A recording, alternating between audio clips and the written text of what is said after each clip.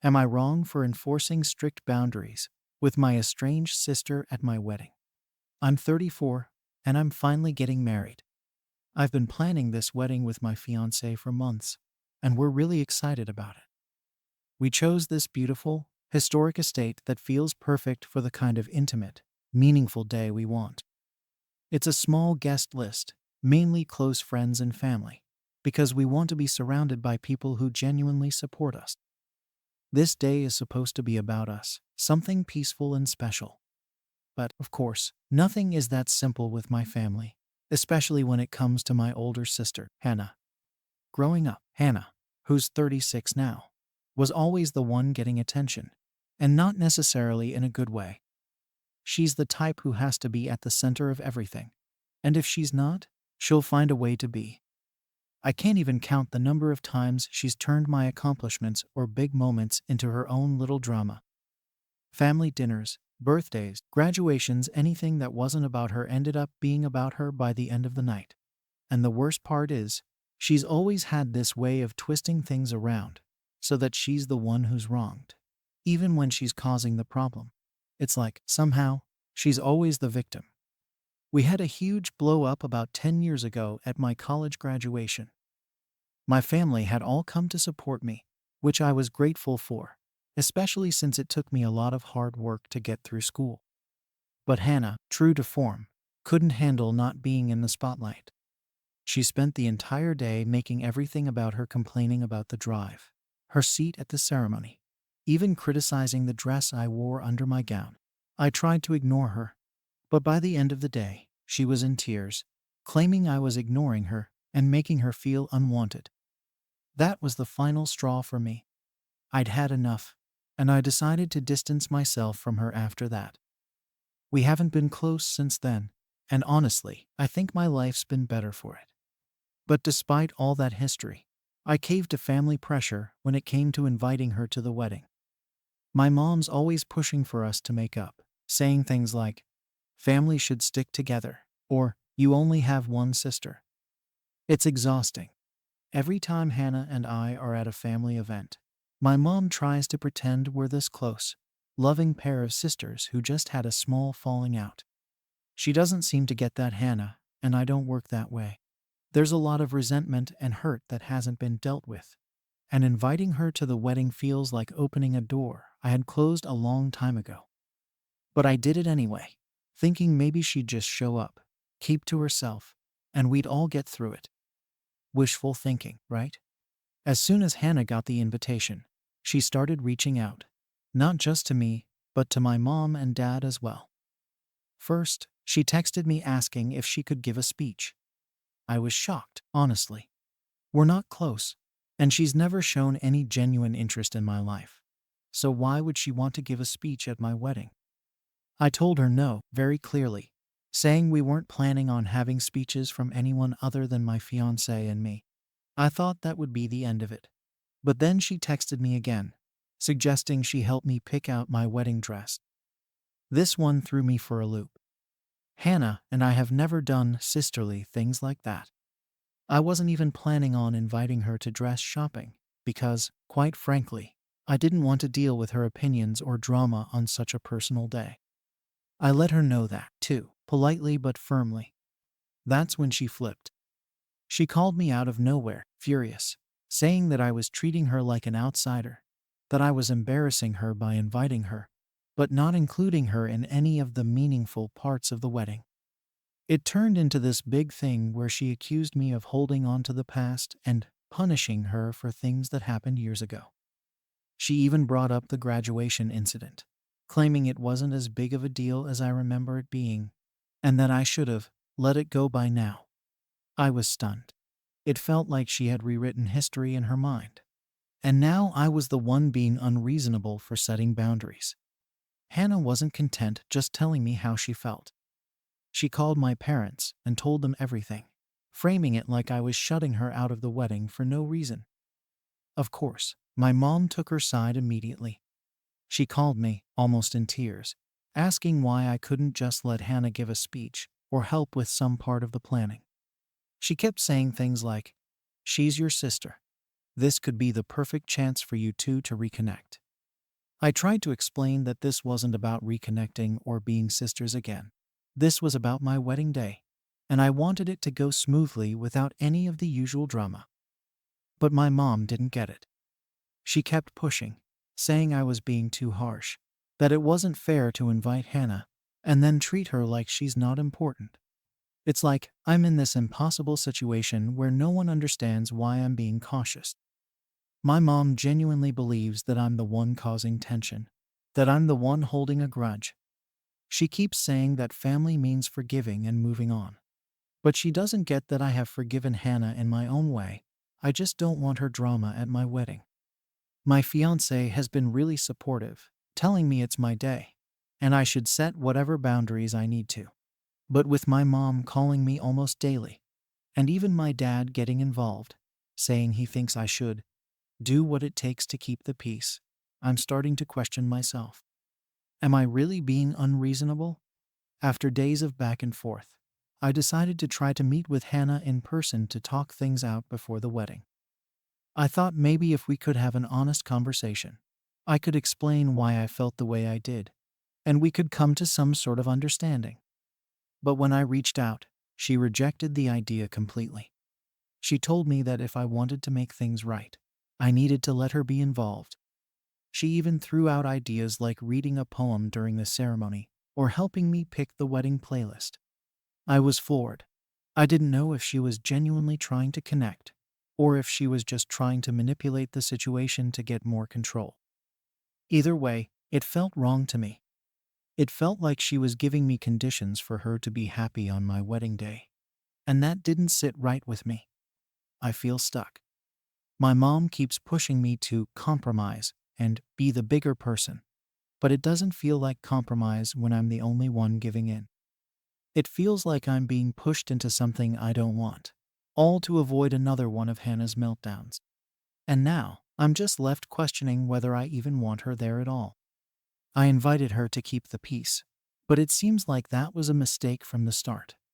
The family pressure has only gotten worse since the whole thing with Hannah blew up. My mom calls me constantly, insisting that I'm being too harsh and that it's time I put the past behind me.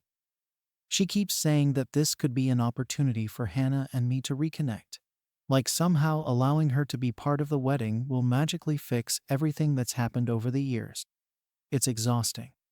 No matter how many times I explain that I just want a peaceful wedding day without any added drama, she doesn't get it. In her mind, I'm being unfair and unreasonable, treating Hannah like she's a stranger instead of my sister. She says I'm being petty, that family should come before grudges, and that Hannah has changed. But to me, it just feels like giving in to keep everyone else happy while I sacrifice my boundaries. My dad, who usually stays out of things like this, has even weighed in. He's trying to be the peacemaker and keeps suggesting I find some middle ground. He says, Hannah's been through a lot too, and maybe she just wants to feel included. It's infuriating because I know that if the roles were reversed, and I was the one causing all this trouble, they'd be on me to calm down and respect the day.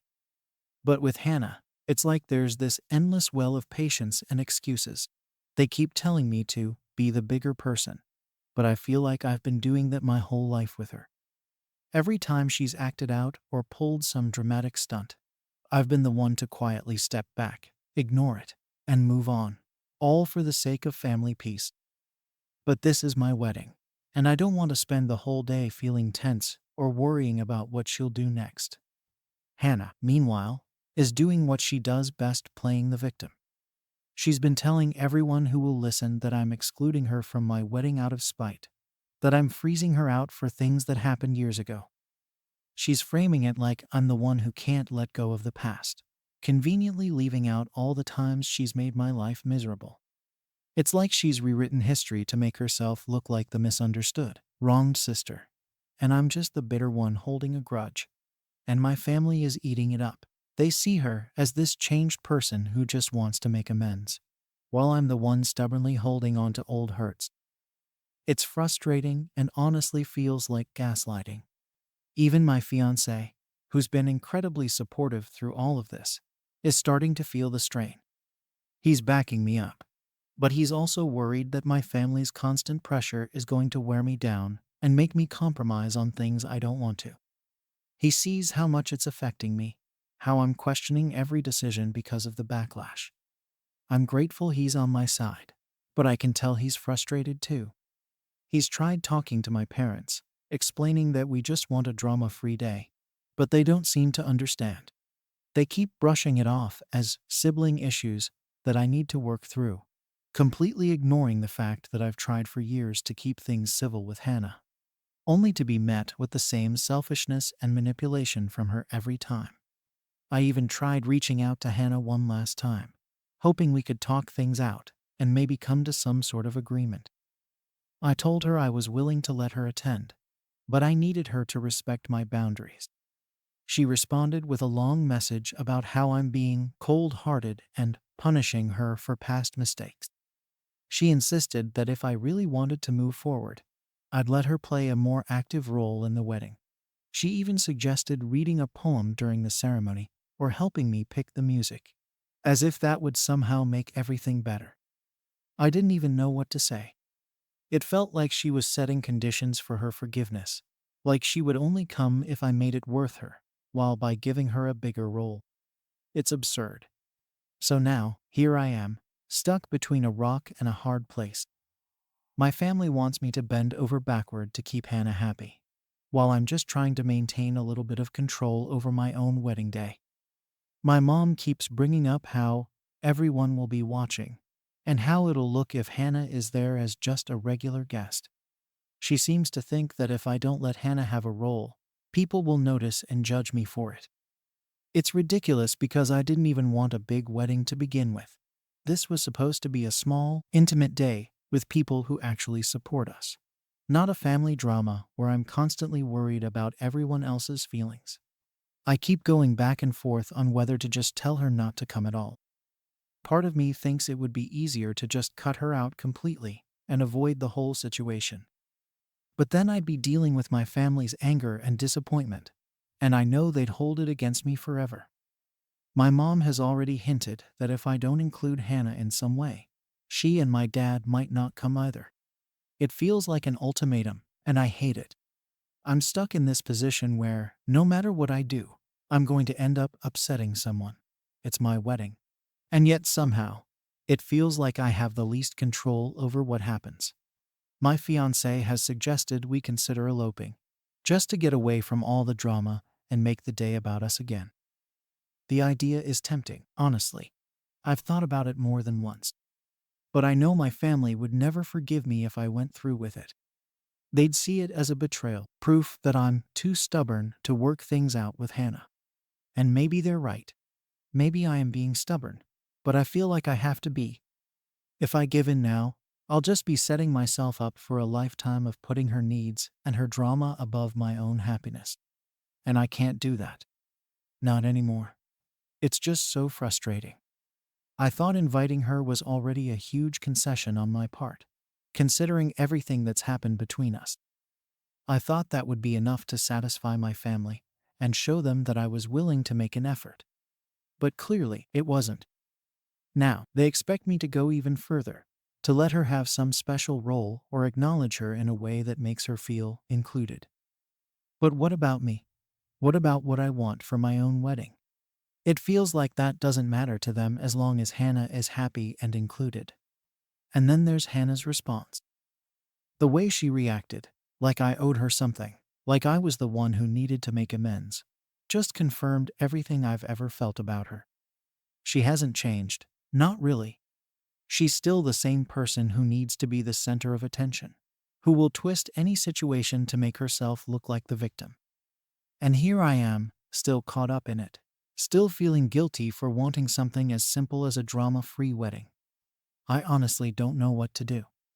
With all the pressure from my family, I decided to take one last shot at working things out. I asked my mom to sit down with me for a serious talk about the wedding and why I felt so strongly about not letting Hannah have a special role. I hoped that if I could make her see my side, maybe she'd understand why this was so important to me. I didn't want to come off as cold or bitter, but I wanted her to see how hard it was for me to even invite Hannah. Given everything that's happened over the years, I wanted her to understand that, for once, I just wanted a day that didn't revolve around my sister's drama. My mom listened, but I could tell she wasn't convinced. She kept bringing up the same points, saying that family means forgiveness, and that I should give Hannah a chance to show she's changed. She didn't seem to grasp that this wasn't just about forgiveness. I've moved past what happened at my graduation and all the other times she made things difficult. But that doesn't mean I'm ready to hand over a part of my wedding to someone who has repeatedly put herself above my happiness. It's not about holding a grudge. It's about setting boundaries for my own peace of mind. After that conversation, things got even tenser between me and my parents. They kept hinting that if I didn't allow Hannah a role, they might not feel comfortable attending the wedding at all.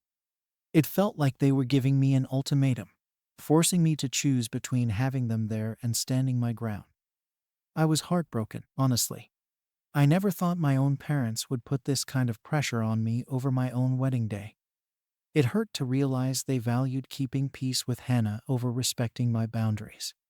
Meanwhile, Hannah was still working her angle, calling other family members and framing herself as the hurt sister who was being shut out of my wedding for no reason. I started getting messages from cousins and even a few family friends, all saying I should reconsider and that it would be a shame to let an old sibling rivalry ruin my big day. It felt like I was being attacked from every side.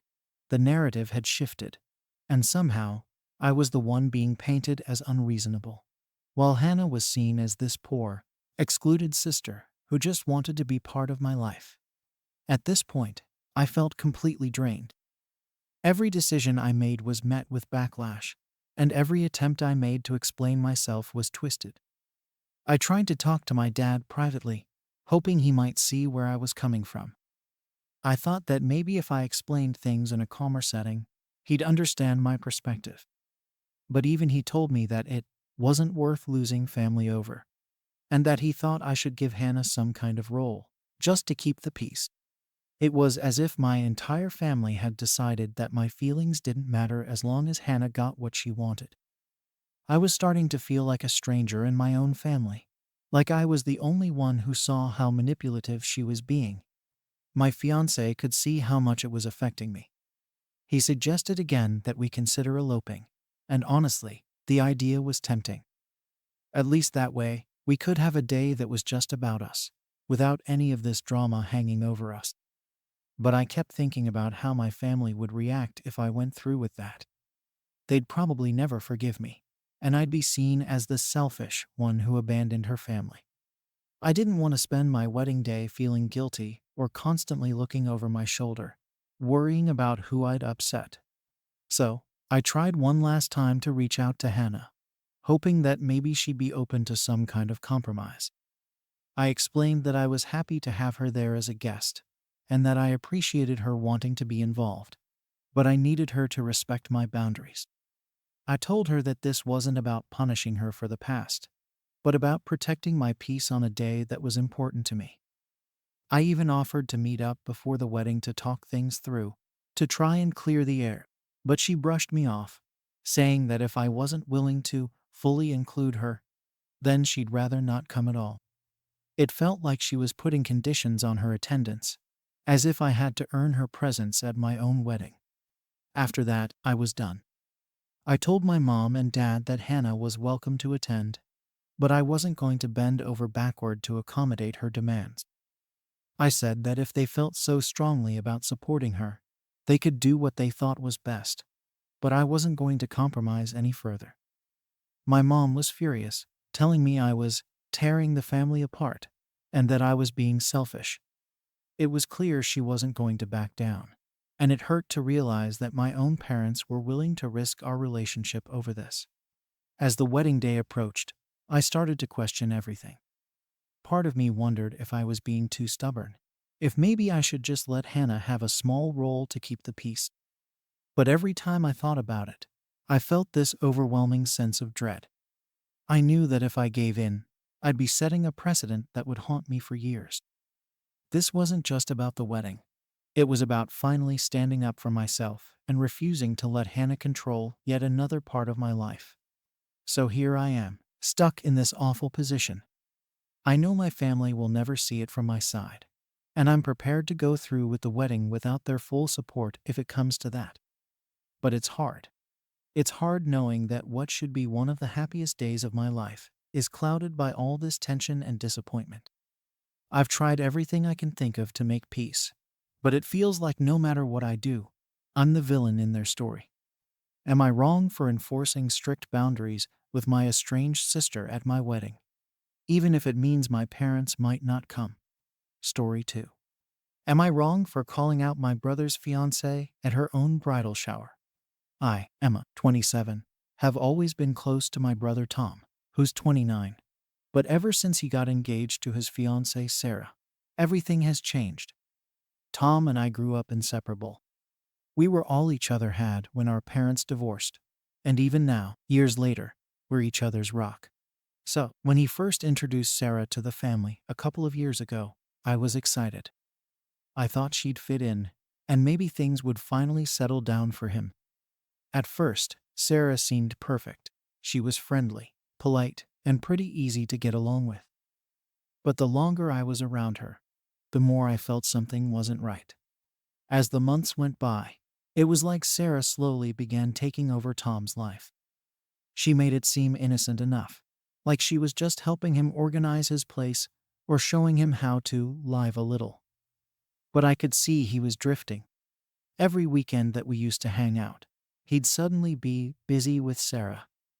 He'd show up to fewer family gatherings, and when he did, Sarah was always glued to his side. I tried not to take it personally. He was in love, and I figured he'd come around. But I couldn't ignore that Sarah was getting between us, bit by bit. I brushed off my worries for a while, but then I started hearing things from people who knew Sarah before Tom. One of her old friends reached out to me, saying that she was worried about Tom. According to her, Sarah had a reputation back home for being a bit of a gold digger. She'd date guys as long as they were useful to her, then dump them when something better came along. I didn't want to believe it. I thought maybe this friend was just bitter or jealous. But then I started piecing things together. Sarah had been with other people who could give her the good life, and Tom had a steady job, owned his own house, and was all around a good guy. Maybe I was biased because he's my brother, but I couldn't shake the feeling that Sarah was looking at him as a ticket to stability. Every time I tried to bring up my concerns to Tom, though, he'd brush me off. He'd say I was being overprotective, or that I didn't know Sarah the way he did. And maybe he was right, but I just couldn't shake the gut feeling that she was taking advantage of him. The more I tried to talk to him, the more distant he became. I felt like I was losing him to someone who didn't even appreciate him for who he was. It hurt, but I tried to be supportive. I didn't want to push him away completely, so I kept quiet for the most part, hoping I was wrong. Then came the bridal shower. My mom and Sarah's maid of honor organized it at this nice restaurant, and honestly, I wasn't even looking forward to going. But I showed up because, well, Tom's my brother.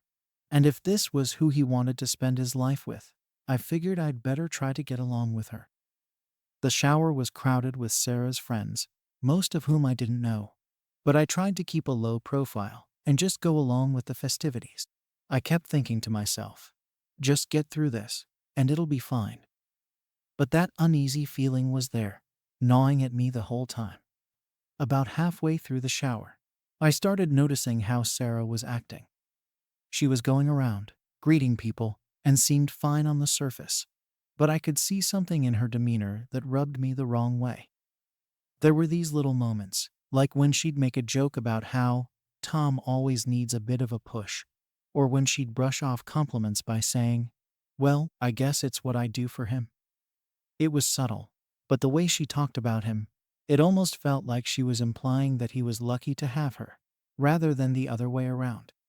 I tried to shake it off, telling myself I was just being sensitive. Then, the maid of honor gave a speech. She started talking about Sarah's independence and how she's always been someone who values herself first. She went on and on about how Sarah was never the type to settle, how she always waited for the right person to come along.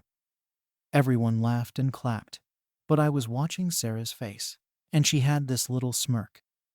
I couldn't tell if she was being genuine or if she was just putting on a show.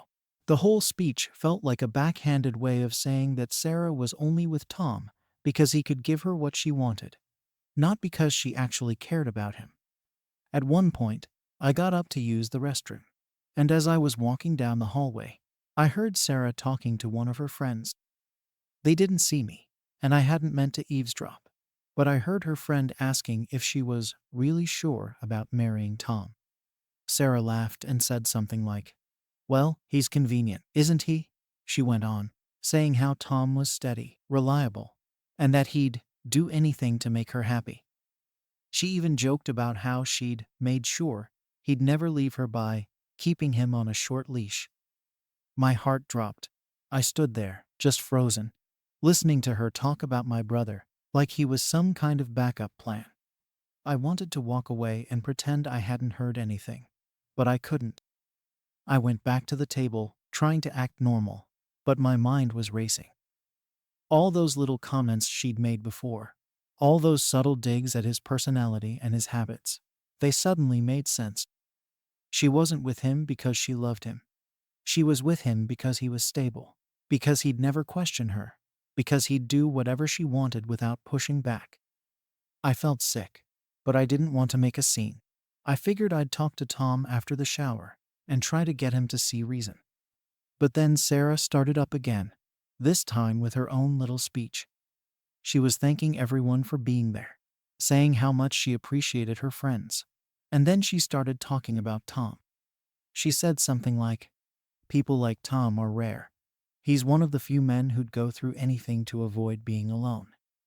Everyone laughed, thinking it was just a joke. But she looked right at me when she said it. I could feel my blood boiling. I knew she was taking a dig at me, trying to make it seem like I was just as dependent on Tom as he was on her. I don't know what came over me, but I couldn't sit there and let her mock him like that. I stood up, and before I could even think about what I was saying, the words just came out. I said something like, "Is that why you're marrying him? Because he's convenient?" The whole room went dead silent.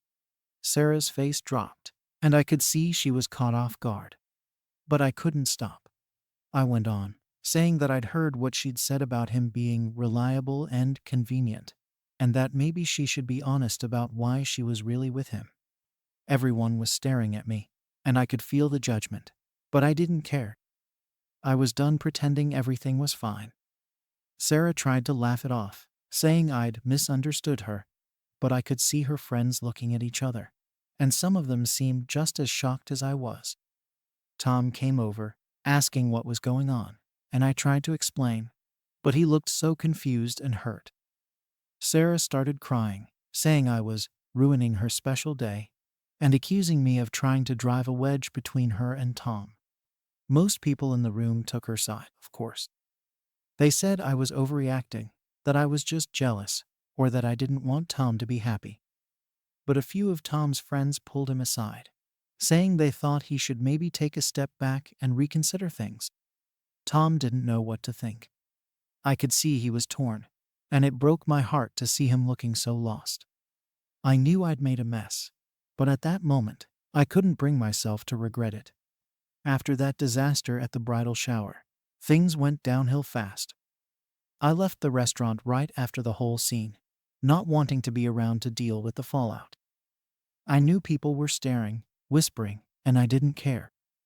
My phone started blowing up with texts from family members, mostly telling me how inappropriate I'd been, how I'd ruined an important day for Sarah, and how I should be ashamed of myself. Even my parents called, asking what had gotten into me and saying that Tom was heartbroken. I ignored all of them. I felt justified in what I'd done, but I was also angry that no one else could see through Sarah the way I did.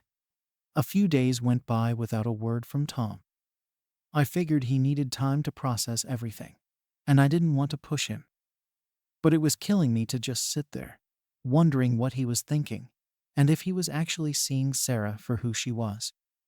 I was almost relieved when he finally called, even though he sounded cold and distant. He asked if we could meet up and talk, and I agreed. I thought maybe this was my chance to really explain why I'd done what I did, and maybe he'd finally start to see my side. We met at a coffee shop, and as soon as he sat down, I could tell he was exhausted. He looked worn out, like he hadn't slept in days. I tried to open with an apology for how I'd handled things, admitting that I could have found a better way to express my concerns. But Tom didn't seem interested in my apology. He went straight to defending Sarah, saying she was devastated, that she felt humiliated, and that she didn't understand why I hated her so much. He accused me of trying to sabotage their relationship, saying I was stuck in the past and couldn't handle him moving on. I was hurt, but I tried to stay calm. I told him everything I'd overheard about Sarah calling him convenient and saying he was reliable because he'd never leave her. I told him how it made me sick to hear her talk about him like he was just a backup plan. But he brushed it off, saying I must have misunderstood. He insisted that Sarah had never given him any reason to doubt her love for him, and he actually defended her comments, saying she was just nervous about the wedding and was probably joking with her friends. It was like talking to a wall. The more we talked, the more I realized he wasn't just in love. He was completely under her spell. Every point I brought up, he had an excuse for. He kept saying things like, "You don't understand her like I do," and "She's not like that." He even went as far as to say that I was projecting my own insecurities onto their relationship. I tried to reason with him, to get him to see that I was only trying to protect him, but he just shut me down. By the end of the conversation, it was clear he wasn't going to listen. He told me that if I couldn't be happy for him, then maybe it was best if I didn't come to the wedding. Hearing that felt like a punch to the gut. Tom was my best friend, my only sibling, and now he was telling me I couldn't be a part of one of the most important days of his life because of Sarah. I didn't even know what to say. I sat there, staring at him, hoping he'd realize how serious this was. But he just looked back at me, almost daring me to say something that would push him even further away. In the end, I just nodded and told him I'd think about it, then walked out before I said something I'd regret. After that, things were tense between us. Tom didn't reach out, and I didn't either. I thought maybe he'd come around if I gave him some space. But a week went by, then two, and I didn't hear anything. In the meantime, I kept getting messages from family members telling me I needed to apologize to Sarah, that I needed to make things right. Even my mom and dad were pressuring me, saying I should be the bigger person and fix things before it was too late. They said Sarah was upset, that she felt unwelcome in the family, and that I was being unreasonable. No one seemed to care about my side of the story, or the fact that I was just trying to protect Tom. Eventually, I caved and agreed to meet with Sarah. I figured if I could just get her alone, maybe I could talk some sense into her, or at least make peace for Tom's sake. We met up at a little cafe, and from the moment she walked in, I could tell she wasn't there to make amends. She had this smug look on her face, like she'd already won. She started off by saying she appreciated my attempt to apologize, but then launched into this whole speech about how Tom was her future, how they were building a life together, and how I needed to accept that she was going to be around whether I liked it or not. I tried to keep my cool, but I could feel my patience wearing thin. I told her I didn't have a problem with her being around. I had a problem with the way she treated Tom, and I was only trying to look out for him. But she laughed, actually laughed, and said something like, "Tom doesn't need your protection. He's a grown man." She went on about how I was overstepping my boundaries, that I needed to stay out of their relationship, and that if I couldn't be supportive, I shouldn't be in their lives at all. At that point, I was fuming.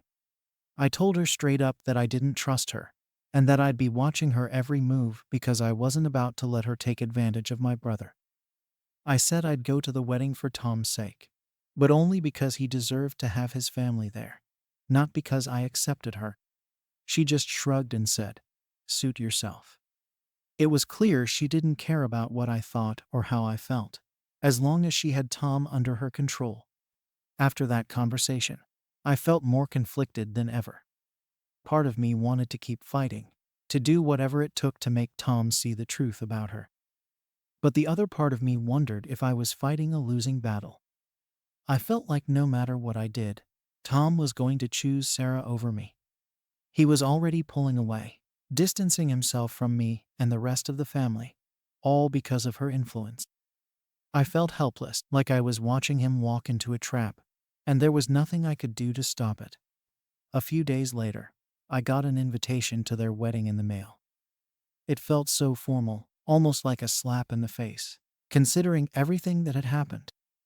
I'd gone from being his confidant, his best friend, to just another guest at his wedding. I didn't know if I could go through with it, but I knew that if I didn't show up, it would only drive a bigger wedge between us. So I told myself I'd go, that I'd put on a smile and get through the day for his sake, even if it killed me inside. In the days leading up to the wedding, I kept hoping Tom would reach out, that he'd have some last-minute change of heart. But he didn't. He was completely wrapped up in Sarah, blind to everything else around him. And I felt more and more like I was losing him, like he was slipping away, and there was nothing I could do. The day of the wedding came, and I honestly didn't know how I was going to get through it. Part of me kept hoping Tom would come to his senses, maybe have some last-minute realization about what he was walking into. But as I got ready, I knew that was just wishful thinking. I had tried everything, and nothing I said or did had changed his mind. He was convinced that Sarah was his future, that she was everything he wanted, and he wasn't going to listen to anything that might disrupt that fantasy. When I got to the venue, I could feel the tension in the air. My family was there, trying to act like nothing was wrong, but I could tell they were still upset with me. They'd all bought into the idea that I was the problem, that I was the one causing all the drama by not supporting Tom. No one wanted to talk about the real issue, which was Sarah and her intentions. They just wanted to pretend everything was fine and celebrate. I couldn't shake the feeling that this whole thing was a mistake, but I kept my mouth shut. I'd already made a scene at the bridal shower, and I knew this wasn't the time or place for another confrontation. The ceremony itself was hard to sit through. Watching Tom up there, looking so happy and completely oblivious, was painful. I felt like I was watching him walk straight into a trap, but I was powerless to stop it. Sarah, of course, looked perfect, all smiles and tears, playing the role of the loving bride. I couldn't believe that everyone else was just eating it up, that no one else could see through her act. I felt like I was going crazy, like I was the only one who could see what was really going on. After the ceremony, I tried to keep a low profile at the reception. I sat at my table, avoiding people, not really wanting to get into any more conversations about Sarah or the wedding. But eventually, Tom came over. He looked so genuinely happy, and for a second, I almost forgot about everything that had happened between us. He hugged me, thanked me for being there, and said he was glad we could move past everything. I didn't know what to say, so I just nodded and smiled, pretending like I was okay with all of this. But inside, I felt like I was losing him for good. At one point during the reception, I caught Sarah talking to one of her friends.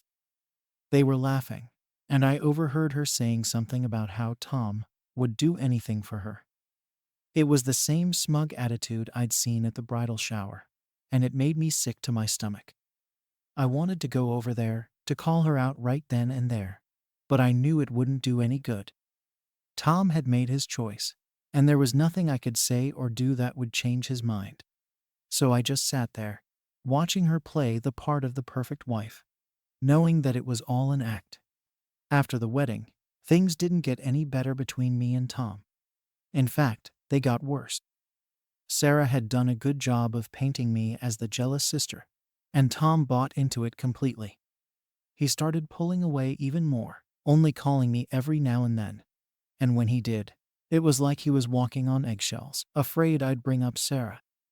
Our conversations became shallow. like we were strangers. It hurt, but I didn't know what else to do. I'd already tried everything, and pushing harder would only make things worse. Then one day, a few months after the wedding, Tom called me out of the blue. He sounded upset, almost desperate, and he asked if we could meet up. I didn't know what to expect, but I agreed. When we met, he looked exhausted, like he hadn't been sleeping. He didn't go into too many details, but he admitted that things weren't as perfect with Sarah as he'd thought. He said she'd been more controlling than he expected, making decisions without him, and acting like he was just there to fulfill her needs. He sounded broken, but he still tried to defend her, saying she was just stressed or needed time to adjust. I listened, not saying much, just letting him talk. I wanted to say, "I told you so," but I knew it wouldn't help. Over the next few weeks, Tom started reaching out more, confiding in me about things Sarah had been doing. She'd been pushing him to cut off his old friends, insisting they weren't good influences. She'd been making decisions about their finances without consulting him, and whenever he tried to talk to her about it, she'd brush him off or accuse him of not trusting her. He seemed miserable, but he was still clinging to the idea that things would get better, that she'd eventually change. I could see he was starting to doubt her, but he was too deep in it to admit he'd made a mistake. I tried to be there for him, to support him without pushing too hard. But the more I heard about what was going on, the more frustrated I got. I wanted to shake him, to make him see that this wasn't going to end well. But I knew he had to come to that realization on his own. He'd already shut me out once, and I didn't want to risk losing him again. So I kept my mouth shut, just listening, hoping he'd finally see the truth. Then, a few weeks ago, Tom stopped calling. I tried reaching out, but he'd barely respond, only sending short texts or ignoring my calls altogether. I had no idea what was going on, but I figured Sarah was behind it, pushing him to cut me off completely. I didn't want to believe he'd actually go through with it, but the silence was hard to ignore. It felt like he was slipping away for good, like Sarah was finally getting exactly what she wanted. Now, I'm sitting here, wondering if I did the right thing by confronting Sarah at the bridal shower, if I should have just kept my mouth shut and let things play out. Maybe I pushed too hard. Maybe I drove him further away instead of helping him see the truth. But part of me still thinks I was right to try to protect him, even if it cost me our relationship. So, was I wrong for confronting her and trying to open his eyes? Or was it worth it if it meant I tried to save my brother from a life of misery? Story 3. Am I wrong for refusing to take in my estranged sister's teenage son after her passing? I'm a 36-year-old mom with 2 young kids, and I work from home, which is just as hectic as it sounds. My days are a constant juggle between keeping the house running, taking care of my kids, and managing my work. I'm grateful for my family and my stable life, but it wasn't always like this. Growing up, my sister Amelia and I were close, at least at first. She was always the center of attention, and honestly, I didn't mind. She had this knack for drawing people in, a kind of charm that made everyone think she was interesting, even though it was clear that a lot of it was just for show. But as we got older, that charm started turning into something more demanding. Amelia always seemed to have a crisis that needed immediate attention, and somehow, I was the one who got dragged into fixing things. She'd borrow money from me, which she never paid back, and would twist situations so that I felt guilty if I didn't help. And it wasn't just about the money, there were always favors, last-minute calls, emotional dumps. I'd pick her up from places when she was stranded or bail her out when she'd messed up a job or a relationship. She was always full of apologies, always promising to make things better. But those promises were just words, and I eventually realized that Amelia was never going to change. Over time, I started pulling away. It wasn't that I didn't care about her, but I needed to start caring for myself. When Amelia had kids, her life went off the rails even more. She had Emma and Ryan, 2 sweet kids who didn't deserve to be caught in the whirlwind that was their mother's life. Amelia loved them, I know that much. But her love was wrapped up in her drama. She struggled to keep a stable job, and every relationship she had seemed to fall apart in dramatic fashion. Her focus was always on fixing her own problems, and the kids ended up being more of an afterthought than a priority. I did what I could for Emma and Ryan. I'd send them birthday gifts, check in from time to time, but I kept my distance from Amelia's mess. I had to. My own life was finally getting some stability, and my family was growing. I couldn't keep getting sucked into her endless string of crises, especially when it became clear that no amount of help was going to make a difference. So, for years, Amelia and I barely talked, only keeping in touch on the rare occasion, mostly for the kids. I felt guilty about it sometimes, but I told myself that everyone has limits, and I'd reached mine. Then, out of nowhere, Amelia passed away. I got the news from my mom, who was devastated. The details were vague. Something about a sudden illness that went untreated for too long. I was shocked, of course, and it hit me hard in a way I didn't expect. For all our issues, she was still my sister. But what hit me even harder was the call that came a few days after her funeral, the call from my parents. They didn't waste time. They went straight to the point, saying that since Amelia was gone, I was expected to take in her son, Ryan. At that moment, I froze. It wasn't like I hadn't thought about the kids and what might happen to them, but I never imagined I'd be asked to take one of them in. Emma, her older daughter, was already living with her dad, but Ryan didn't have anywhere to go. My parents were too old to take him in themselves, and they seemed to think that, as his aunt, it was my responsibility to give him a home. My mom said it like it was obvious, like I'd just nod along and agree without hesitation. But I didn't agree, not right away. To be completely honest, I don't know Ryan very well anymore. The last few years have been hard on him, and I've only heard bits and pieces about his life through family gossip. From what I've heard, he's been struggling at school, getting into fights, skipping classes, and just generally acting out.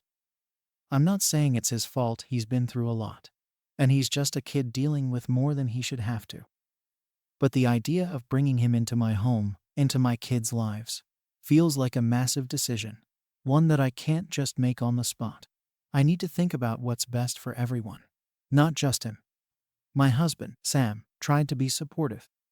He said he'd back me up no matter what I decided, but he made it clear that he had concerns. We've worked hard to create a stable, loving environment for our kids, and we both know that introducing a troubled teenager into that mix could have a huge impact. Sam pointed out that Ryan's behavior issues, while understandable, might make things difficult for our own kids. They're young, just 4 and 7, and they're at an age where they're still figuring out the world and need a calm, safe place to do that. Sam wasn't telling me not to take Ryan in, but he wanted me to consider the potential risks and how it might affect our family. After that conversation with Sam, I started feeling even more torn. I knew my parents would never understand where I was coming from. To them, it was black and white. Amelia was gone, Ryan needed a home, and as his aunt, I should step up. My mom kept saying it was my moral duty to take him in, that family sticks together and all that. It's not like I don't believe in family, I do. But I also believe in keeping my own kids safe and happy. And I don't want to risk turning our lives upside down for something I'm not prepared for.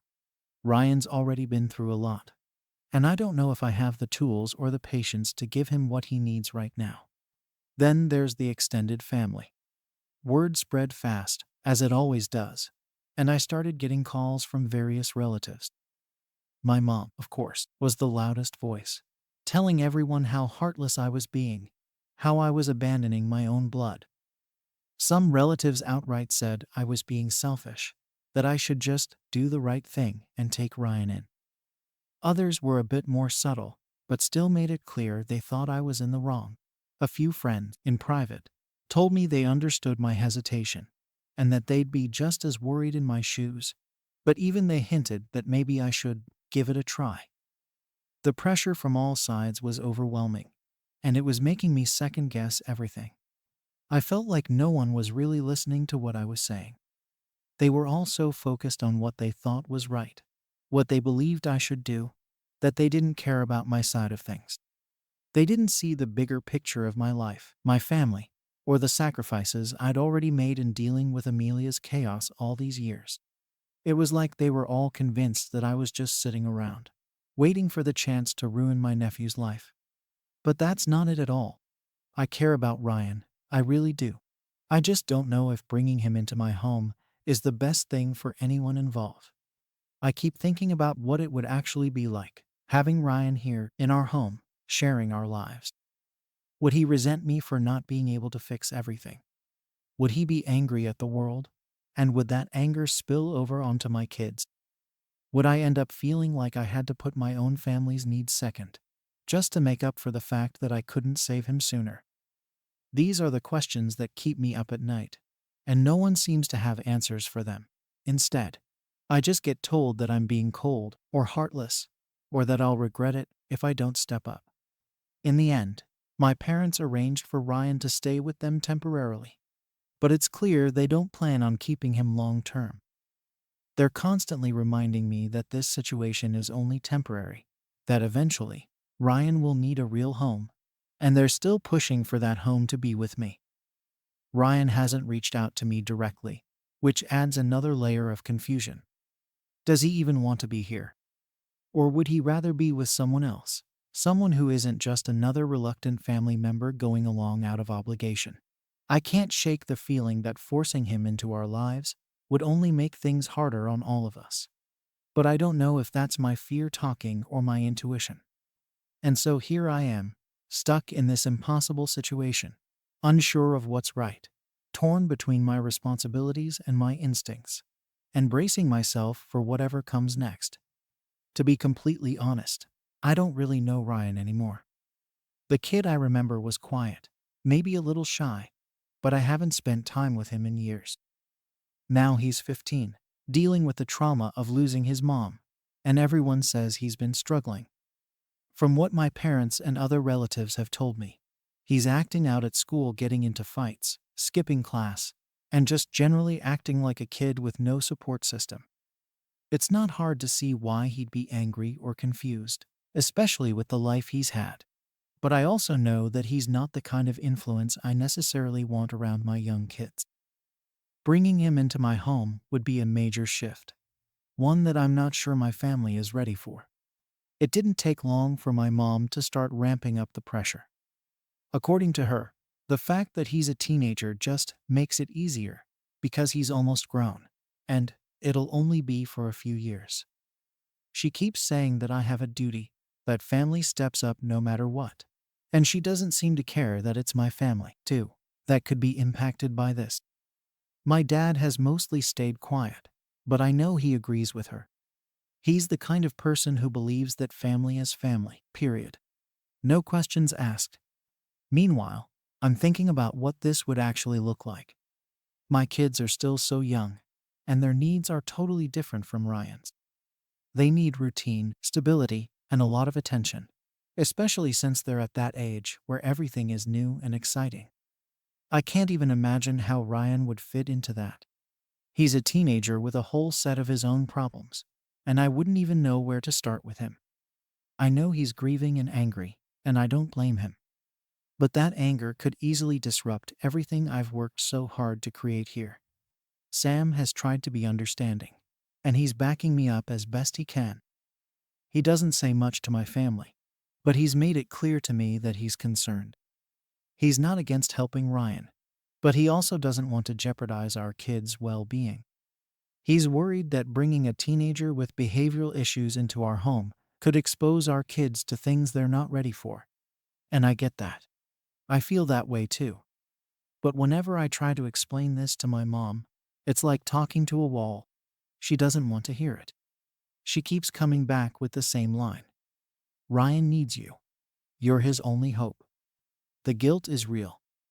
I feel like a monster for even hesitating, but I also can't ignore the other side of this. There's a lot more to consider here than just taking him in out of obligation. My own kids are my first responsibility, And I don't want to make them feel like they have to compete for my attention or worry about why this older kid in the house is so angry all the time. They're too young to understand any of this. And the last thing I want is to bring in someone who might disrupt the safe, happy environment I've tried to create for them. On top of that, some extended family members have decided to put their 2 cents in. A few aunts and uncles reached out, all saying variations of the same thing: that I'm heartless, that I'm letting my sister down, that I'll regret this someday. One of my cousins even said that I should be grateful for the chance to pay it forward, since I had a stable life and could afford to help. As if it's just a simple matter of opening my door and everything will fall into place. None of them seem to understand that this isn't just about making space in the house. It's about fundamentally altering the life we've built. I've tried bringing up alternatives, but that hasn't gone over well either. When I suggested looking into foster care or maybe finding a family friend who might be a better fit, my mom practically had a meltdown. She said I was trying to pawn him off, and that I didn't want to deal with my own flesh and blood. No one seems to think about the fact that maybe he doesn't want to be here either. He barely knows me, and I'm practically a stranger to him at this point. Forcing him to live with us could just make things worse, for him and for us. Still, I did my best to explore other options. I talked to my parents about maybe keeping him with them for a while longer, or helping him get set up with someone in the area who could be a mentor or a guardian figure. But my mom wouldn't hear it. She keeps saying they're too old to handle a teenager, that they don't have the energy, and that this is just until he's 18. The way she says it makes it sound like 18 is some kind of magic age where all his problems will just disappear, like he won't still need guidance and support after that. The worst part is that Ryan himself hasn't reached out to me at all. He hasn't asked to come live with us, or even hinted at wanting that. It's like everyone else is deciding for him, deciding for us, without actually thinking about whether it's what any of us want. I can't shake the feeling that he might end up resenting me, or worse, that I might end up resenting him. I don't want to set us both up for failure just because I felt pressured to make a decision that I'm not ready for. I keep trying to explain this to my family, but it's like I'm speaking a different language. Every time I bring up the potential issues or how it could affect my kids, they tell me I'm just making excuses. My mom especially is convinced that I'll see the light once he's actually here, that I'll somehow magically bond with him, and everything will be fine. But I don't think that's realistic. I know myself, and I know my limits. I'm not sure I'm equipped to deal with a teenager who's dealing with this much trauma and anger. I barely know how to deal with my own kids' temper tantrums half the time, let alone a teenager with serious emotional issues. What really gets to me is that no one is even considering how hard this will be on Ryan. He's already been through so much, and now he's expected to just move in with a family he barely knows and somehow adapt to our way of life. I know I wouldn't want to be forced into a situation like that, especially at his age. He's old enough to know when he's being pushed into something, and I don't want him to feel like he's just a burden being shuffled around. He deserves better than that. And I don't think it's fair to make him part of a family where he's not truly wanted. At this point, I'm just exhausted. Every time I talk to my family, it's the same story. They keep telling me I'm being selfish, that I'm not honoring Amelia's memory, that I'll regret it if I don't step up. They don't want to hear about my concerns or my own kids, they only care about Ryan. I know they're grieving too, and I get that they want to make sure he's taken care of. But it feels like they're not really considering what's best for him or for me. And honestly, I'm starting to feel trapped. My parents keep reminding me that this arrangement with them is temporary, and that eventually, he'll need a real home. They don't seem to care about the fact that I'm not ready for this, that I'm not sure I can give him what he needs. They just keep pushing, and I'm running out of ways to say no. As things stand now, I feel like I'm just delaying the inevitable. Ryan's with my parents, but they're not planning to keep him, and I'm still the one everyone expects to step up. I don't know how much longer I can hold out. but I also don't know how to go through with it. Part of me feels like I'm going to end up caving, just to get everyone off my back. But that thought fills me with dread. After weeks of pressure from my family, and sleepless nights spent weighing every angle, I finally agreed to have a serious conversation with my parents. I figured that maybe, if they could understand the position they were putting me in, they might back off a bit and help me explore other options. But, as I expected, the conversation went nowhere. My mom's response was almost rehearsed at this point. She kept talking about how I needed to do the right thing, and that family has to come first, no matter what. When I tried to explain how bringing Ryan into my home could affect my own kids, she brushed it off, saying that kids are resilient and that they'd adjust. She doesn't seem to realize that it's not just about adjusting, it's about the long-term impact this could have on my entire family. Every time I bring up the potential issues, she just goes back to the same lines about duty, family, and how I'll regret it if I don't take him in. It's like she's incapable of seeing things from my perspective. In the middle of all this, I reached out to a few friends for advice, hoping they might give me a fresh perspective, or at least reassure me that I wasn't being unreasonable. Most of them understood my hesitation, but there was still this underlying assumption that maybe I should at least give it a try. They'd say things like, well, maybe it won't be as bad as you think, or, who knows, he might fit in better than you expect. But none of them are in my position. They don't know what it's like to have the weight of an entire family's expectations hanging over your head, or the constant guilt that comes with saying no. After that, I tried to talk to Ryan directly.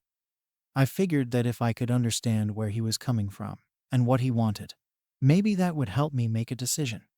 So I called him, and we had a short conversation.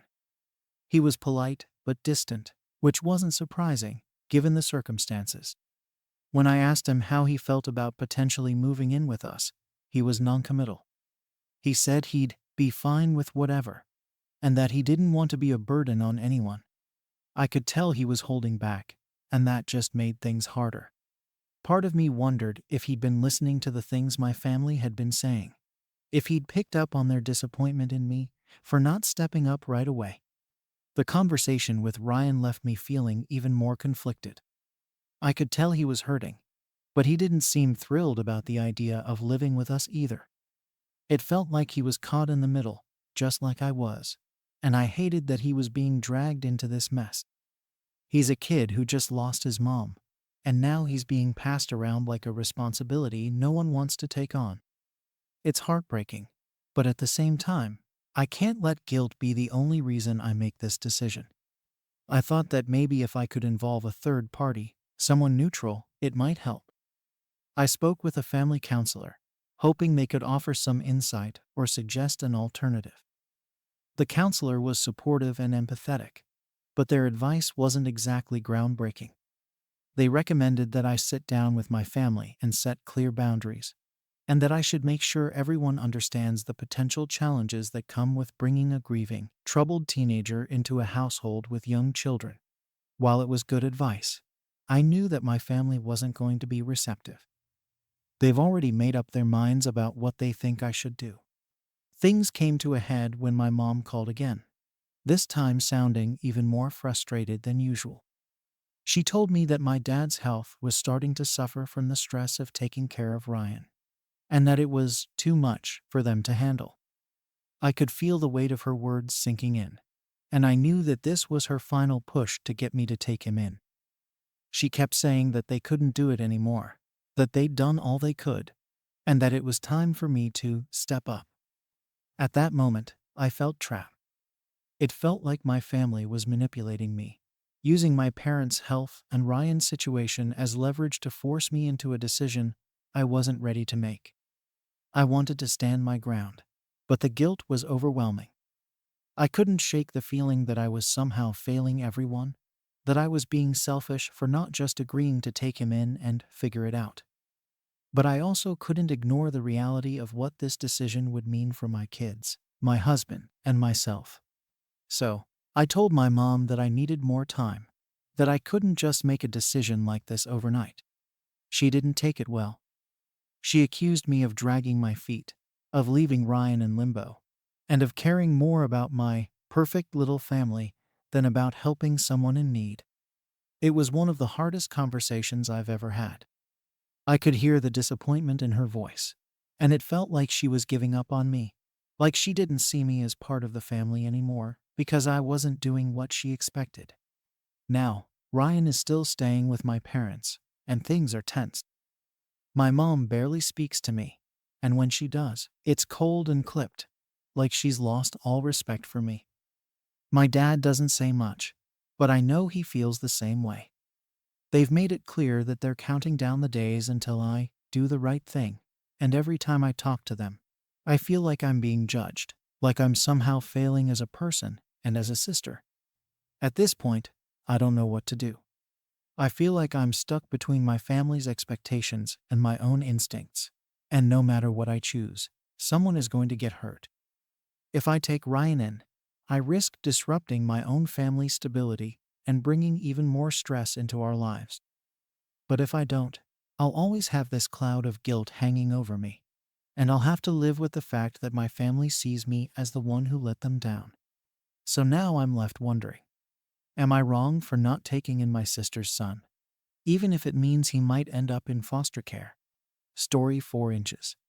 Am I wrong for telling my wife she went too far in exposing my daughter's secret? 47, have been married to my wife Jenna, who's in her early 40s, for almost 5 years now. We live in a blended family. There's my 17-year-old daughter Claire from my previous marriage, and Jenna's 15-year-old son Mason. We recently moved to a new neighborhood, which brought about a lot of changes: a new school for both kids, a new neighborhood to settle into, and new routines for everyone. It's been a bit of a roller coaster, especially for Claire. She's not the type to dive into new situations with excitement. Claire's quieter, more of an introvert, someone who takes time to warm up to people and situations. Mason, on the other hand, has had an easier time adjusting. He's outgoing, the kind of kid who makes friends quickly, and he seems to be thriving in this new environment.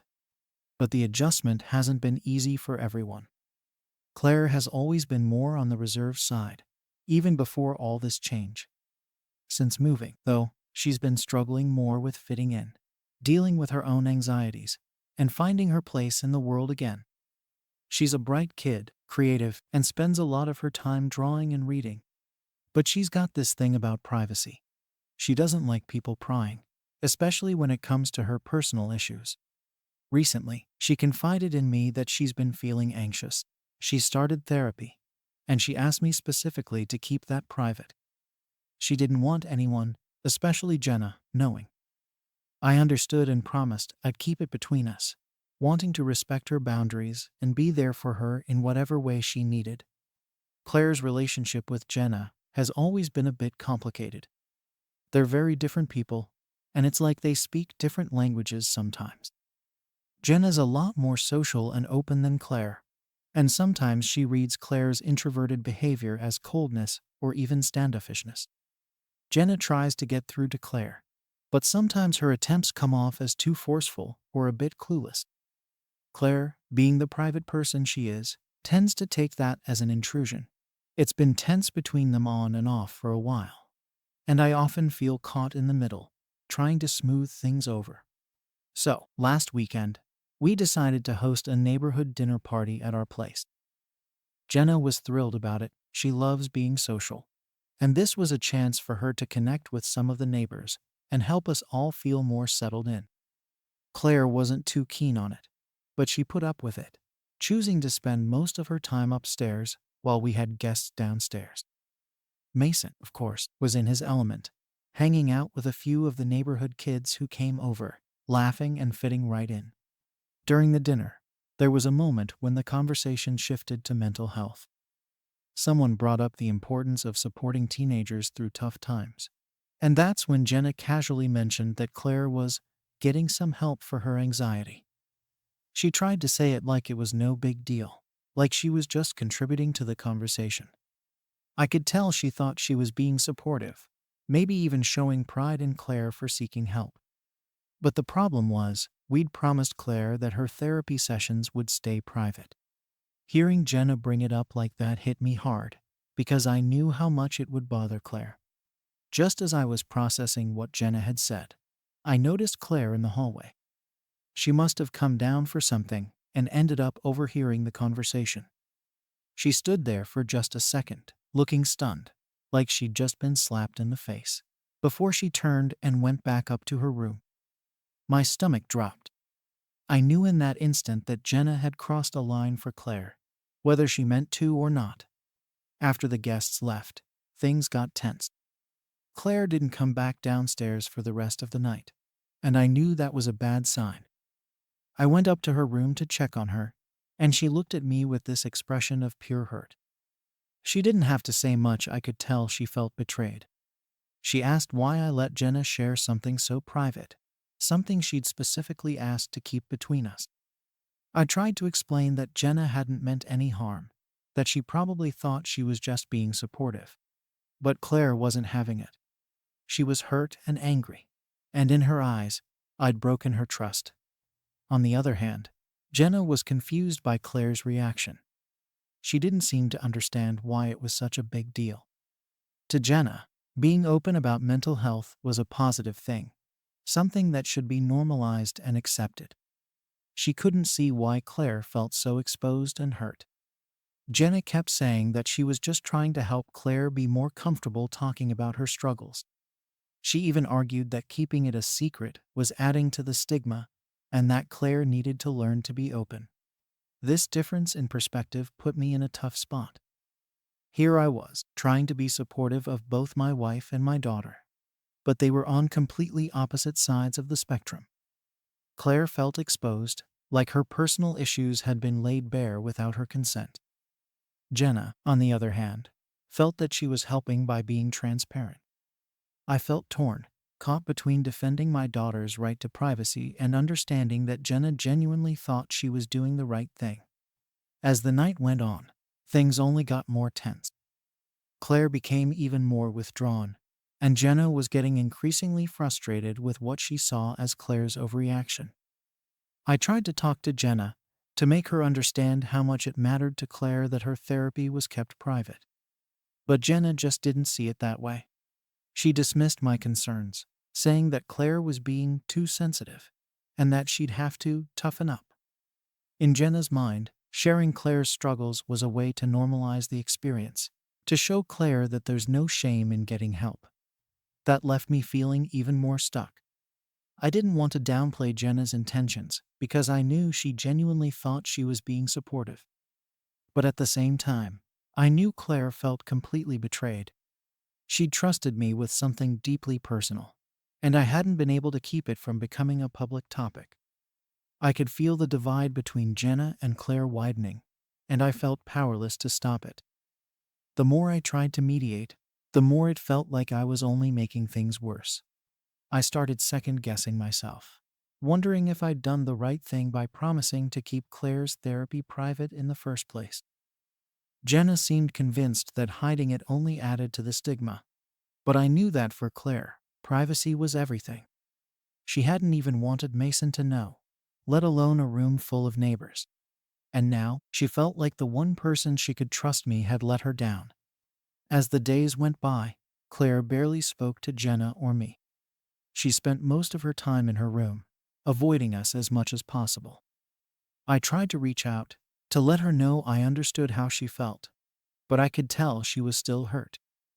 Jenna, on the other hand, became increasingly frustrated, saying that Claire needed to learn to deal with things, and that it wasn't healthy for her to be so secretive. The days after that dinner party were rough. Claire shut herself off almost entirely. She barely left her room, only coming out for meals or when she absolutely had to. Every time I tried to check on her, she'd just give me short answers, and I could tell she was still upset. She felt betrayed, and in her mind, I was partly responsible. She'd trusted me with something so personal, something she was already struggling to come to terms with, and now it was out there because of what Jenna had said. It hurt to see her so withdrawn, especially knowing I'd played a role in it. Jenna, on the other hand, was becoming increasingly frustrated with Claire's behavior. She couldn't understand why Claire was reacting this way, and in her eyes, Claire was blowing the whole thing out of proportion. Jenna genuinely thought that by sharing Claire's therapy, she was helping normalize the conversation around mental health. She believed that by opening up about it, Claire would feel less alone, like she didn't have to hide or be ashamed. But Claire didn't see it that way. For her, it wasn't about shame, it was about privacy and control over her own life. And that's something Jenna just couldn't grasp. I felt like I was stuck in the middle, trying to keep the peace between them. But it was like talking to two people who spoke completely different languages. I kept trying to explain to Jenna why this was such a big deal to Claire, but she wasn't having it. Jenna was adamant that Claire was being too sensitive, that she was overreacting and too private for her own good. It was hard because I could see both sides of the argument, but I knew deep down that Claire had every right to be upset. I'd promised her privacy, and Jenna's comments had shattered that promise. Things came to a head one night when Jenna and I were talking in the living room after the kids had gone to bed. She was venting about how Claire had been treating her, saying that Claire's cold shoulder was disrespectful, and that she needed to learn to handle things maturely. Jenna couldn't wrap her head around why Claire was so determined to keep her therapy a secret.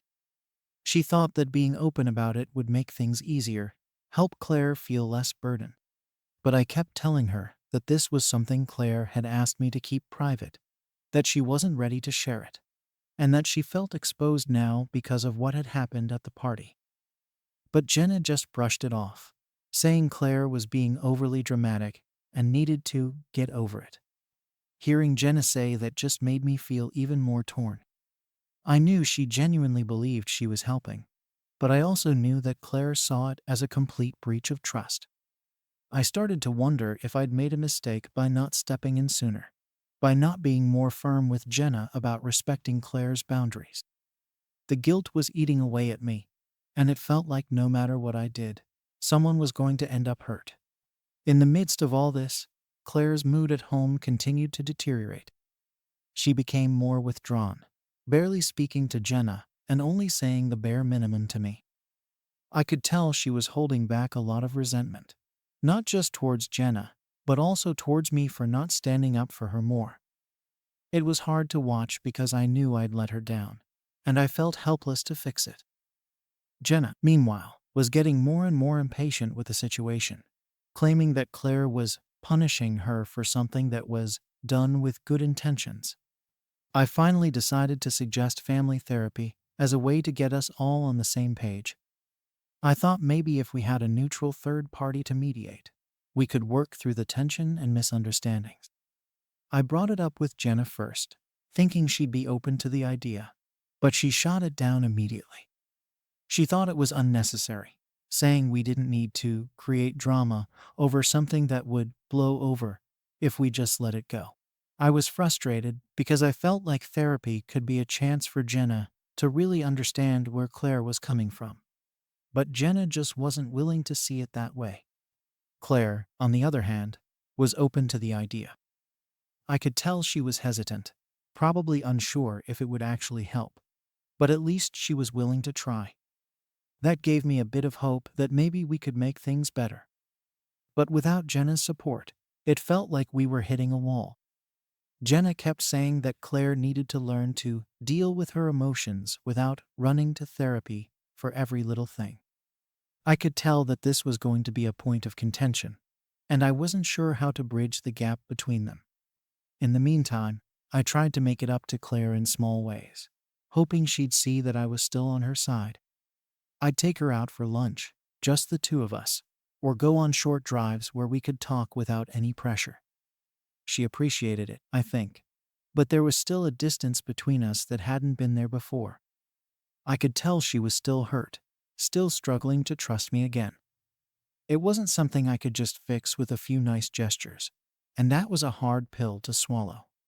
The situation with Jenna only made things worse.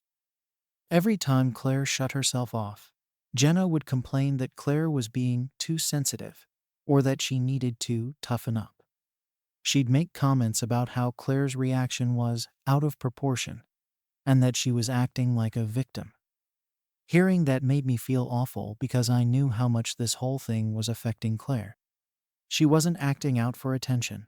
She was genuinely hurt and trying to process what had happened. At one point, Jenna started talking about how Claire's attitude was affecting the whole family, including Mason. She felt that Claire's behavior was creating tension in the household and that it was unfair to everyone else. She even suggested that maybe Claire needed to stay with her mom for a while to clear her head. That suggestion hit me hard because it felt like Jenna was pushing Claire away rather than trying to understand her. I knew Claire would see that as a rejection, and it would only make things worse. I told Jenna that sending Claire away wasn't an option, that we needed to work through this as a family. But she insisted that Claire's behavior was having a negative impact on everyone, and that a break might be what we needed. It felt like she was more focused on her own comfort than on what Claire needed, and it made me question if I was doing enough to support my daughter. Eventually, I managed to get Jenna to agree to a family discussion, if not therapy, hoping that maybe we could at least start addressing the issues in a calm way. But even that turned into a disaster. Jenna was defensive from the start, saying that she'd done nothing wrong and that Claire was the one creating the problem by refusing to let go. Claire, meanwhile, sat there silently, barely speaking, and I could see she was shutting down even more. The conversation didn't go anywhere, and it ended with Jenna walking out, saying she was done with all the drama. After that, things at home became even colder. Claire retreated even further, and Jenna grew more resentful. I felt like I was losing both of them, like the gap between us was only getting wider. I didn't know how to fix it, and I was starting to feel like I was out of options. At this point, things were tense all the time. Claire barely interacted with anyone, and Jenna seemed to be growing colder toward her every day. Every time Jenna and I talked, she'd bring up how Claire's behavior was creating tension in the house and how it was unfair to everyone else. She even suggested again that maybe Claire would be better off staying with her mom for a while, which just felt wrong to me. It was like Jenna saw Claire as the problem, not someone who needed understanding. I didn't want to put Claire in a situation where she felt like she was being pushed out of her own home. The worst part was that every attempt I made to bring them together seemed to fail. Claire was hurt and felt betrayed, and Jenna couldn't understand why Claire wouldn't just move on. The more I tried to mediate, the more it felt like I was caught in the middle, trying to please both of them, but failing on both sides. I'd hoped family therapy, or even a simple sit-down conversation could help, but Jenna wasn't open to it, and Claire was so withdrawn that getting her to speak felt nearly impossible. One evening, Jenna and I got into a huge argument about it. She accused me of coddling Claire, saying that letting her act like a victim was only making things worse. She kept saying that Claire needed to get over it and stop acting like everything was a personal attack. I told Jenna that it wasn't about Claire overreacting, it was about respecting her boundaries and understanding why she felt the way she did. But Jenna didn't want to hear it. She was convinced that Claire's attitude was a problem that needed to be fixed, not something that deserved compassion. After that argument, I realized I was running out of options. I couldn't keep trying to balance their feelings without taking a stand. I decided to talk to Claire alone, away from the house, where maybe she'd feel more comfortable opening up. I took her to a quiet cafe where we could sit down without any distractions. I told her how sorry I was for everything that had happened, that I regretted not standing up for her privacy more strongly. I tried to reassure her that I understood why she was upset, and that her feelings were valid. Claire listened, and I could see the hurt in her eyes. She told me that the hardest part wasn't even what Jenna had said, it was that she felt I hadn't protected her. She felt like I'd chosen Jenna's side by not stopping her, by not speaking up. Hearing that hit me hard because I knew she was right. I'd tried to avoid conflict with Jenna, and in doing so, I'd let Claire down. I told Claire that I wanted to make it right, that I'd do whatever it took to rebuild her trust. After that talk, Claire seemed a little more open to me. She was still distant with Jenna, but at least she and I were slowly rebuilding our bond. I tried to keep my promise to respect her privacy and be more supportive, but that only made things more strained with Jenna. She didn't understand why I was babying Claire, and she resented that I wasn't pushing Claire to get over it. Jenna felt like I was undermining her authority by not forcing Claire to move past the issue. One night, Jenna confronted me about it, saying that I was prioritizing Claire's feelings over hers, that I wasn't supporting her as my wife. She said it felt like I was taking Claire's side and pushing her away. I tried to explain that it wasn't about taking sides, that I was just trying to make things right with my daughter after everything that had happened. But Jenna wouldn't see it that way. She felt like I was putting Claire's needs above the family's, that I was letting Claire dictate the mood of the entire household. The more Jenna pushed, the more I felt like there was no way to make this work.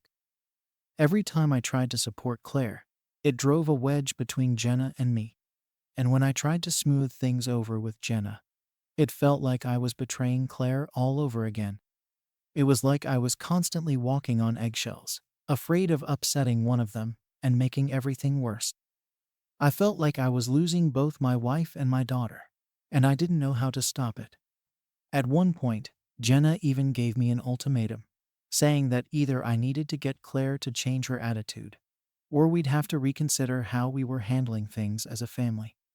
She didn't say it outright, but I could tell that she was hinting that if things didn't change, she wasn't sure she wanted to keep living like this. It felt like everything was falling apart, and I was powerless to do anything about it. I didn't want to lose Jenna, but I also couldn't betray Claire's trust again. I was stuck, and no matter what choice I made, someone was going to end up hurt. Now, I'm left questioning everything. Am I wrong for prioritizing my daughter's privacy and feelings, even if it's hurting my marriage? Or am I failing as a husband by not supporting my wife's perspective? Story 5 inches. Am I wrong for refusing to help my sister's child after she cut me out of her life? I, Rachel, 35, have been dealing with ongoing issues with my younger sister, Emma, 28, who I used to be close to, but haven't spoken with in over 2 years. I don't even know where to begin with Emma. For as long as I can remember, I've been the reliable sibling. Our parents weren't around much, so I stepped into a lot of responsibility early on, helping with bills, managing household things, and even looking out for Emma when she was just starting college. We were tight for a long time, but things changed a few years ago when she started making some choices I couldn't wrap my head around.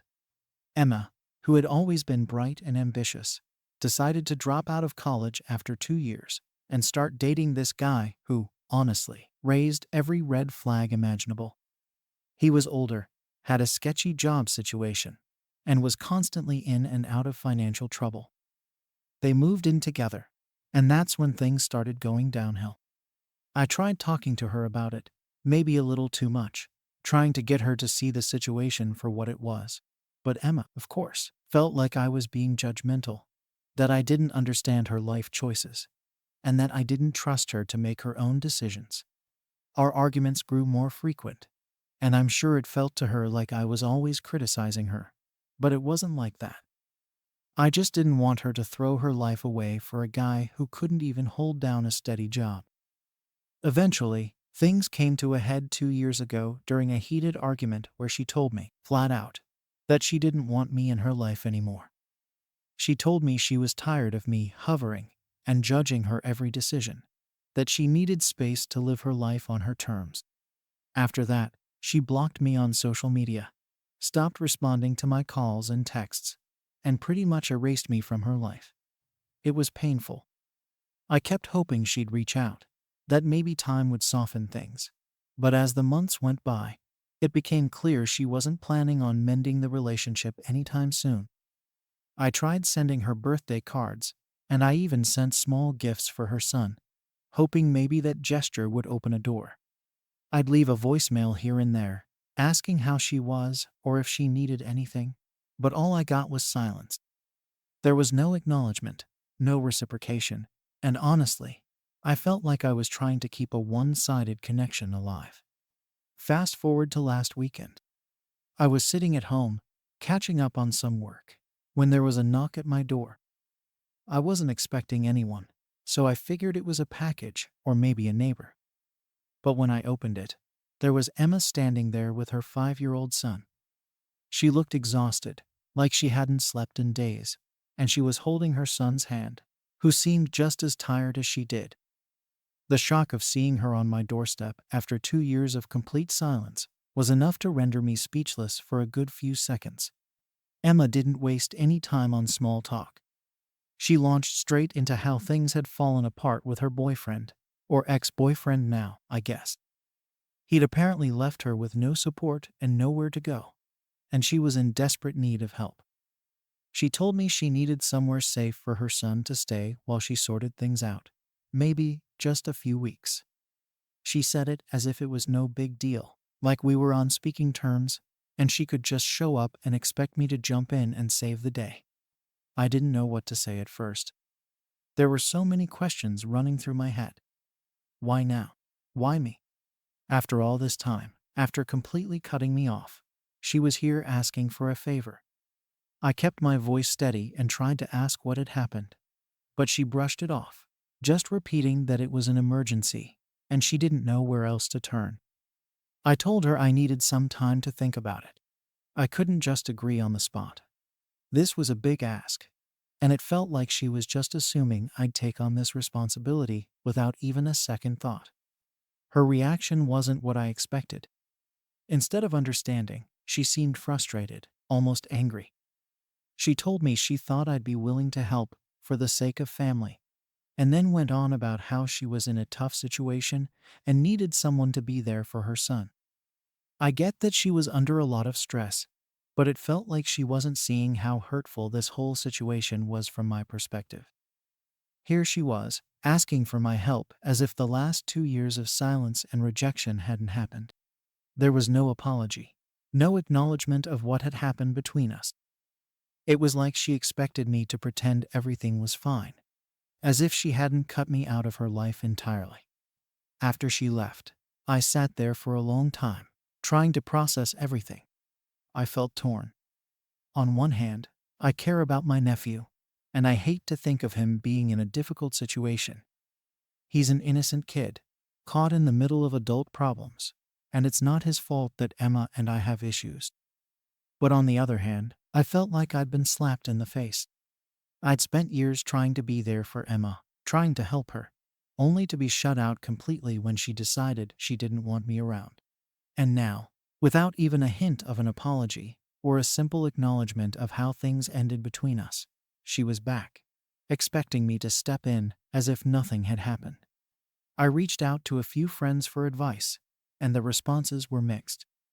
Some thought I should help, if only for my nephew's sake, while others felt like Emma was just using me. They pointed out that she hadn't shown any interest in reconnecting until she needed something, and that if I agreed to help, I'd probably be setting myself up for more hurt in the future. Part of me knew they were right, that Emma might just take off again once she got what she wanted. But another part of me couldn't shake the feeling of responsibility toward my nephew, who might not have anyone else looking out for him in all this chaos. The more I thought about it, the angrier I felt. I'd done everything I could to support her, and in the end, I was the one left in the dark. Now, she was back, expecting me to just drop everything and take on her problems because it was convenient for her. It didn't sit right with me. I wanted to help, but I also didn't want to let her keep treating me like an option she could turn to whenever things went wrong in her life. It was a painful realization, but I knew I couldn't just ignore the way she'd treated me over the years. Eventually, I decided that if I was going to help, I needed to set some boundaries. I wanted an apology, a real one. I wanted her to acknowledge the hurt she'd caused and agree that if we were going to move forward, things would have to be different between us. It wasn't that I was trying to make things difficult for her. I just needed to know that she understood the impact of her actions, and that she was willing to put in the effort to rebuild our relationship if I was going to take on this responsibility. When I called her later that night to explain how I felt, she didn't take it well. She accused me of making everything about myself, said I was being selfish and petty. She told me I was putting her in an impossible situation, and that she thought I'd be more understanding. It stung to hear her say that, but I held my ground.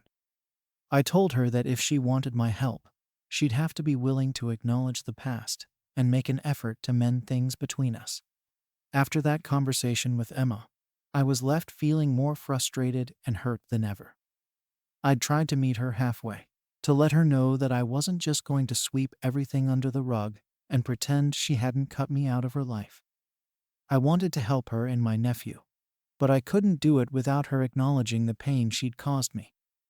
I thought maybe, just maybe, she'd understand where I was coming from.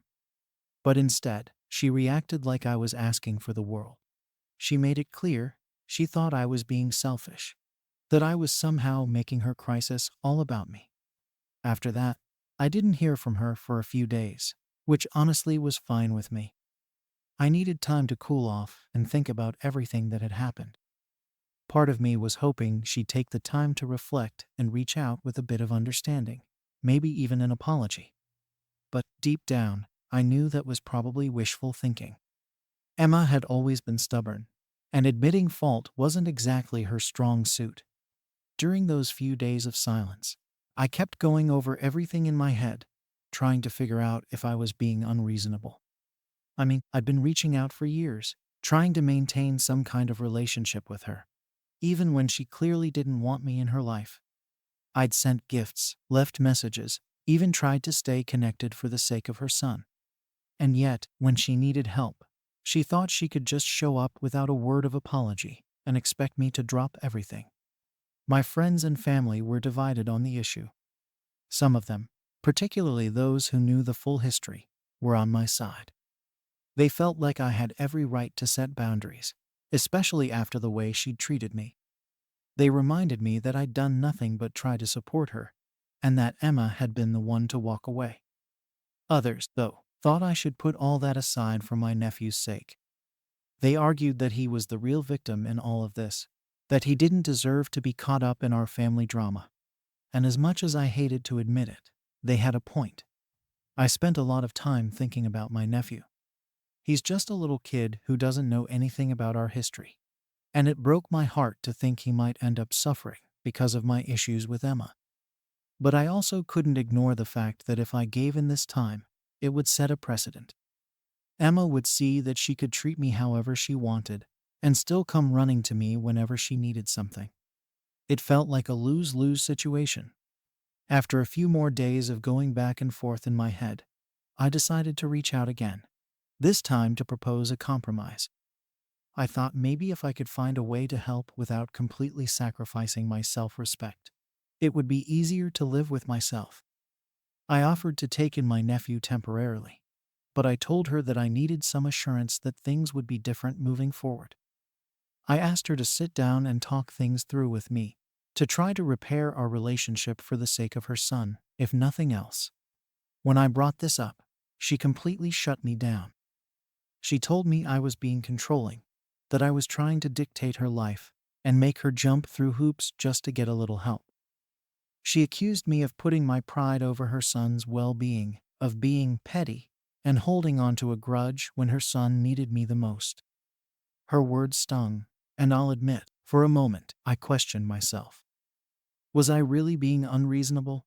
Was I letting my hurt feelings cloud my judgment to the point where I was refusing to help a child who needed me? But the more I thought about it, the more I realized that Emma was only seeing things from her own perspective. She didn't want to acknowledge the years of hurt and rejection, the way she'd cut me out and ignored every attempt I made to stay in touch.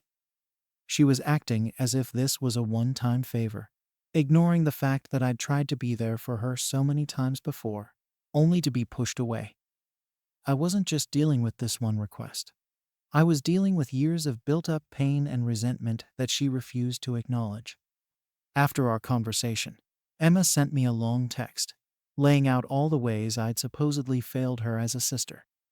She said I'd always been too critical, too judgmental, that I'd never really supported her choices. She accused me of always trying to make things about myself, of using my help as a way to control her. She went on and on about how she felt like she could never live up to my expectations, and how I'd made her life harder by constantly interfering. Reading that message felt like a punch to the gut. Here I was, trying to make things right, and she was throwing all these accusations at me like I was the reason for everything wrong in her life. I sat there, staring at my phone, feeling a mix of anger, hurt, and frustration. It was like nothing I'd done mattered. She'd twisted everything to make it seem like I was the villain, like I was somehow responsible for all her problems. And the worst part was, she didn't seem to see any issue with just showing up after 2 years of silence and demanding help. There was no sense of accountability, no recognition of how her actions had impacted me. It was all about her, her needs, her struggles, her feelings. I felt like I was banging my head against a wall, trying to reach someone who didn't want to be reached. After reading that message, I decided I needed to take a step back. I couldn't keep putting myself in a position where I was just getting hurt over and over again. As much as I hated the thought of my nephew being caught in the middle, I knew that bending over backward for Emma wasn't going to fix anything. If anything, it would just reinforce the idea that she could treat me however she wanted and still get what she needed from me. But even though I'd made my decision, I still couldn't shake the guilt. Every time I thought about my nephew, I felt this pang of responsibility, this nagging feeling that I was somehow letting him down. I kept going back and forth in my mind, wondering if there was another way to handle things, some way to help him without sacrificing my own well-being. I thought about reaching out to other family members, seeing if someone else could step in, but most of our family lives out of state, and the few who are nearby aren't in a position to help. The days passed, and I tried to move forward, but the whole situation kept weighing on me. I couldn't escape this feeling of being trapped, of being forced to choose between my own mental health and my nephew's well-being. Every time I thought I'd made peace with my decision, something would happen to bring all the doubts flooding back. Emma didn't reach out again, but a mutual friend called me, saying she'd heard about the situation and wanted to know why I was being so cold-hearted. It was clear Emma had been telling people her side of the story, framing me as the villain who was refusing to help in her time of need. Hearing that just added fuel to the fire. I felt like no matter what I did, I was going to be painted as the bad guy. If I helped, Emma would take advantage and continue to treat me like a doormat. If I didn't, she'd go around telling people I'd abandoned her and her son. It felt like a lose-lose situation, and I couldn't see any way out of it that didn't end with me feeling miserable. I tried to focus on other things, to distract myself, but the whole situation stayed in the back of my mind, gnawing at me. I kept replaying our conversations, wondering if there was something I could have done differently, some way to make her see my side. But every time I thought about reaching out again, I stopped myself. I knew that giving in wouldn't solve anything. It would only make things worse in the long run. At this point, I'm not sure where to go from here. I feel like I've tried everything I can think of, but nothing seems to make a difference. Emma doesn't want to acknowledge her role in our strained relationship, and I'm tired of feeling like the only one who cares enough to try. The days kept dragging on, and I still couldn't get the situation out of my mind. Emma hadn't reached out again, but her silence just added to the tension. I felt like I was walking around with this constant weight on my shoulders, wondering if I'd made the right choice, if I was really the one being unreasonable here. Every time I thought about my nephew, that guilt would creep back in, making me question if I should have just sucked it up and taken him in without conditions. It was like I was trapped in this endless cycle of second-guessing and self-doubt. Then, out of the blue, I got a text from Emma. It was short and to the point. She told me she'd found someone else to look after her son, and that she didn't need my help after all. I didn't know what to make of it. On one hand, I felt relieved. At least now I didn't have to keep feeling guilty about leaving my nephew in the lurch. But on the other hand, her message had this cold, dismissive tone that stung more than I expected. It was like she was trying to make it clear that I'd let her down, that I'd failed as a sister by not just doing what she wanted.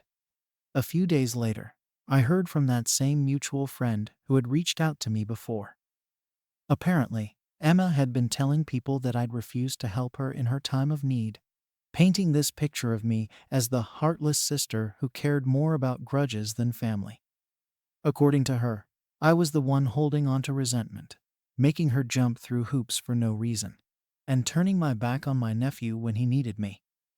It was infuriating, but at the same time, it was exactly what I'd expected.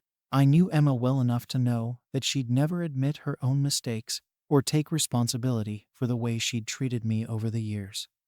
But hearing that she was spreading these kinds of stories about me made me question if there was any point in trying to salvage a relationship with her at all. I mean, what was the point of trying to build bridges when she was just going to tear them down again as soon as things didn't go her way? I'd spent years being the one to reach out, the one to make an effort. And in the end, it felt like none of it mattered. She only wanted me around when I was useful to her. And the moment I set boundaries, she turned me into the villain. At this point, I was torn between anger and sadness. A part of me just wanted to let it go, to accept that this was who Emma was, and that our relationship would never be what I'd hoped for. But another part of me felt this deep hurt, this sense of betrayal that was hard to shake. We were family, and yet she didn't seem to have any respect for me or for everything I'd done for her. It was like all those years of support, all those times I'd been there for her, meant nothing to her because I wasn't willing to cave this one time. I thought about confronting her, about calling her up and demanding to know why she was spreading lies about me. But I knew it would be pointless. Emma wasn't the type to apologize or admit she was wrong, and a confrontation would probably just make things worse. If anything, it would give her more ammunition to claim I was being dramatic or self-centered. So I held back, trying to tell myself that it didn't matter what she said about me to other people. But deep down, it did matter. It hurt to know that people might actually believe her version of events, that they might see me as the heartless sister who abandoned her in her time of need. In the end, I tried to focus on moving forward, on letting go of the resentment and accepting that I'd done everything I could. I'd offered her a chance to talk, to work things out, and she'd thrown it back in my face.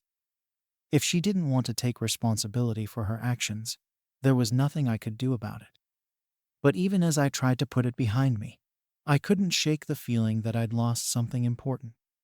My relationship with my sister was beyond repair, and it felt like a permanent fracture in our family that would never truly heal. And then, a couple of weeks later, I got another message from Emma, this time with a different tone.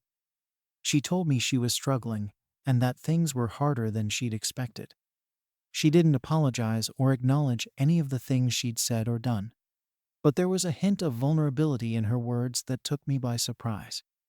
She asked if I could help out in some way, even if it was just small things, like watching her son for a day here and there or lending her some money to get back on her feet.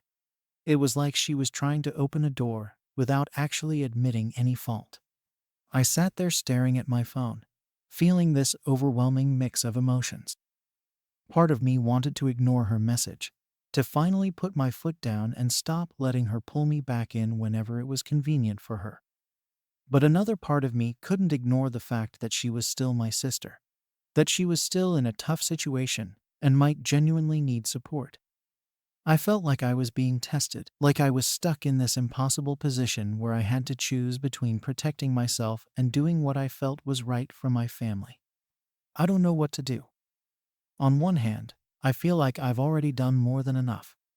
I've tried to reach out, to make amends, and to set boundaries, and every time, she's pushed me away or thrown it back in my face. I don't want to keep putting myself in a position where I'm just going to get hurt again. But on the other hand, I can't shake the feeling that maybe I'm being too rigid, that maybe I should just let go of the past and be there for her in whatever way I can. Am I wrong for wanting to protect myself, even if it means not helping my sister anymore? Or should I try one more time to help? Despite everything that's happened. Story 6 inches. Am I wrong for telling my sister she's ruining our family with her perfect life? I, Sarah, 32, have always had a tough time with my younger sister Rachel, who's 29. She's the one everyone sees as the golden child in our family. She has this picture perfect life, married young, settled down with 2 kids, and running a successful small business. It's like she has everything our parents dreamed of for us, while I've chosen a different path. I work in a high-stress corporate job. I've stayed single, and I love my independence. But to my family, my life just doesn't measure up to Rachel's. For years, I tried to brush off their comments, but it's been getting harder. They see her as this shining example of what it means to be an adult, and I'm just there. Every time we have a family gathering, it feels like everything revolves around Rachel. The conversations are always about her kids, her business, her husband's job, and her busy life as a mom. My parents hang on her every word, acting like her life choices are the gold standard. They don't exactly come out and say it, but the way they talk about her life compared to mine makes it pretty clear what they value. My mom especially has this way of making me feel like I'm just some passing guest in their perfect family picture. She'll say things like, "Oh, Sarah, when are you going to find someone to settle down with?" Or, "I just can't wait to have more grandkids, but I guess that's too much to hope for." It's endless. At this last family dinner, it felt worse than usual. I could feel myself getting tense even before I got there, but I kept telling myself to let it go, that it was just dinner. My mom started in right away, talking about how wonderful it was that Rachel's giving the family grandkids, and how it's so important to have that stability. She even went on about how Rachel's sacrificed so much for her family, as if raising kids is some martyr's job. Don't get me wrong. I respect that Rachel chose that path. But it's not like I've been sitting around doing nothing. I have a career that I'm proud of, I'm financially stable, and I'm happy with my life. But somehow, none of that seems to count for anything. Then, right in the middle of dinner, Rachel made this offhand comment about how I just need to find the right guy. She laughed, and then she added, "Life doesn't really begin until you're a wife and mother, you know?" She didn't even mean it in a harsh way, but it hit me like a punch. It was like every single thing I'd been holding back just bubbled up at once. I could feel my face getting hot, and before I could stop myself, I said, "Maybe your life is easy because you've always had everything handed to you and never had to make real sacrifices." As soon as I said it, the whole table went silent. My mom's fork paused midair, and my dad just looked down at his plate, clearly uncomfortable. I felt this rush of regret and guilt, but at the same time, I couldn't help thinking that it was about time someone said it. Rachel looked at me, stunned, and then just kind of shook her head and said, "Wow, Sarah." She didn't argue back or try to defend herself, but her expression said everything. The rest of the dinner was painfully awkward. My mom tried to smooth things over, chatting about anything but what had just happened, but the tension was there. I could barely eat, and all I wanted was for the evening to end so I could get out of there. After dinner, when everyone was starting to get up and clear plates, Rachel came up to me. She didn't even wait until we were in private. She just pulled me aside right there in the dining room and started in on me. She was furious. She told me that I was being bitter and jealous, that I had no right to say those things to her. She said that just because she'd built a life with a family didn't mean she hadn't made sacrifices, and that I didn't understand what it meant to care for someone other than myself. I tried to explain that it wasn't about her life being wrong. It was about how everyone makes me feel like my choices are wrong just because they don't look like hers. But she didn't want to hear it. She was so defensive, like she had to protect this idea of her perfect life, and she couldn't see anything else. The whole time, I could see our parents in the corner of my eye, watching us with these disapproving looks. And then my mom came over, obviously trying to play peacemaker, but just making everything worse. She put her hand on my shoulder and said, "Sarah, honey, we're a family. You don't need to tear each other down like this. Rachel has done nothing but support you and your choices." I looked at her, completely stunned, and said, "Support me? You make me feel like a failure every time I walk through that door, just because I don't have a husband and kids." My dad stepped in at that point, telling me that I was overreacting and that I needed to appreciate how Rachel had been there for me.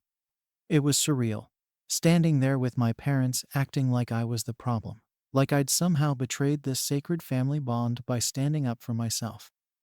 My mom started going on about how Rachel deserved recognition for all she'd done for the family and how she was bringing stability with her choices. My dad just kept shaking his head, looking at me with that disappointed, silent look he gets when he thinks I've messed up. I felt completely isolated, like I was on the outside looking in on my own family. I could feel my chest tightening, and for a moment, I wondered if I was actually wrong, if maybe I was just being petty and jealous like they all seemed to think. The rest of the evening was a blur. I could feel everyone tiptoeing around me, trying not to set me off again, but it was like the damage had already been done. Every look, every comment that wasn't about what happened, but felt like it was everything just reinforced that I was the odd one out, the one who didn't belong in this neat little family unit. I stayed long enough to avoid any more drama, but left as soon as I could without making a scene.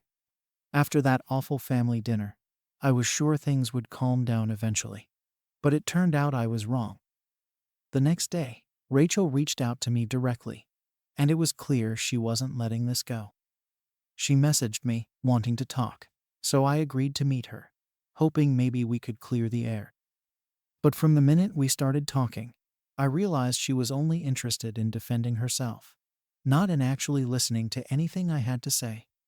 Rachel told me I was being ridiculous, that I was lashing out because I couldn't handle seeing someone else happy.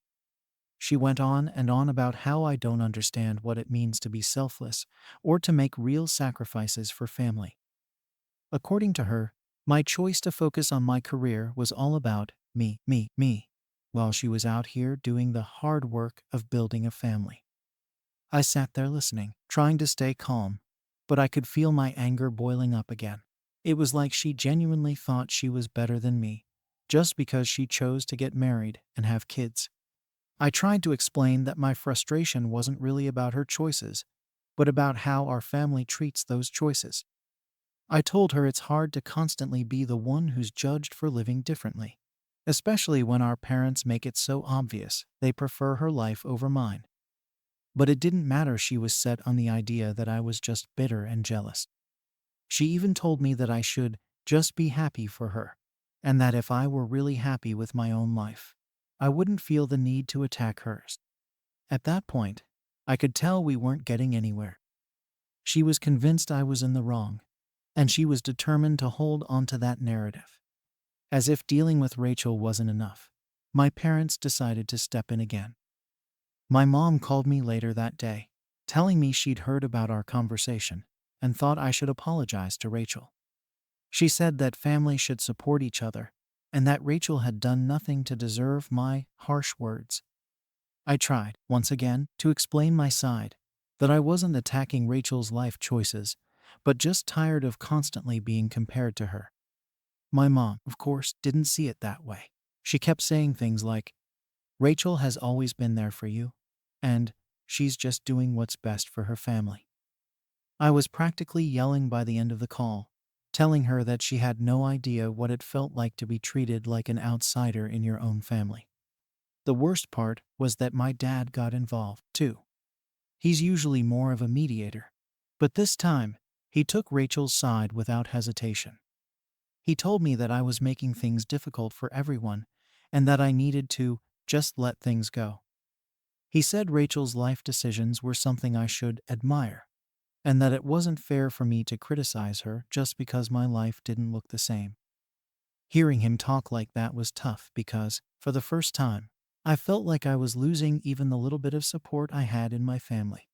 I thought he'd at least try to understand my perspective, but instead, he made it clear that he thought I was the one in the wrong. After that call, I felt completely isolated.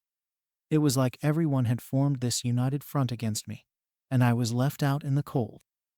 I tried talking to a few friends about it, hoping they'd give me some insight or advice, but even they seemed unsure of what to say.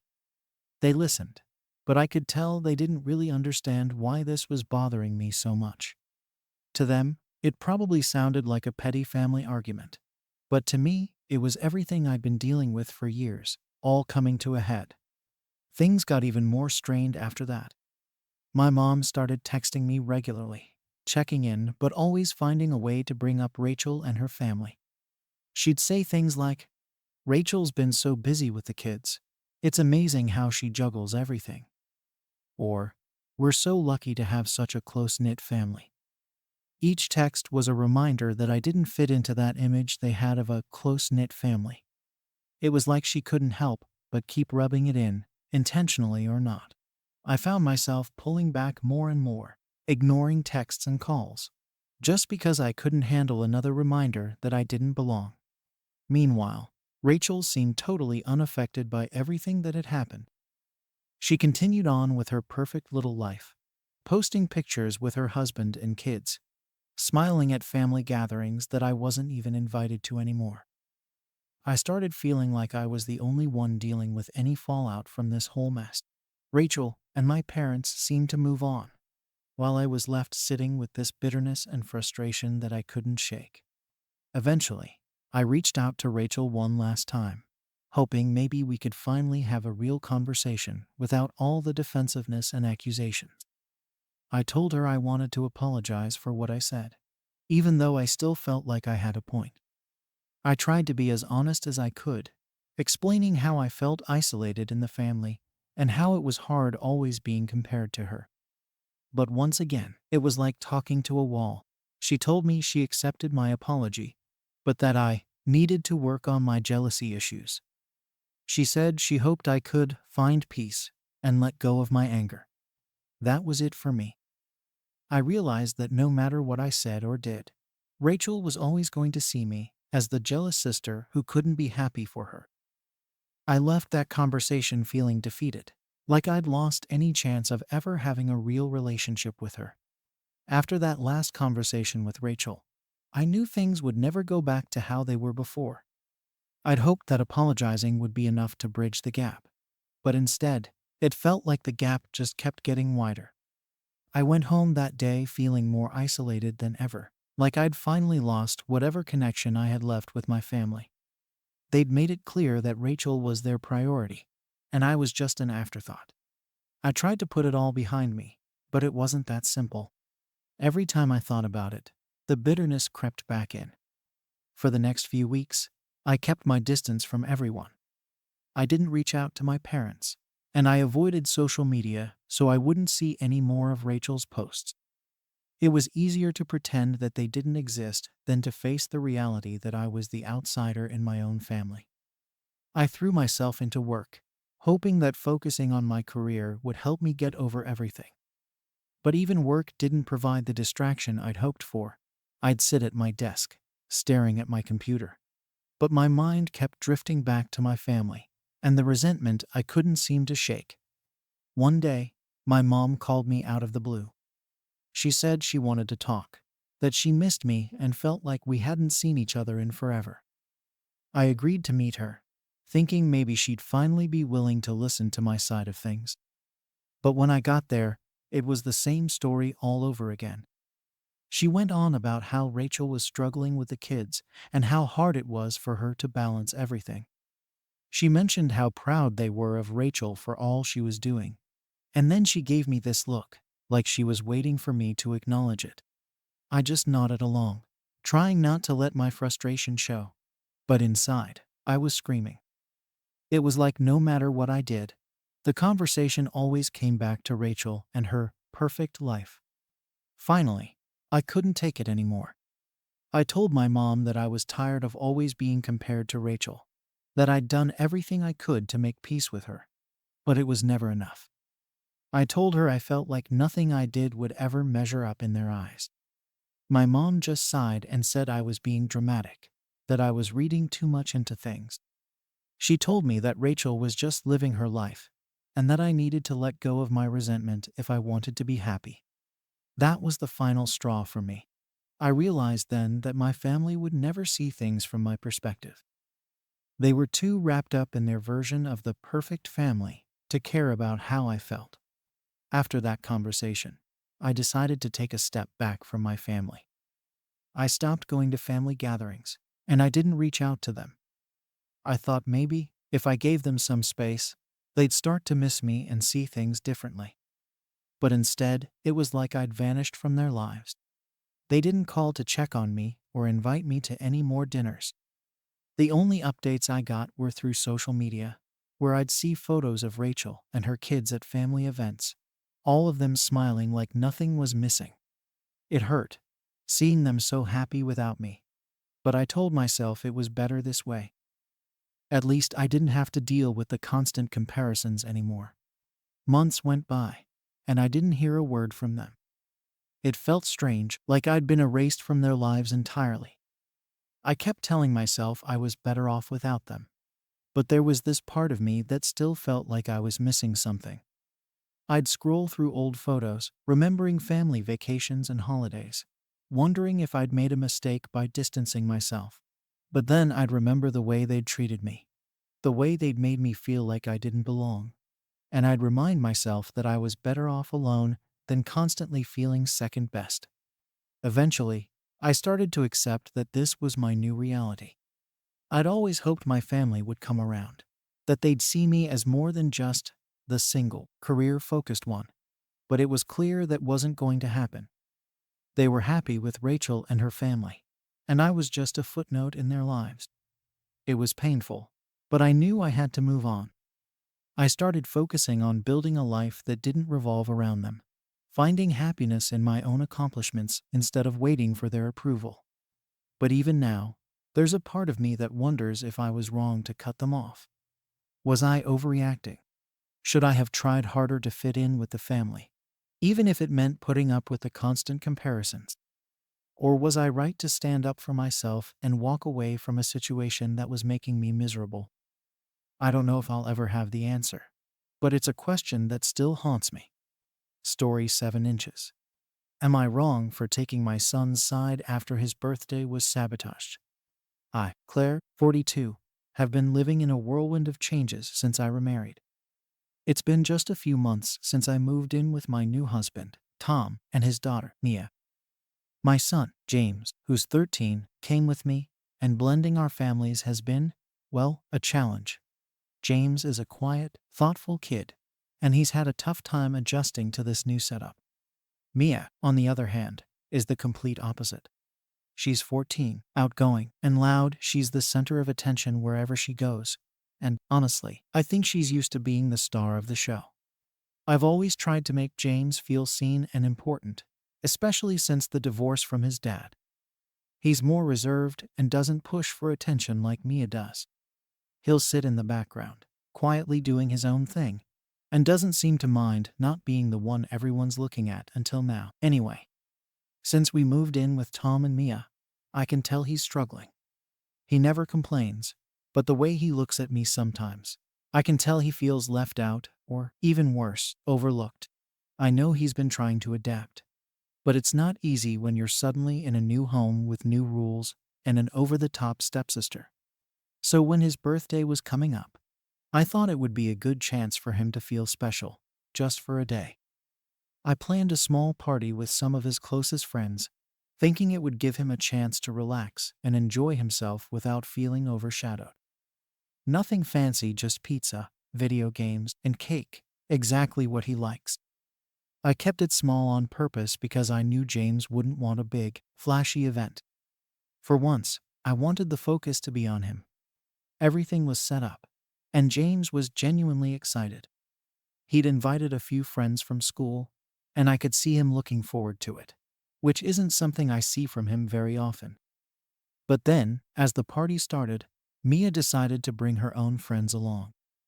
At first, I thought it was a nice gesture, maybe even a way for her to bond with James's friends and be part of his special day.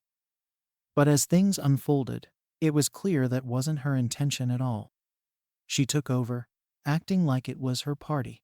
She was loud, leading everyone in games that James didn't even enjoy. And pretty soon, all the kids were following her lead. I kept watching James to see how he was handling it, and I could tell he was uncomfortable. He just stood there, kind of on the sidelines, watching his party turn into something he didn't even recognize. I tried to step in a few times, gently nudging things back in his direction, but Mia was relentless. She's the kind of kid who has this energy that just sweeps everyone up. And it's hard to fight that without making a big scene. I was torn. I didn't want to ruin his birthday by causing a conflict in front of his friends. But I could see his disappointment growing. The real tipping point, though, was when we brought out the cake. James's eyes lit up, and for a second, it felt like the day might turn around. He looked so excited, like he was finally going to have a moment that was just for him. But before he could even make a move to blow out the candles, Mia jumped right in and did it herself. She laughed, and her friends laughed with her, acting like it was all some big joke. James just stood there, staring at the candles that had been blown out without him, and I could see the hurt on his face. He didn't say anything, didn't make a scene, he just looked down, trying to hide how he felt, and stepped back. At that point, I didn't know what to do. I was angry, but I felt stuck. Tom was standing nearby, watching the whole thing, and he didn't seem bothered at all. In fact, he looked like he thought the whole thing was harmless fun. I wanted to say something to Mia right then, to tell her that this was supposed to be James's moment, and that what she did was unfair. But I also didn't want to make things worse in front of all the guests, especially since Tom seemed oblivious to the whole thing. I didn't want to be that mom who causes a scene at a kid's birthday party. But inside, I was fuming. When the party finally ended and everyone left, James came up to me, and he looked so defeated. He didn't cry or complain. He just quietly told me that he felt like the day wasn't even for him. I could tell he'd been holding it in, trying to stay strong, but it broke my heart to see him like that. He said he felt like Mia had stolen his birthday, and he didn't understand why she had to make everything about herself. I hugged him and tried to comfort him, but I knew there was only so much I could say to make him feel better. Later that evening, I pulled Tom aside to talk about what had happened. I explained that this was supposed to be James's special day, and that Mia had completely taken over. I told him how James had felt left out and hurt, and I asked if we could maybe talk to Mia about giving him space to have his own moments. Tom, however, didn't seem to get it. He shrugged it off, saying I was making too big a deal out of kid stuff.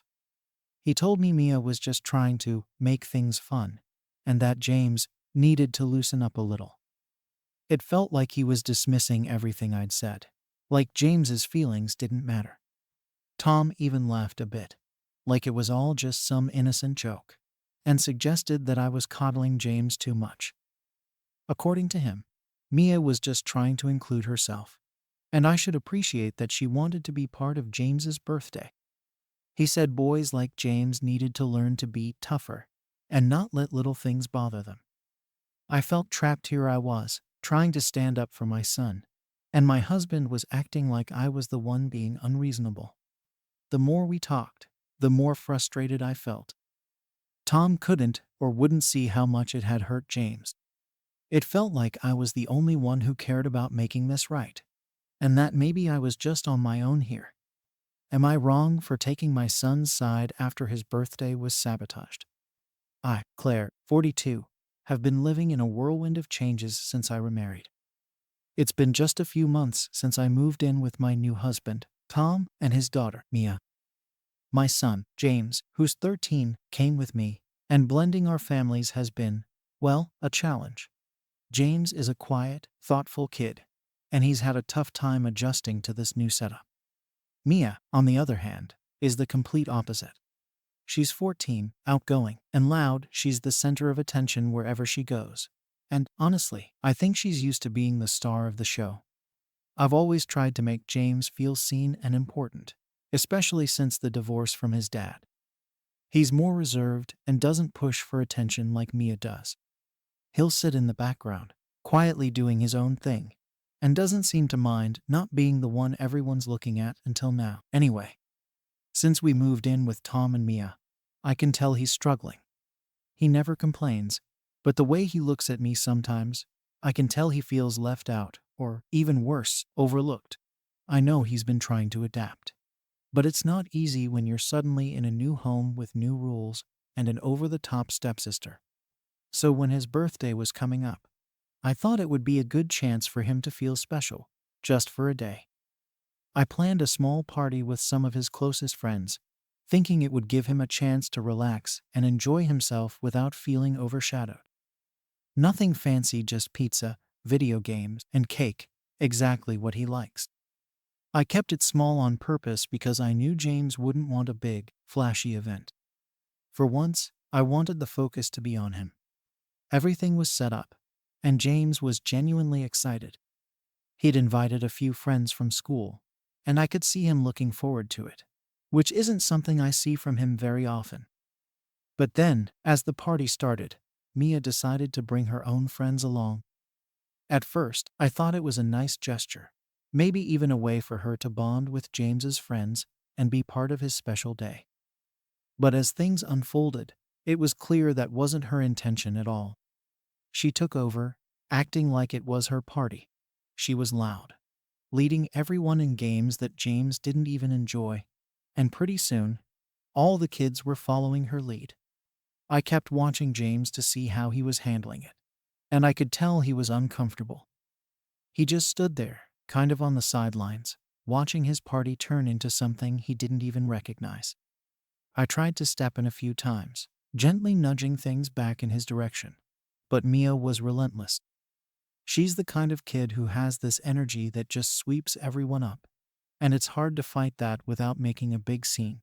I was torn. I didn't want to ruin his birthday by causing a conflict in front of his friends, but I could see his disappointment growing. The real tipping point, though, was when we brought out the cake. James's eyes lit up, and for a second, it felt like the day might turn around. He looked so excited, like he was finally going to have a moment that was just for him. But before he could even make a move to blow out the candles, Mia jumped right in and did it herself. She laughed, and her friends laughed with her, acting like it was all some big joke. James just stood there, staring at the candles that had been blown out without him, and I could see the hurt on his face. He didn't say anything, didn't make a scene, he just looked down, trying to hide how he felt, and stepped back. At that point, I didn't know what to do. I was angry, but I felt stuck. Tom was standing nearby, watching the whole thing, and he didn't seem bothered at all. In fact, he looked like he thought the whole thing was harmless fun. I wanted to say something to Mia right then, to tell her that this was supposed to be James's moment, and that what she did was unfair. But I also didn't want to make things worse in front of all the guests, especially since Tom seemed oblivious to the whole thing. I didn't want to be that mom who causes a scene at a kid's birthday party. But inside, I was fuming. When the party finally ended and everyone left, James came up to me, and he looked so defeated. He didn't cry or complain. He just quietly told me that he felt like the day wasn't even for him. I could tell he'd been holding it in, trying to stay strong, but it broke my heart to see him like that. He said he felt like Mia had stolen his birthday, and he didn't understand why she had to make everything about herself. I hugged him and tried to comfort him, but I knew there was only so much I could say to make him feel better. Later that evening, I pulled Tom aside to talk about what had happened. I explained that this was supposed to be James's special day, and that Mia had completely taken over. I told him how James had felt left out and hurt, and I asked if we could maybe talk to Mia about giving him space to have his own moments. Tom, however, didn't seem to get it. He shrugged it off, saying I was making too big a deal out of kid stuff. He told me Mia was just trying to make things fun, and that James needed to loosen up a little. It felt like he was dismissing everything I'd said, like James's feelings didn't matter. Tom even laughed a bit, like it was all just some innocent joke, and suggested that I was coddling James too much. According to him, Mia was just trying to include herself. And I should appreciate that she wanted to be part of James's birthday. He said boys like James needed to learn to be tougher and not let little things bother them. I felt trapped. Here I was, trying to stand up for my son, and my husband was acting like I was the one being unreasonable. The more we talked, the more frustrated I felt. Tom couldn't or wouldn't see how much it had hurt James. It felt like I was the only one who cared about making this right, and that maybe I was just on my own here. After the party, things were tense at home. James had gone quiet, and I could tell he was still upset. He spent most of his time in his room, barely saying a word, and when he did come out, he seemed like he was walking on eggshells around Mia. I hated seeing him like that, but I didn't know how to make it better. It felt like anything I did would just end up making things worse. I decided to talk to James alone to see how he was feeling. He was honest with me. He told me how much it hurt that Mia had taken over his day.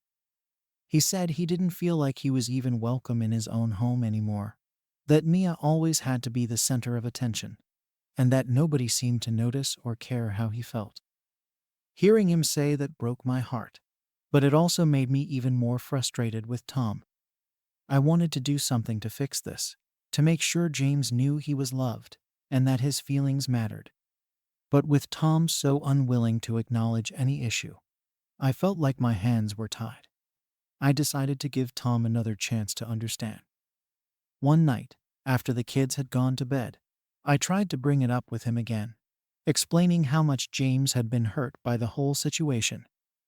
I thought maybe if I approached it calmly, without any emotion, Tom would see where I was coming from. But he barely listened. He said I was blowing things out of proportion and that James would get over it. He told me I needed to stop coddling him and that I was turning him into a soft kid. That comment really hit me. I felt like he was attacking the way I raised my son, implying that my way of parenting was somehow wrong just because I cared about James's feelings. Tom kept insisting that Mia was just being herself and that James needed to toughen up. He said kids needed to learn to handle disappointment, as if that's all. This was some minor disappointment. It was so frustrating. To me, this wasn't just about a birthday party. It was about making sure my son didn't feel ignored and invisible in his own home. But Tom didn't see it that way. In his mind, Mia could do no wrong, and James was the one who needed to change. I was starting to feel like I was alone in this. Like Tom didn't care about James or his feelings at all. At this point, I was getting worried about the message this was sending to James. He'd already been through a lot with the divorce and the move, and now he had to deal with this.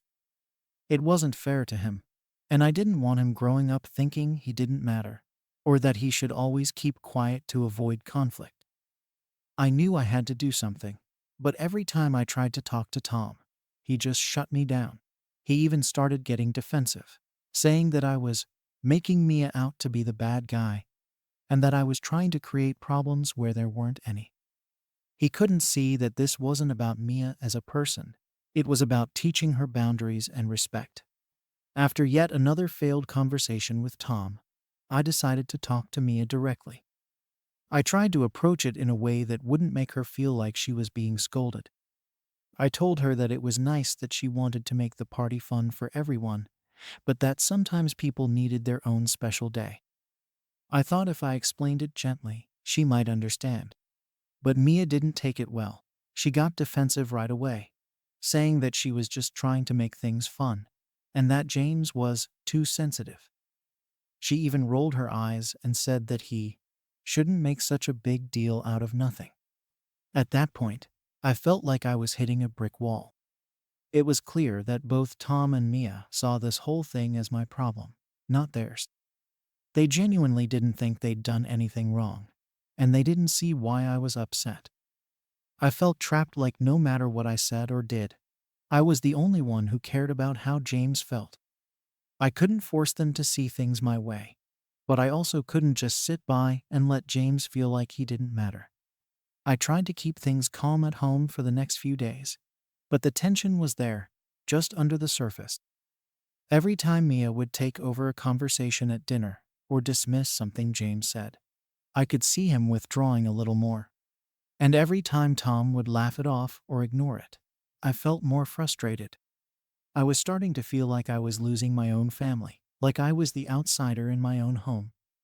It was a horrible feeling, and I didn't know how to make it stop.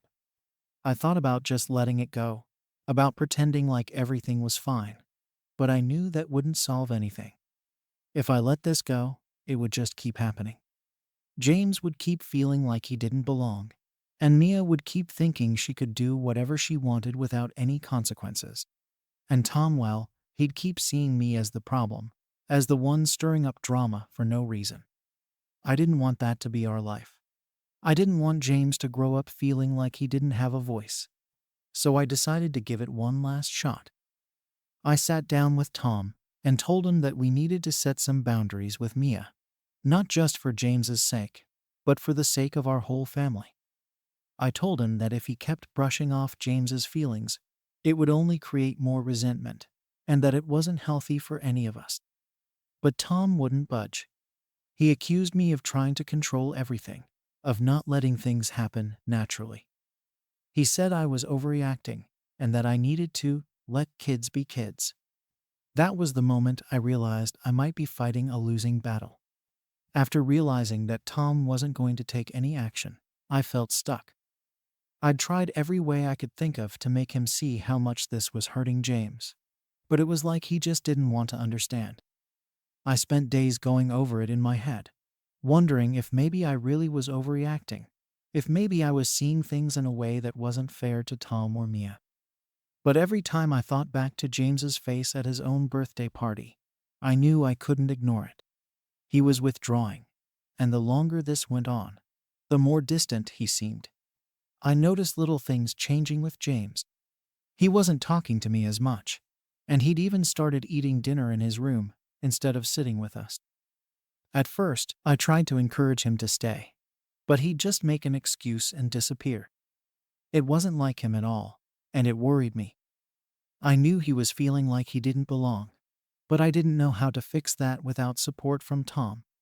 And every time Mia would do something to take the spotlight or talk over him, I could see him shutting down even more. It felt like he was slipping away, and there was nothing I could do to bring him back. One evening, I sat down with James in his room and asked him how he was feeling. I told him I was there for him, that he could talk to me about anything. He looked at me with this defeated expression and just said, "What's the point, Mom? Nothing's going to change." Hearing that from my 13-year-old son broke me. He was too young to feel that way, too young to think he didn't matter. But that was exactly how he felt. I told him I'd keep trying, that I wouldn't let him feel invisible, but I could tell he didn't believe me. As days went by, I felt myself getting more and more resentful. It wasn't just about James anymore. It was about how alone I felt in all of this. Tom would come home, chat with Mia about her day, and act like everything was fine. He didn't see or didn't want to see how miserable James was, or how much this was affecting me too. I felt like I was fighting this battle on my own, and every time I brought it up, Tom would just brush it off or make me feel like I was being overly sensitive. Finally, I decided that I couldn't keep waiting for Tom to come around. If he wasn't going to address this with Mia, then I had to stand up for James myself. I tried once more to talk to Mia about respecting other people's feelings, about understanding that her actions could hurt others. She barely listened, rolling her eyes and acting like I was lecturing her for no reason.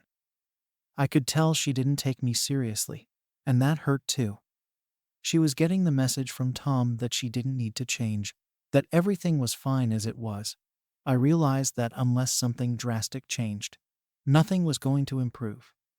One evening, the final straw came. We were all at dinner, and Mia interrupted James as he was talking about something he was excited about, a project he'd been working on for school. She completely dismissed him, making some comment about how it sounded boring, and started talking about her own plans. James just went silent, pushed his plate away, and walked out of the room.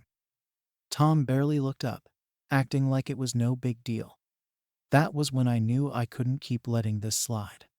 I followed James to his room and found him lying on his bed, staring at the ceiling. I sat down next to him, and he looked at me with this expression that was a mix of sadness and resignation.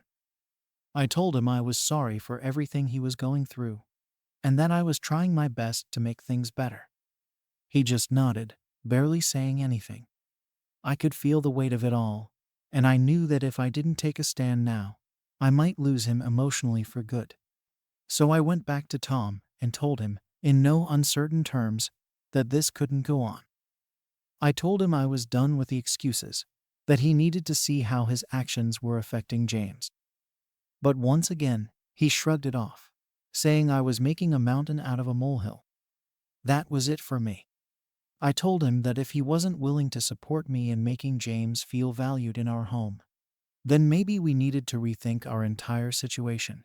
I didn't want to throw out an ultimatum, but I was desperate for him to understand that this wasn't just about a few hurt feelings. This was about our family, about making sure that everyone felt safe and loved. Tom looked at me, surprised that I'd taken it this far, but he still didn't back down. He said that if I couldn't handle Mia's personality, then maybe I was the one who needed to change. That was the moment I realized he was never going to see things my way. He didn't care about how this was affecting James, and he didn't care about the strain it was putting on our marriage. In his mind, everything was fine as long as Mia was happy. Now I'm left wondering if I should really stay in a marriage where my son's feelings are constantly brushed aside. I'm terrified of what this will mean for James if I stay, but I also don't know if leaving is the right answer. Would it be better for James to have a stable home, even if it means he feels overshadowed? Or should I take a stand and show him that his feelings are worth fighting for, even if it means breaking up our family? Am I wrong for considering leaving to protect my son's happiness? Or am I overreacting to a situation that maybe isn't as serious as I think? Story 8. Am I wrong for refusing to let my estranged sister stay with me after she was evicted?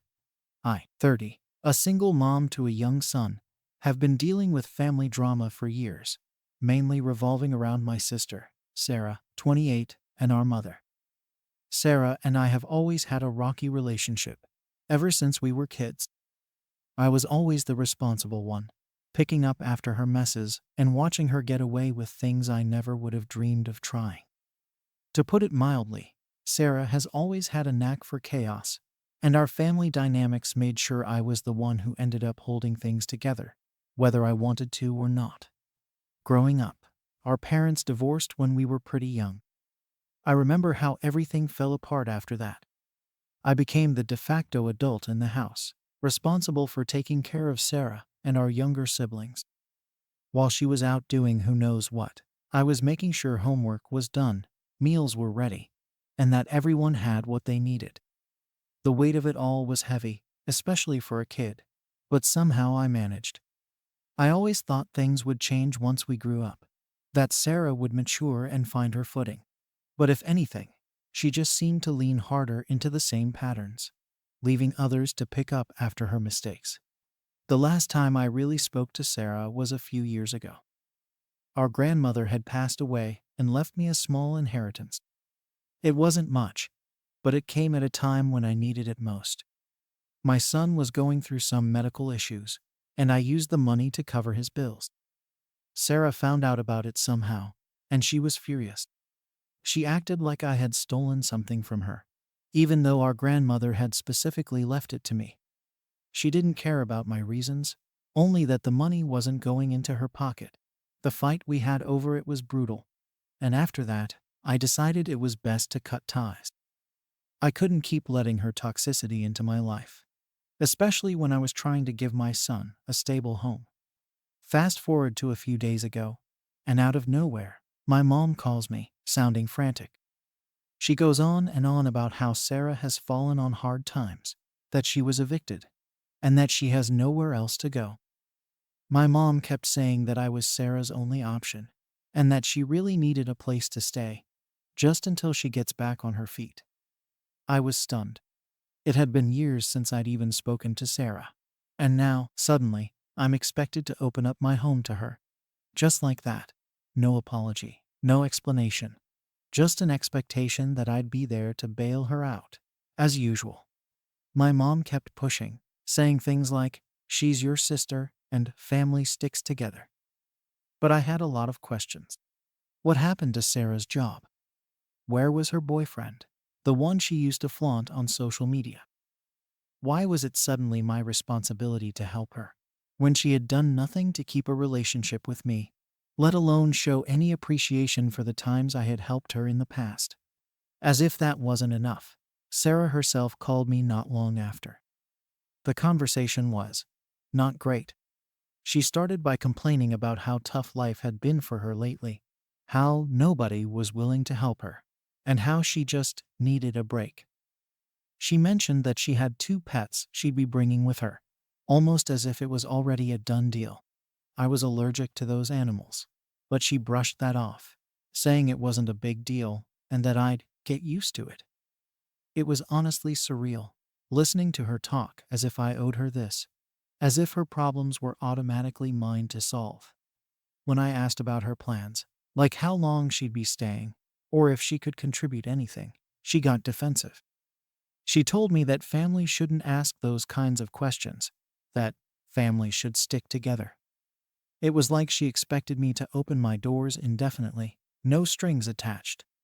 She didn't even seem grateful or apologetic, just entitled, as if it was her right to be here because we shared the same blood. After that conversation, I felt even more uncertain. Part of me did feel a pang of guilt. I had been there for her when we were younger, always the one taking care of everyone else. But I was different now. I wasn't that person who could just sacrifice everything for her anymore. I had my own child to think about, my own health, my peace of mind. But then, my mom started calling me again, making me feel worse. She kept reminding me of our childhood, how close we used to be, and how Sarah was in a bad place right now. She made it sound like I was the only one who could save her, that I'd be heartless not to. I started questioning myself. Was I being too harsh? Was I letting old grudges cloud my judgment? My friends told me to be careful, that Sarah hadn't changed, and that letting her stay could turn into a nightmare.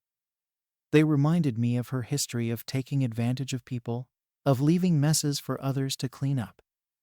But then I kept hearing my mom's voice in my head, saying that family is family, and that I was supposed to be there for her. So here I am, caught between feeling like a heartless jerk for not wanting to help my sister, and feeling like a fool for even considering it. After that call, I couldn't shake the feeling that my life was about to get a lot more complicated. My mom kept calling to guilt trip me, acting like I was the only one who could possibly help Sarah. She brought up all the sacrifices I'd made in the past, as if that meant I had to keep making them forever. She reminded me that Sarah was family, and that we don't turn our backs on each other.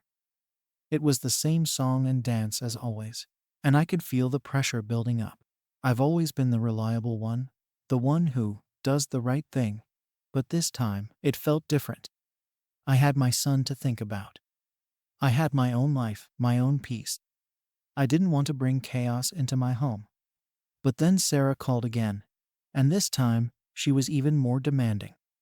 She started talking about how hard things had been for her, like she expected me to feel sorry for her. She mentioned needing privacy and respect, even going as far as to say she'd need space to rebuild her life without any judgment from me. I couldn't believe it. Here she was, expecting to stay in my home indefinitely, with her pets that I'm allergic to, and she wanted privacy and respect. It was clear she thought I owed her something. When I brought up her staying just temporarily or pitching in with expenses, she acted like I'd slapped her. She kept saying, family doesn't ask those kinds of things, and that I should understand what she's going through. I tried to explain that I had to think about my son, that this wasn't just about me, but she brushed it off, saying that kids are resilient and he'll get over it. It was like she didn't care about anyone but herself. She acted like this was her right, not a favor she was asking. It didn't help that my mom kept chiming in, pushing me to just give her a chance, and saying I'd regret it if I didn't help her now. My mom was relentless.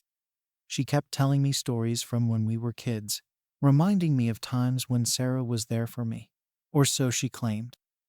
The funny thing is, I don't remember those times as her being there for me. I remember them as me picking up the pieces after her, being the one to make sure everything was okay while she did whatever she wanted. I started feeling like I was stuck in a loop. Every time I thought I had my mind made up, the guilt would come back.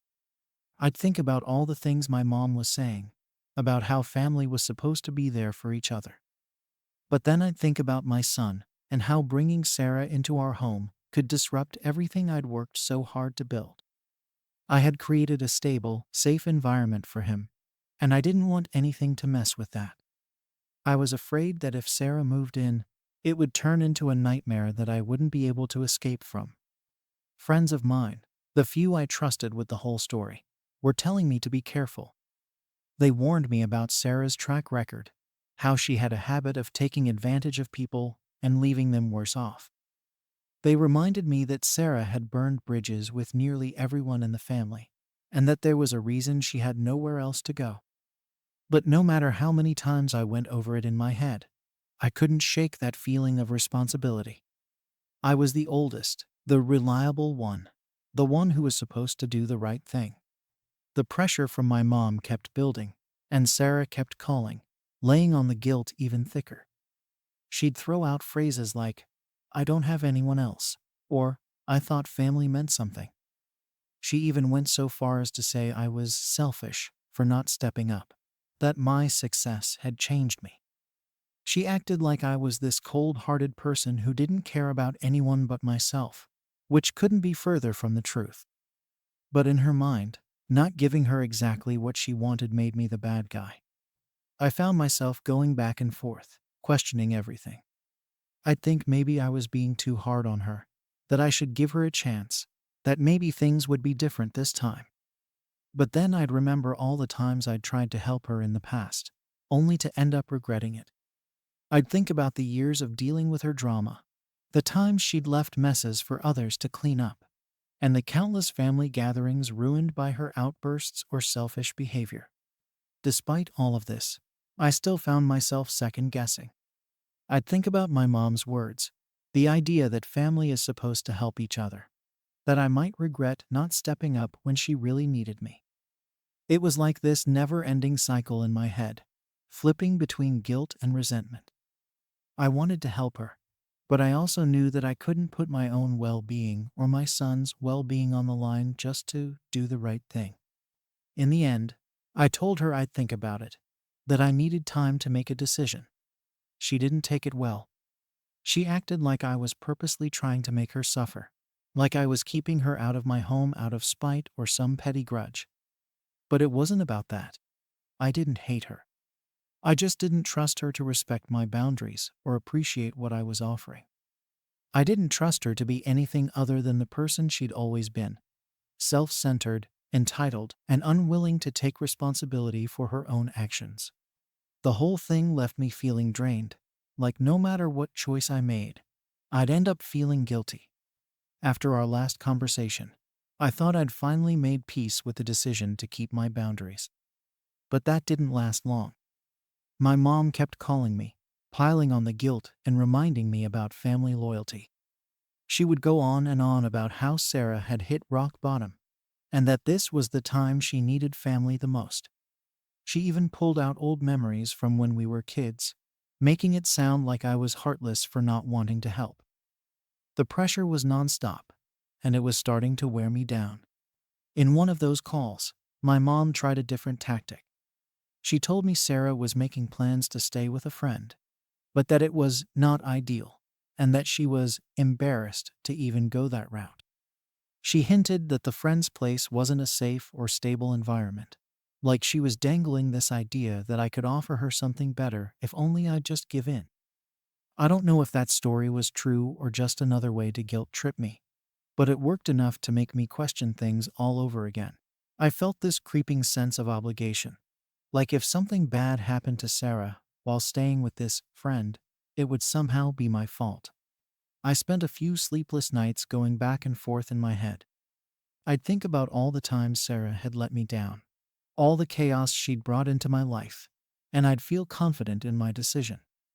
But then I'd think about my mom's words about family loyalty and what it meant to do the right thing. It was like this endless tug of war between my head and my heart, with no clear answer in sight.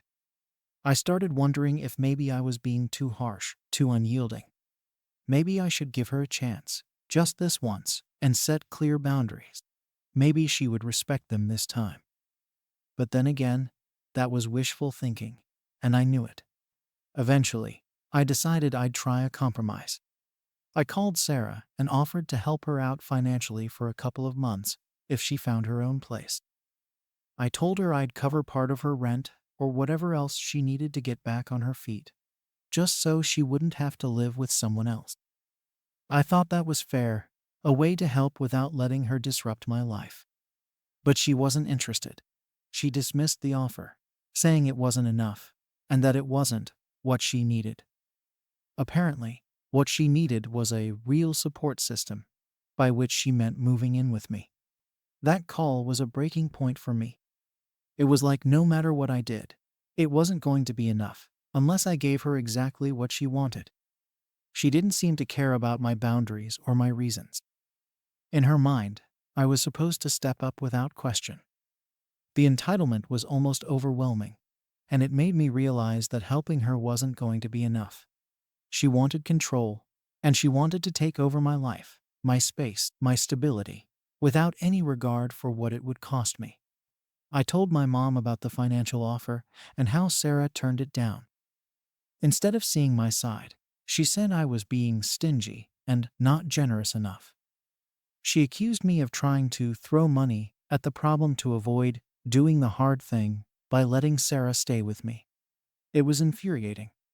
Here I was, genuinely trying to help in a way that wouldn't upend my life, and still, it wasn't good enough. My mom acted like I was the one being unreasonable, like my attempts to compromise were selfish and cold-hearted. After that, I decided to go no contact with both of them for a while, just to clear my head. I was emotionally exhausted, and the constant guilt and pressure were taking a toll on me. For a few days, I didn't answer any calls or messages, and I focused on my son and my own peace. But, of course, that didn't last. My mom left a long, emotional voicemail about how disappointed she was in me, how she couldn't believe I was abandoning my sister. She said that Sarah had nowhere else to go now because the friend had bailed, and she had no money, no job, no options. The voicemail was the final straw. It made me feel like there was no way out. If I didn't help, I'd be the bad guy. But if I did, I knew I'd be putting my own peace and my son's stability at risk. I started questioning everything. Was I really wrong for setting boundaries?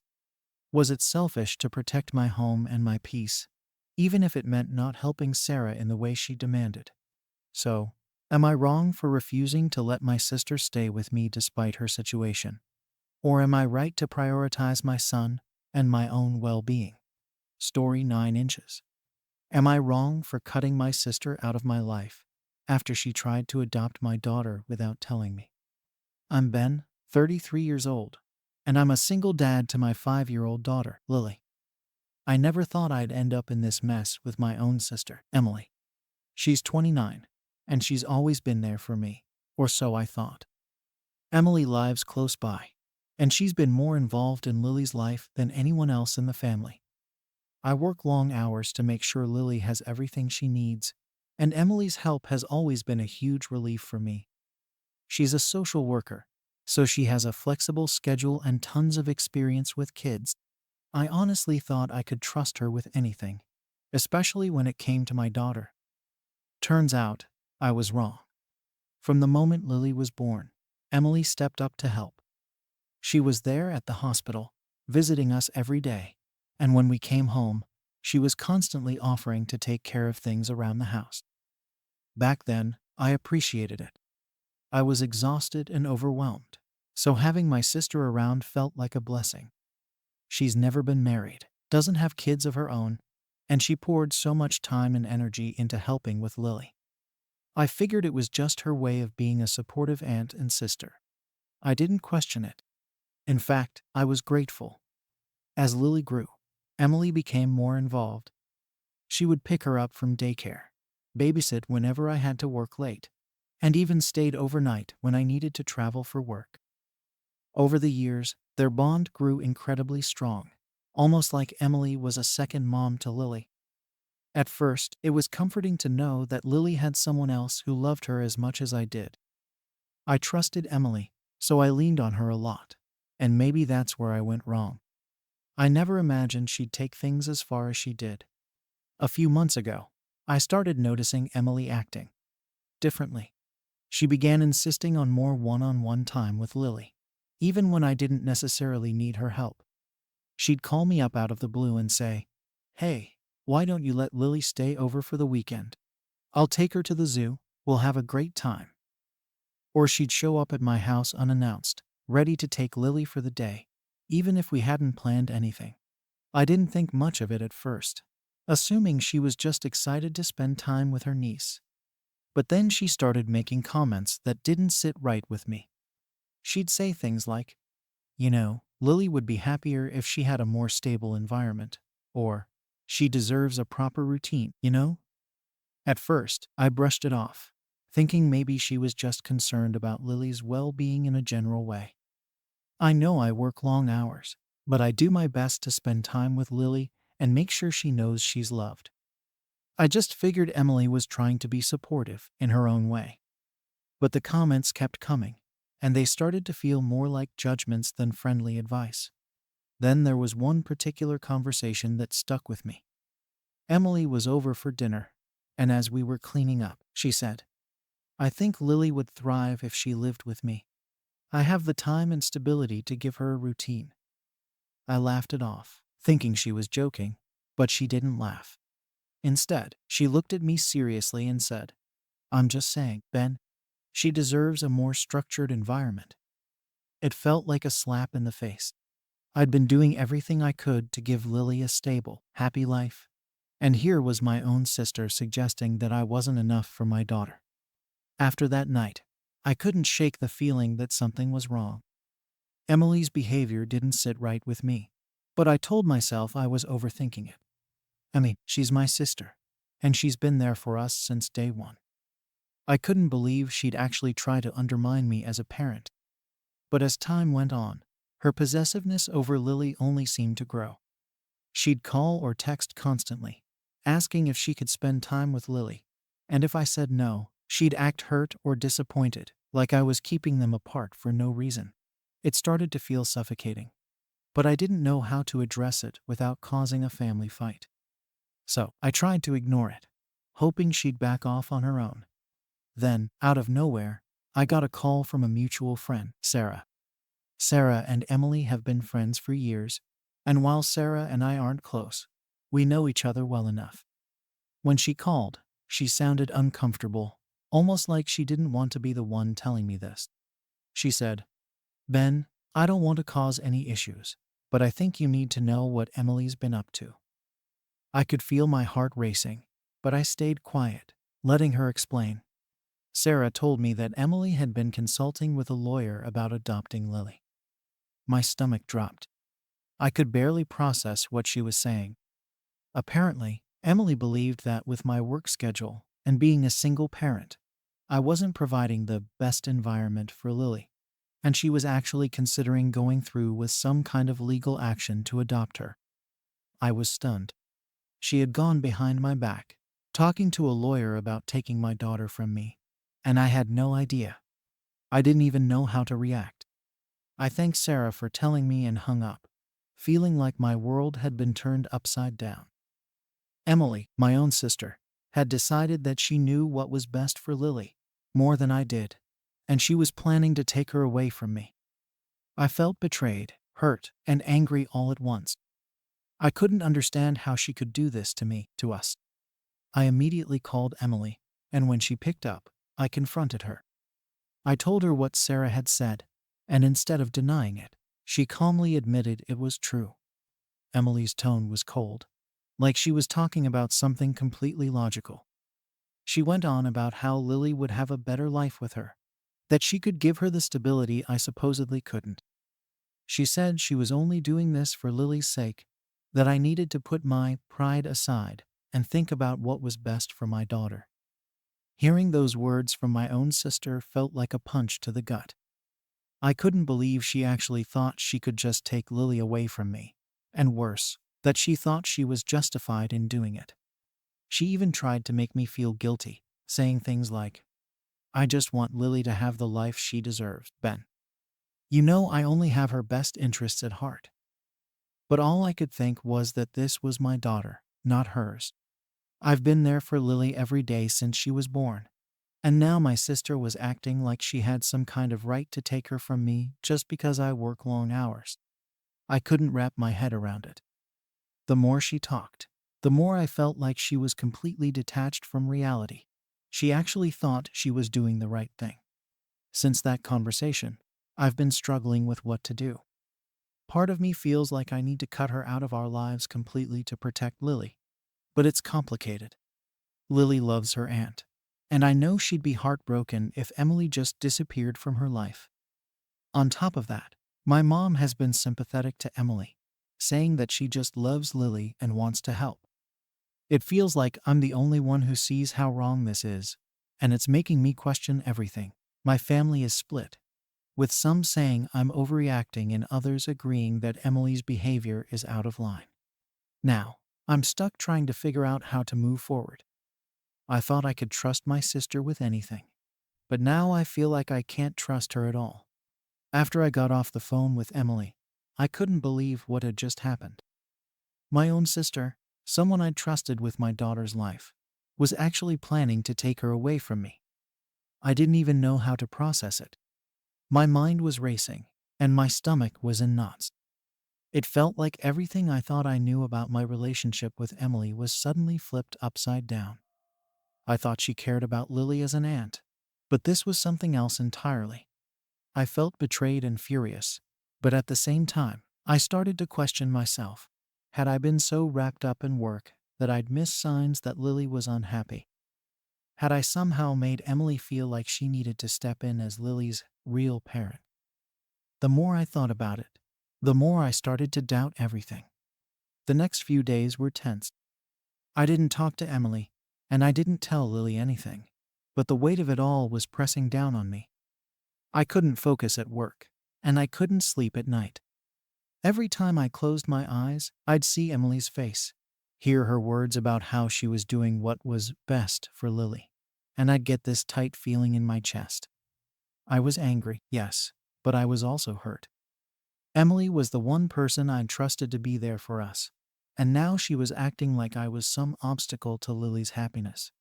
I eventually decided I needed to get some perspective, so I talked to a few family members about what was going on.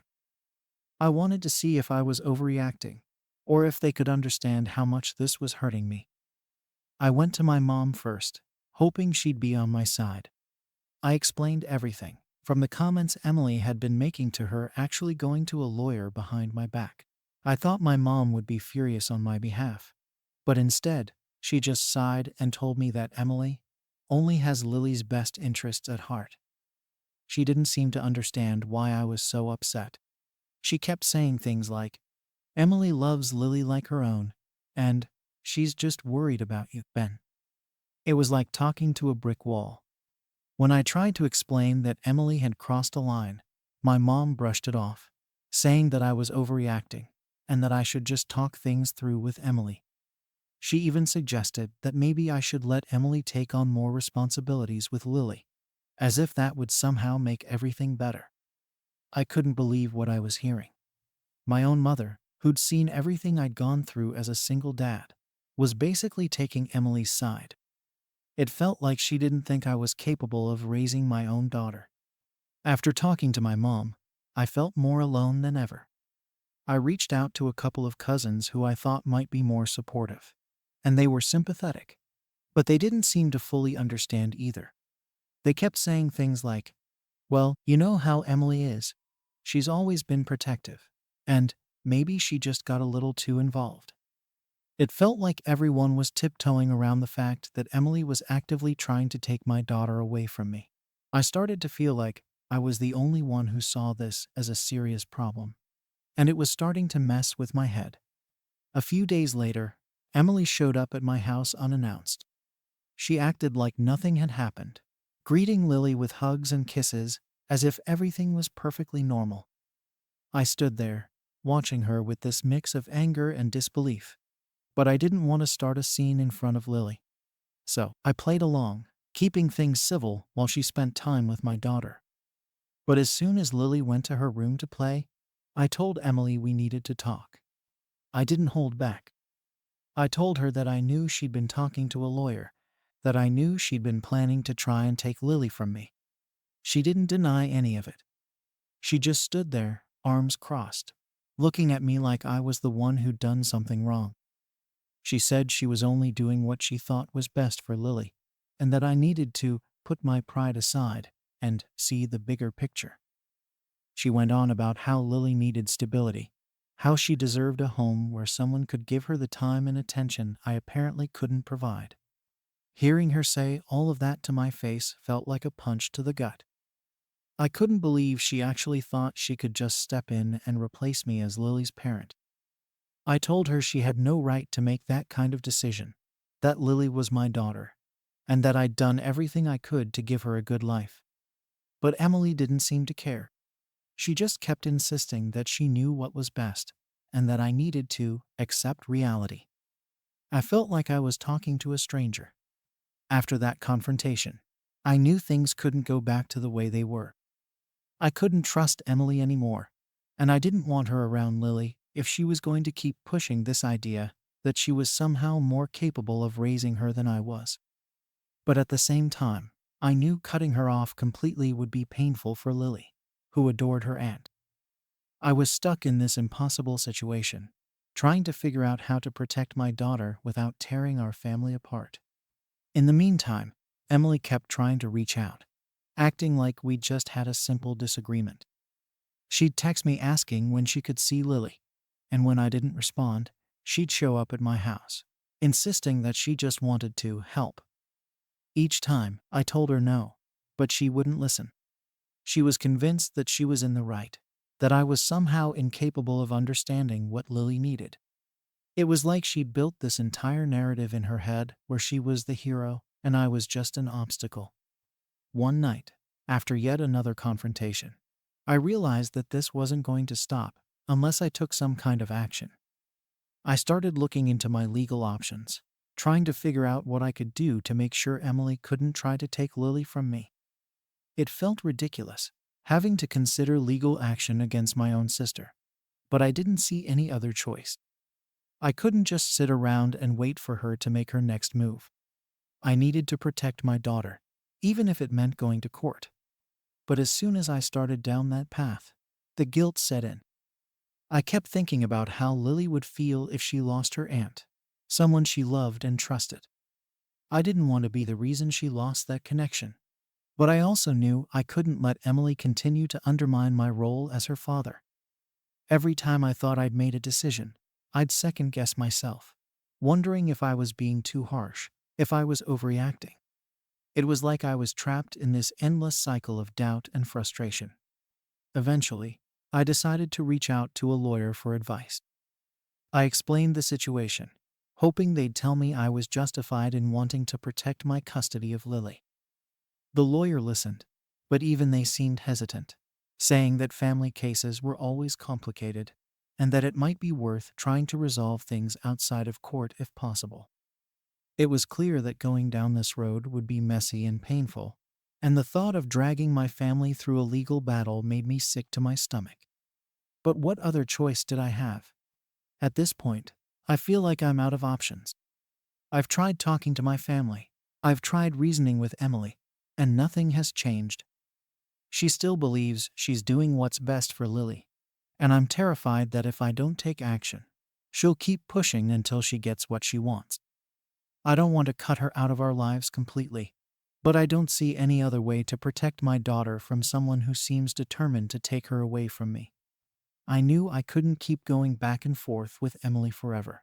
So I decided to make things clear once and for all. I told her that I didn't want her around Lily for the time being, not until we could come to an understanding about boundaries. I thought maybe if I took a firm stand, she'd realize how serious I was and finally back off. I made it clear that if she kept pushing, I'd have no choice but to involve a lawyer. It was painful to even say that out loud, but I didn't see any other way to protect Lily. Emily didn't take it well. She accused me of trying to cut her out of Lily's life, of being selfish and putting my pride above what was best for my daughter. She acted like I was being unreasonable, as if I hadn't already given her so many chances to respect my role as Lily's father. After that, things were tense between us. I kept waiting for her to calm down, to reach out with some kind of apology or acknowledgement that she'd crossed a line, but that never happened. Instead, she started reaching out to other family members, telling them her side of the story and painting me as the bad guy. I started getting calls from relatives, all of them urging me to let it go and let Emily see Lily. They kept saying things like, "She's just trying to help," and "Don't you think you're being a bit harsh?" It felt like no one understood what I was going through, like they were all more concerned with keeping the peace than with respecting my boundaries as Lily's father. It didn't take long for word to spread throughout the family. Suddenly, I was the one being blamed for causing drama, for breaking up the family. No one seemed to care that Emily was the one who'd overstepped, that she'd gone behind my back to a lawyer. They were all so focused on how much Emily loved Lily that they couldn't see how damaging her actions were to me. I felt completely isolated, like I was the only one fighting for my role in Lily's life. It hurt more than I could say, but I knew I couldn't back down. At one point, my mom even suggested that I let Emily take care of Lily more often, that maybe it would ease the tension. I was shocked. I couldn't believe my own mother was suggesting that I hand over more responsibility to Emily after everything that had happened. I told her that this wasn't about easing tension. It was about setting boundaries and protecting my rights as a parent. But she didn't seem to get it. She kept insisting that I was being too stubborn, that I was overreacting. It was like she couldn't or wouldn't see how deeply Emily's actions had hurt me. Despite everything, I tried one last time to resolve things without cutting Emily off completely. I proposed that we go to family counseling together, hoping a neutral third party could help her see my side. I thought maybe if a professional explained the importance of boundaries, Emily would finally understand. But when I brought it up, she flat out refused. She said she didn't need a stranger telling her how to care for her family and that she was only doing what was best for Lily. She even suggested that I was the one who should go to therapy, that I was the one with control issues. At that point, I realized there was nothing left to discuss. She wasn't going to change, and I wasn't willing to let her keep undermining my role as Lily's father. So, I made the decision to cut contact. I told Emily that she was no longer welcome in our lives, at least not until she could respect my boundaries and understand that Lily is my daughter, not hers.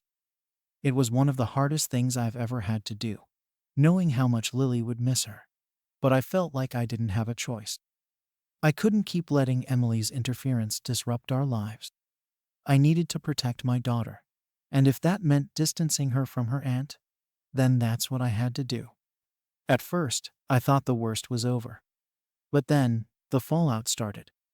Family members who didn't know the full story started reaching out, asking why I was being so harsh and unforgiving. Some even accused me of punishing Emily out of jealousy, as if I was somehow threatened by her relationship with Lily. It felt like I was constantly defending myself, explaining over and over why I had to take a stand. But no matter how many times I told them about the lawyer, about Emily's possessive behavior, they just didn't seem to understand. They kept saying things like, "She's family," and "You're overreacting." It was exhausting, and it felt like no one was on my side. Now, it's been a few weeks since I cut contact, and things are still tense. Lily has asked about her aunt a few times, and each time, it breaks my heart to tell her that Aunt Emily won't be around for a while. I've tried to keep things as simple as possible, but she's old enough to know something's wrong. She misses Emily, and seeing her sad like that makes me question everything. I keep wondering if I made the right choice, if maybe I could have handled things differently. But every time I start to doubt myself, I remember how far Emily was willing to go, how she was actually trying to take my daughter away from me. I can't let that happen, no matter how much it hurts. At this point, I feel like I'm at a crossroad. I don't want to deprive Lily of her relationship with her aunt, but I also can't allow Emily to keep overstepping her boundaries. I don't know if there's any way to salvage this, if there's any chance of making things right. Part of me wonders if I should reach out to Emily one last time, to see if there's any way we can come to an understanding. But after everything that's happened, I don't know if I can trust her again. I'm worried that if I let her back into our lives, she'll just go right back to trying to take Lily from me. So now I'm left wondering, am I wrong for keeping my daughter away from my sister after she tried to adopt her behind my back? Story 10 inches. Am I the bad person for excluding my son-in-law from our family's tradition after a shocking confession? I'm Sarah, 62, and I've always been the one to bring my family together. For over 30 years, I've held family gatherings, birthdays, and, most importantly, our annual family weekend getaway. My house is filled with memories, traditions, and the laughter of my children and grandchildren, all of which I treasure deeply. Hosting these events is my way of keeping our family close, creating a safe and welcoming space for everyone. It's a lot of work, but I'd never trade it for anything. My daughter, Emma, 34, married Alex 5 years ago, and while I was initially thrilled for her, something about him always felt a bit off. Don't get me wrong, he's always polite enough, never openly rude or hostile. But there's a quiet tension he brings to family events, especially when it comes to the younger grandchildren. My youngest granddaughter, Lily, is only 8, and she's a sweet, sensitive girl. She's the type who'd rather read than play rough, who gets her feelings hurt easily but bounces back with a smile. Alex, however, doesn't seem to get her at all. He'll make these small comments, almost under his breath, about how kids need to be tougher or how discipline is lost these days. At first, I thought he was just trying to be a good influence, maybe even bring something new to our family dynamics. I told myself it was probably just his personality. Maybe he grew up differently. Maybe his family didn't show affection in the same way. But as time went on, his comments started bothering me more. For example, during one dinner, Lily accidentally spilled her juice, and Alex muttered, "Typical." When she looked like she might cry, he sighed loudly and went on about how kids her age should know better. I felt a pang of anger, but I didn't want to make a scene or cause any family friction, so I brushed it off. But the tension kept building every time he opened his mouth around her. Then came the night that changed everything. It was after a family dinner, and everyone was lingering in the living room, finishing up conversations. I was in the kitchen tidying up when I heard Alex talking on the phone in the next room. I wasn't trying to eavesdrop, but his voice was unusually loud, and I caught bits and pieces of what he was saying. At first, it sounded like he was just venting, maybe to a friend. But then I heard him say Lily's name, and that caught my attention. What he said next felt like a punch to the gut. "Kids these days are so soft," he said, almost like he was spitting the words out. "Lily's the worst of them, can't even handle a bit of discipline. If I had my way, I'd make sure she grows up with some backbone. She needs to be hardened up." There was something in his tone, this quiet intensity, that sent a chill down my spine. I'd never heard him speak like that, and certainly not about Lily, who's just a little girl. I stood there, frozen, trying to process what I'd just heard. It wasn't just that he thought she was too sensitive. It was the way he said it, like he resented her for it. I couldn't understand why he'd be so harsh toward a child, especially one as young as Lily. She's not his daughter, but I'd hoped he'd have a softer touch with her. But to hear him talk like this, like she was some kind of project he needed to fix, it felt wrong. It felt dangerous. After he got off the phone, I decided I couldn't let it go. So, I pulled Emma aside and told her what I'd overheard. I expected her to be concerned, maybe even a little shocked. But she just rolled her eyes and said I was overreacting. She told me Alex had his own way of seeing things and that I was reading too much into it. He just wants what's best for her, she said, as if that explained everything. I tried to press her a bit, to make her see why I was so uncomfortable with what I'd heard, but she wouldn't hear it. She seemed determined to brush it off, almost defensive, and that worried me even more. Emma's reaction left me feeling unsettled and helpless. I wondered if I was really overreacting, if maybe I'd let my protective instincts get the better of me. But the more I thought about it, the more convinced I became that something wasn't right. I started paying closer attention to the way Alex interacted with Lily, and each time I saw him give her that disapproving look or make another comment, it just solidified my fears. Even Lily seemed to be pulling away from him, gravitating toward her cousins, and avoiding his gaze whenever he was around. The family getaway was coming up, and I knew I had a decision to make. Usually, I'd be thrilled about it. It's the one time of year when we all come together without the distractions of daily life. But this year, I was dreading it. The thought of Alex being around Lily in a more secluded setting, away from the usual bustle and distractions, made my skin crawl. I couldn't shake the feeling that he might try to toughen her up in some way that would scar her, emotionally or otherwise. But I knew that if I told Emma I didn't want Alex to come, it would cause a huge fight. I tried talking to my son, Tom, who's 38 and has always been a voice of reason in our family. When I explained everything to him, he looked serious and said he understood why I was concerned. He told me that, as Lily's grandmother, I had every right to protect her and make sure she was safe. But he also warned me that if I excluded Alex, it could damage my relationship with Emma, maybe even with the entire family. He advised me to think it over carefully before making any decisions. That night, I lay awake for hours, going back and forth in my mind. I didn't want to drive a wedge into our family, but I also couldn't ignore what I'd seen and heard. I kept replaying that conversation in the kitchen, his harsh words about Lily, the dismissive way he talked about her sensitivity, like it was a weakness that needed to be stamped out. It hurt, and it scared me. I've seen enough in my years to know when something feels wrong, and this felt very wrong. In the end, I decided I couldn't just ignore my gut.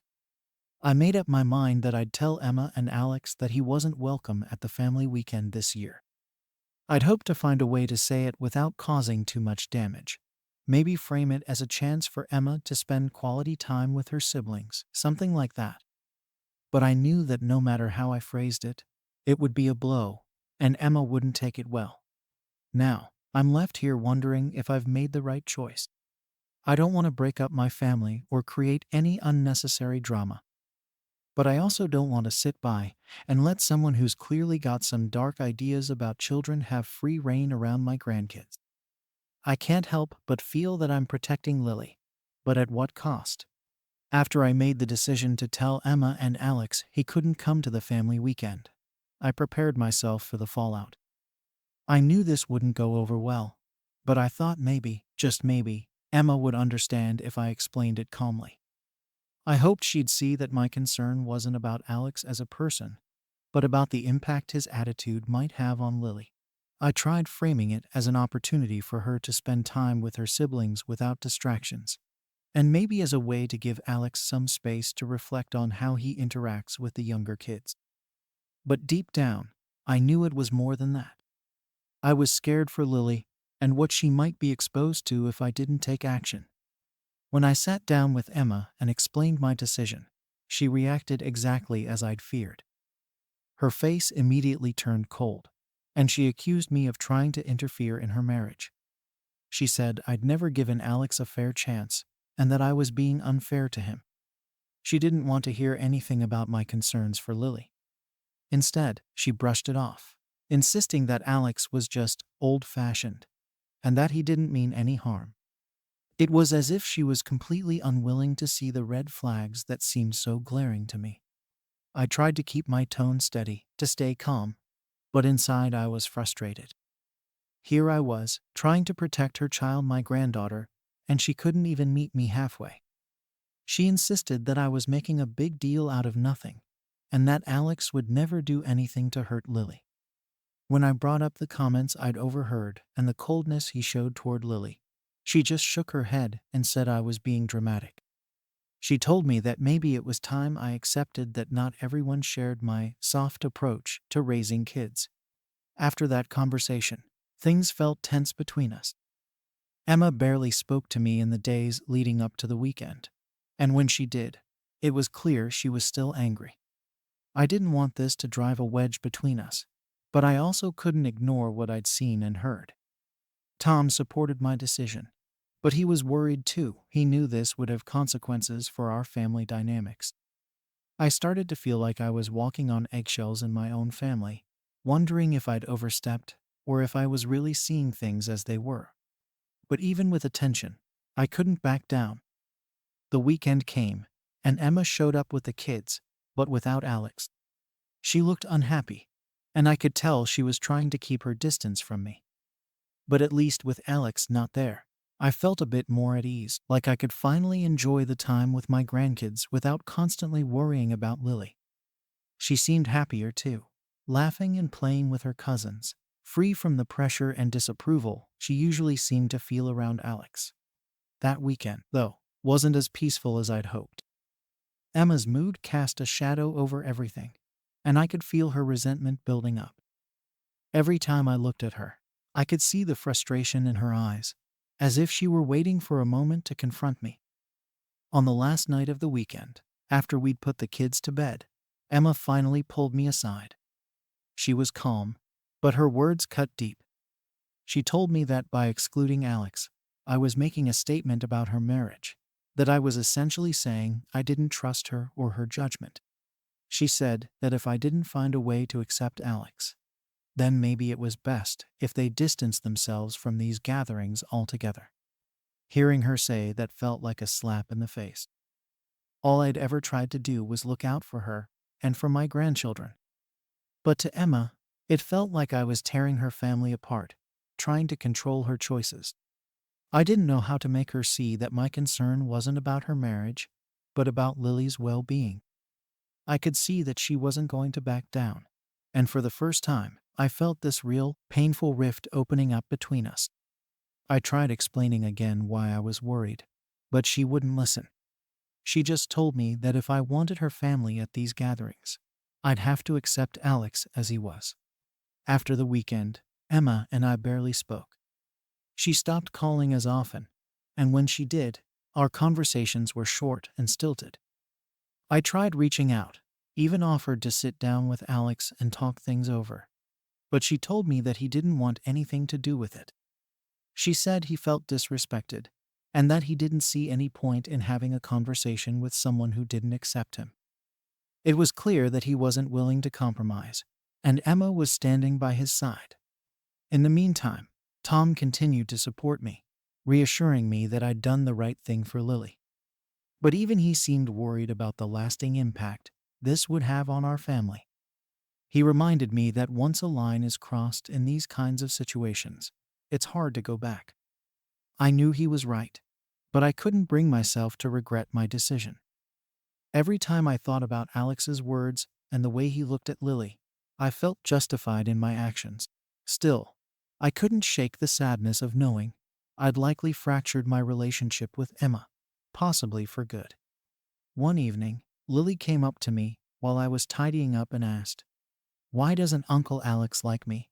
The question hit me like a ton of bricks. I didn't know how to answer, so I just told her that sometimes people have different ways of showing their feelings, even if they don't always make sense. She seemed to accept that, but I could see the doubt in her eyes, the way she looked down and shuffled her feet.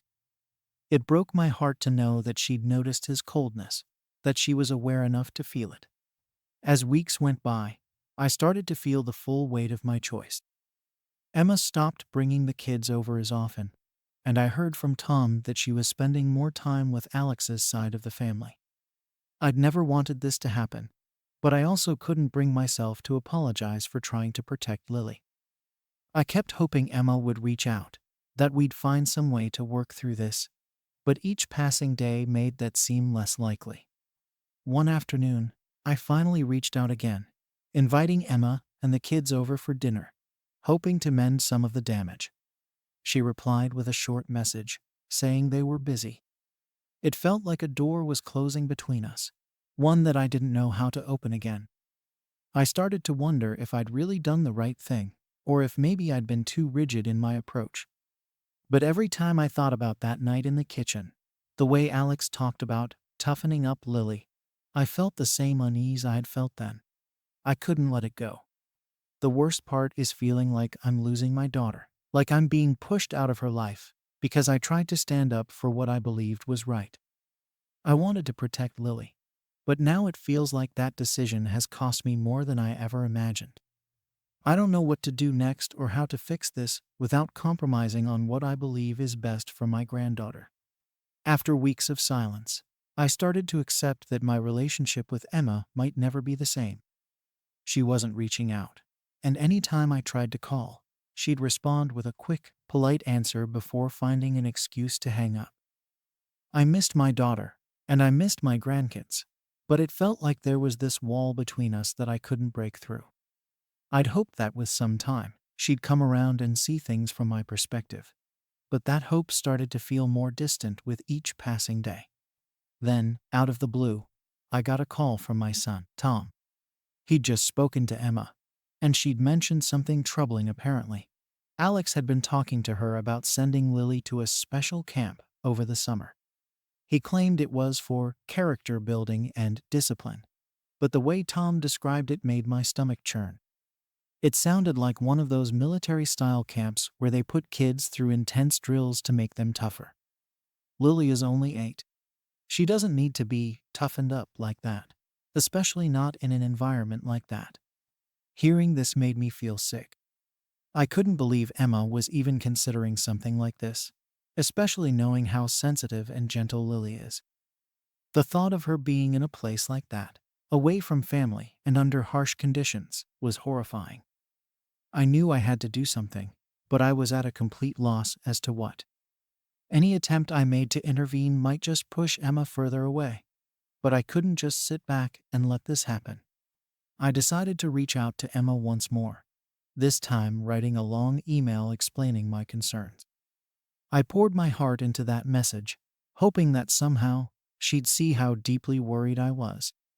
I told her how much I loved her and the kids, and that all I wanted was to make sure Lily was safe and happy.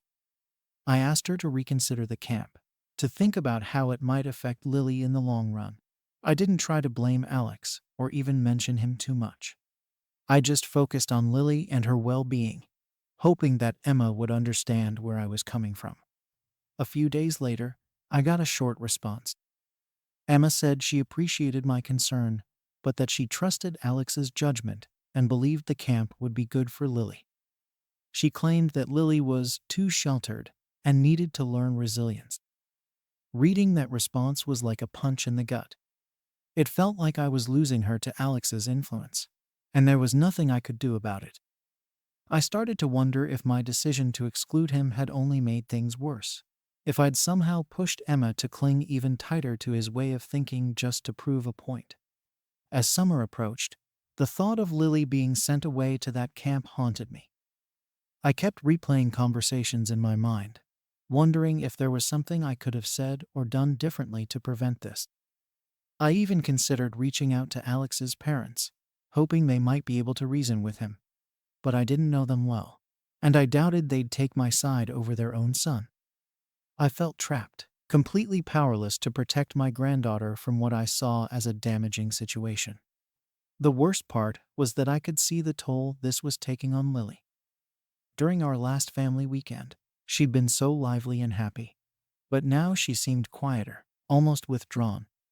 When I asked Tom if he'd noticed anything different, he admitted that Lily had been asking more questions about Alex, wondering why he didn't seem to like her. Hearing that broke my heart. No child should feel unwanted or unloved, especially not by a family member. I wanted to hold her and tell her how special she was, how much she was loved, but I felt like my hands were tied. In a moment of desperation, I tried reaching out to a family therapist for advice, hoping they could give me some perspective or guidance on how to handle this situation. They suggested that I focus on keeping communication open with Emma, even if it felt one-sided, and that I make myself available for Lily whenever possible. They reminded me that, in the end, children remember who was there for them, and that my presence in her life, no matter how strained, would be a source of comfort for her. It wasn't exactly the solution I was hoping for, but it was something. So, I kept trying. I'd send Emma texts, checking in on her and the kids, asking about their days, even if I only got brief responses in return. I made sure to invite her over for small family dinners, hoping she'd come with Lily and the other grandkids. Most of the time, she'd say they were busy, but once in a while, she'd bring the kids over, though she'd keep her distance from me. I didn't push her. I just tried to be there, to make sure Lily knew I was always here if she needed me. The summer camp date was approaching, and I felt this increasing sense of dread. I knew that once Lily went, there'd be no going back. If something happened there, if she was hurt or traumatized, it would change her forever. I kept hoping Emma would change her mind, that something would snap her out of this belief that Lily needed toughening up. But the days were running out. I considered talking to Tom again, asking him if he thought there was any way we could intervene, but I knew he was as unsure as I was. Then, one day, out of the blue, Emma called me.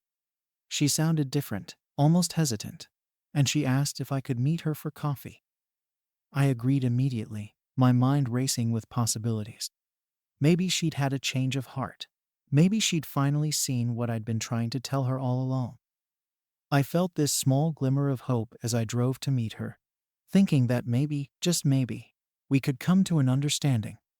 When I got there, she looked tired, like she hadn't slept well. She told me that she'd been thinking a lot about our last conversation, about my concerns for Lily. But instead of telling me she'd changed her mind, she said that she felt more convinced than ever that Lily needed to learn resilience. She believed that the camp would be good for her, that it would help her grow stronger.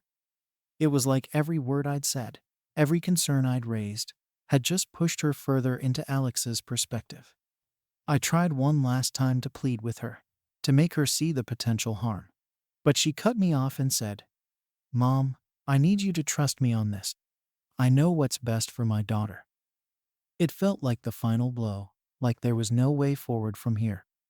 She made it clear that she wouldn't change her mind, and that if I continued to push, it would only drive us further apart. I was devastated. I didn't know what else to do. Now, I'm sitting here, wondering if I did the right thing by intervening in the first place. Did I push her too far? Did my decision to exclude Alex make this whole situation spiral out of control? Or am I right to be this concerned about Lily's well-being, even if it means risking my relationship with my daughter? Am I the bad person for trying to protect my granddaughter, even if it cost me my relationship with Emma? Story 11. Am I wrong for refusing to let my sister's son move in after she's taken over our family home? I'm Emma, 32, and I've been living alone in the house my mom left to me and my sister, Hannah, 36, after she passed away. It's a modest place, nothing fancy, but it's been my home for a few years now, and I've gotten used to the peace and quiet here. I work remotely as a software developer, so I spend most of my time at home. For the most part, it's been a good arrangement. Hannah, on the other hand, is married with a teenage son, Jake, who's 16. She's always lived nearby, and since she had her own family and home, she didn't need to live in our mom's house. Even though we both inherited it, Hannah has never really contributed to the upkeep or expenses. I've been paying all the bills, handling repairs, and taking care of everything that comes up, whether it's the yard work or the utility bills.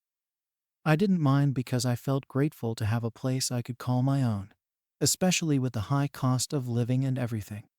And since Hannah has her family to worry about, I assumed she wouldn't really care too much about how I ran things here. At first, everything was fine. Hannah would come over now and then, mostly to visit or bring Jake along for a bit. But over time, she started acting more possessive.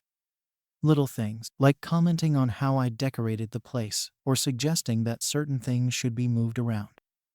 I remember once I'd put up some shelves in the living room, and she made a remark about how they didn't fit the original look of the house, as if she was the one living here. I shrugged it off because I didn't want to make a big deal out of it. After all, it's just shelves, right? But then, her visits started getting more frequent, and she began bringing Jake over a lot more, often leaving him here while she ran errands or had appointments. Jake, like most teenagers, would just hang around, do his own thing, and honestly didn't cause much trouble, so I never said anything about it. But the more time he spent here, the more I got the feeling that Hannah was using my home as some kind of free daycare, like she could just leave him here whenever she needed a break. Again, I didn't complain, but it did start to feel like I was becoming an extension of her parenting plan without even being asked. Then, last week, things really escalated. Hannah showed up at my door with Jake and a few bags of his belongings. It wasn't just his backpack or a few things he'd left behind during previous visits. These were bags that looked like she was moving him in. I was totally caught off guard. She didn't even start with a question or any kind of discussion. She just said, "Jake needs to stay here for a while. He needs some space, and it's better for him to be here with you for a bit." That was it. She didn't explain much beyond that or give me any warning ahead of time. It felt like she was dropping off a suitcase and saying, "Here, this is your responsibility now." I was standing there, trying to process it all, and she went on, talking about how things at her house were too chaotic, and that Jake was having trouble focusing with all the noise and distractions. I felt for the kid, I really did, but I couldn't help but feel angry at how she was going about it. No request, no heads up, no conversation, just an expectation that I'd say yes and take him in. I told her I needed some time to think about it, to figure out how this would work, especially since I'd never agreed to take Jake in for more than a few hours here and there. But she brushed me off like my opinion didn't even matter. She said, "It's a family matter, Emma. You shouldn't even have to think about it. Family helps family." As she was saying this, I couldn't help but feel like she was using family as a way to push me into something I wasn't ready for. I mean, yes, family helps each other, but that doesn't mean I just drop everything and say yes without even a conversation. I needed some time to think about what this would mean for me, for my own space and schedule. Plus, I wasn't sure how Jake felt about all this either. He was standing there awkwardly, looking as uncomfortable as I felt. After they left, I couldn't stop thinking about it. The way she'd acted, just assuming I'd be fine with Jake moving in, felt like a huge violation of my boundaries. I knew she'd probably tell me I was overreacting, that it wasn't a big deal, but it felt like a big deal to me. I've worked hard to make this place my own, to find some stability and independence, and now it felt like all of that was being disregarded because Hannah decided she wanted to make my house her solution. The next time she came over, I tried to have an honest conversation with her about my concerns. I told her that if Jake was going to stay, I'd need some ground rules in place. He'd need to help out around the house, follow some basic guidelines, and, most importantly, there'd need to be a clear timeline for how long he'd stay. I thought I was being reasonable. After all, I'd never planned on having a teenager living here, and I wanted to make sure it would work for both of us.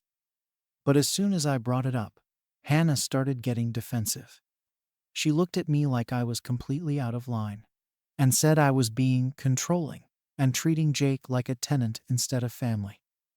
She told me he needed to feel at home, not feel like he was under strict rules or constantly monitored. I was trying to explain that it wasn't about controlling him, it was about making sure we both had a clear understanding of what this arrangement would look like. but she wasn't having it. She accused me of not understanding what family really means, and that, as someone without kids, I didn't get the importance of supporting each other. I was shocked. I'd never thought she'd throw something like that at me. She even made a comment about how our mom would be disappointed in me for being so selfish and not stepping up to help her nephew. That stung, especially because I'd tried to be there for Jake when I could. But this wasn't about occasional help anymore. This was about having a whole new person in my home full time. And I didn't feel ready for that. After she left, I was stuck between feeling guilty and feeling angry. Guilty because maybe I was letting her down. Maybe I was being too protective of my space. And angry because she was making me feel like I had no choice in the matter, that I was just supposed to say yes and deal with it. Part of me wondered if she was right, if maybe I was being too stubborn or too focused on my own needs. But another part of me knew that if I didn't stand up for my boundaries now, this wouldn't be the last time she tried to take over. Then, a few days later, I got a message from one of our relatives. Apparently, Hannah had started telling people that I was abandoning Jake and refusing to help out when he needed me. Some of my family started reaching out, asking why I was being so cold and distant, telling me it was just a house and that I needed to be there for my nephew. I felt like I was being painted as the villain for wanting to keep some control over my own home. By this point, I was starting to feel like I couldn't win. Half the family seemed to think I was selfish, and the other half, the few who knew how Hannah could be, were telling me to stand my ground. But the pressure was building, and I could tell that if I didn't make a decision soon, things would just get worse. And the more I thought about it, the more I realized that no matter what I chose, someone in my family would think I was doing the wrong thing. Now I'm left wondering if there's any way to make this work without completely giving up my independence or alienating my sister. I spent the next few days stewing over everything. Hannah had taken things to a whole new level by telling our family that I was being selfish and refusing to support my nephew. And now I was stuck dealing with the fallout. I kept getting messages from relatives, some saying I needed to let Jake stay because family is family, and others who didn't outright say it, but implied that I was being cold-hearted. It was exhausting, and I felt like no one really understood what I was going through. All I wanted was to be able to live in my own home in peace, without having to deal with this constant guilt trip from Hannah and everyone else. I knew I had to talk to her again to try and set things straight.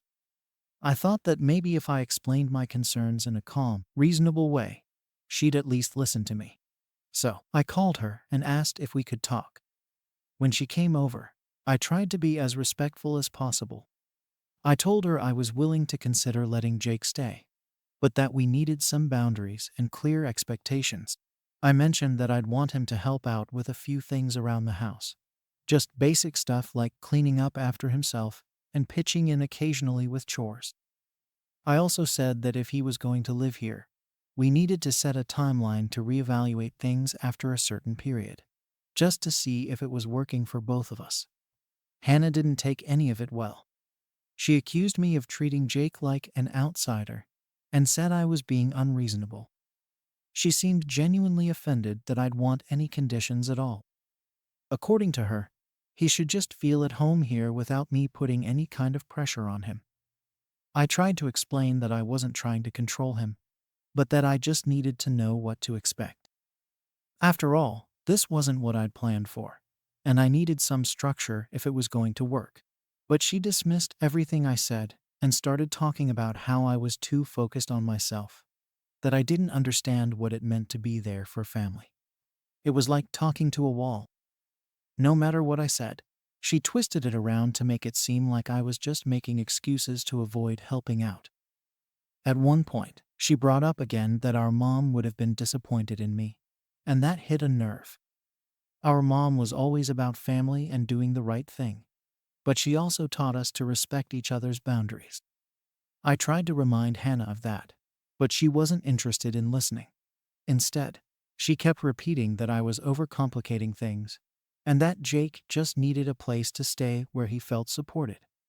The conversation ended badly, with her storming out and basically telling me that if I couldn't be there for her and Jake, then I was turning my back on family. I felt frustrated and hurt. She made it sound like I was the one who had changed, when really, I'd just been trying to set some boundaries for my own peace of mind. But it was clear she wasn't going to budge, and now I was left wondering what to do. I didn't want to create a bigger rift between us, but I also didn't want to give in and have no say in what happened in my own home. As the days passed, I tried to focus on work and distract myself, but the whole situation kept weighing on me. I'd run through scenarios in my head, trying to figure out a way to make it work without feeling like I was giving up everything. But no matter how I looked at it, I kept coming back to the same feeling. I was being forced into something I didn't agree to, and no one seemed to care how it was affecting me. Then, things escalated even more.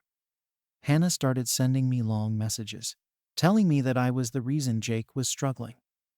She blamed me for making things difficult and said that if I just agreed to help him without all these conditions, everything would be fine. She even went so far as to say that I was damaging my relationship with Jake, and that he felt like I didn't care about him. That part stung because I've always tried to be a good aunt to him. I've taken him out for fun days, tried to be there for him in my own way. But now it felt like all of that was being erased, because I wasn't doing exactly what Hannah wanted. I kept thinking about all the things she'd said, and I started second-guessing myself. Maybe I was being too stubborn. Maybe I was holding on to my independence too tightly. But then again, I couldn't shake the feeling that if I gave in now, it would just be the beginning. I'd always be the one expected to bend over backward for family, with no one willing to respect my boundaries. In the middle of all this, a few relatives reached out to mediate, which only made things worse. They'd say things like, "It's just temporary, Emma. You're lucky to have a home to share." Or, "Jake is family. This is what family does." Some even hinted that maybe I was holding on to the house too tightly, as if I was being selfish for wanting to live there in peace. It felt like no one really cared about my side of things, and I was just expected to fall in line and do what Hannah wanted. Eventually, I decided to try one more time to make a compromise. I told Hannah I'd be willing to do a trial period, just to see how things went. I figured that way, I could at least get a sense of whether this arrangement would actually work before committing to anything permanent. I thought this was a reasonable approach, but when I brought it up to her, she rejected it immediately. She told me it was ridiculous and accused me of treating her son like a tenant instead of family. It was like she didn't even want to consider any option other than him staying indefinitely on her terms. At that point, I was starting to lose hope that we'd ever come to an agreement. I could tell she wasn't going to give up, and I felt like my only options were either to cave in completely or risk losing my relationship with her and possibly with Jake as well. The pressure was overwhelming, and I started feeling trapped in a situation that I couldn't control. And then came the final blow. Hannah sent me a message saying that if I didn't agree to let Jake stay, without any conditions, she'd have no choice but to take things further. She said she was planning to talk to a lawyer about the matter of the house, as if she had some right to force me to let Jake live here. I didn't know what she meant by that, but the thought of her trying to take legal action left me feeling anxious and completely unsettled. After Hannah told me she'd be talking to a lawyer, I felt like I was in some kind of nightmare. I never imagined my own sister would go that far, all because I wouldn't let her dictate what happened in my home. I tried not to let it get to me, thinking maybe she was bluffing or just trying to scare me into caving. But a few days later, I got a letter from an attorney representing her. The letter basically said that since the house was equally inherited by both of us, she had a right to make decisions about its use. They hinted at the possibility of forcing a sale or making some kind of arrangement where she could have partial use of the property. It felt like a threat, like she was willing to go to extreme lengths just to get her way. I was stunned.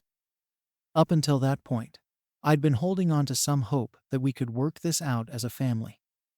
I thought maybe she'd calm down and realize that she was pushing things too far.